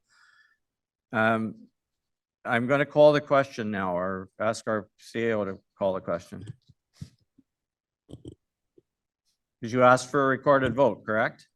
Sure, yes. All right, so we'll go in order. Councillor Bray. Sorry, Hold on. are you going to do it? Yes. Councillor Nash. Yes. Councillor Woods. Yes. Councillor Bray. Yes. Mayor Comrie. Yes. Councillor Lamb is absent. All right. All right, so we are now at 7:35 PM and we are now in a regular meeting and we can now turn. So the recording is on. The piece about going into open will be scrubbed because we already got ourselves into open. So that's normally done in closed. So we can adjust the recording accordingly. Right. So the official word from you, Mayor, now is that we are in open session. We're now in open session. Thank you. Yeah, so And the if I might, recording has Mr. Mayor. started again, so now we have matters arising from the closed session. We have those 2 minutes that we agreed to. Let's approve them. and then we'll wrap it up. So matters arising, this is, first motion is that the council of the municipality of Whitestone hereby approves the closed session council minutes of Thursday, July 4th, 2024. Mover and seconder? I'll move. Councilor Woods and Councilor Bray moved and seconded. All right. So I'm going to call the question then on this particular motion. All those in favor? Counselor Nash, yes. You're in favor? Thank you. That's good. All right. So next item, closed session minutes for July 16th, that the council of the municipality of Whitestone hereby approves them. Mover and seconder. Councilor Woods, seconded by Councilor Bray. I'll call the question. All those in favor? Counselor Nash, yes. Okay, thank you. That's carried. And the remaining items in closed will be discussed at a previous meeting. We were not going to deal with them. So, So, Mr. Mayor, if I might, I just have we need a confirming bylaw mover and seconder. Mr. Mayor, before the confirming bylaw, I do have a question for you. Go ahead. Okay, so in closed, we didn't get to item 15.3.2, 15.4.1, and 15.4, I guess, .1 or .2 addendum. So will those be heard at the next council meeting? Is that what's happening? Well, I guess so. We also didn't resolve 15.3.1. So, no, although that Okay. was simply for information, so I suppose it doesn't need, I mean, I don't know why it needs to come back, but you're correct. We No. didn't do 15.3.2. We didn't do 15.4. Right? Perfect. And So the they would re- come the back at another meeting- meeting, yes. no, that's fine. I just want to know, I know we were put on hold, I couldn't hear whatever, but what item under our procedural bylaw did we refer to remove ourselves from closed when we canceled the rest of the meeting? I don't know. I don't know that there's anything in the procedure bylaw. But Right, so we just clearly could stopped. not, So, we clearly were not able to proceed, so. so we couldn't, so I just want to get it, so the public, so a counselor left the meeting and we decided not to proceed because the mayor didn't want to proceed. And then we just said we'll go out of closed to open, correct? Yeah. Okay, perfect. That's all I wanted to hear. I just wanted to make sure I understood it because I couldn't hear what was going on. All right. So I guess we have adjournment and we're done. Sorry about that. I didn't realize that you couldn't hear, but anyway, all right. So we now, we need a mover and seconder for the confirming bylaw. Councilor Woods is moving and Councilor Bray is seconding. So all those in favor? Councilor Nash, yes. Hands are up here. That's carried. And finally, we have a motion, whereas the business, well, now therefore be it resolved that this meeting be adjourned at. Sorry for the dinging. My apologies. I'm sorry, be adjourned at, it looks like 7:40 PM. Until the regular council meeting of Tuesday, September 17th, is that correct? Michelle, September 17th? Yes, it is. You're right, sorry, that's the same. Okay. Mover and seconder for that piece. Councilor Bray moves and Councilor Wood seconds. All those in favor of adjournment? Counselor Nash, yes.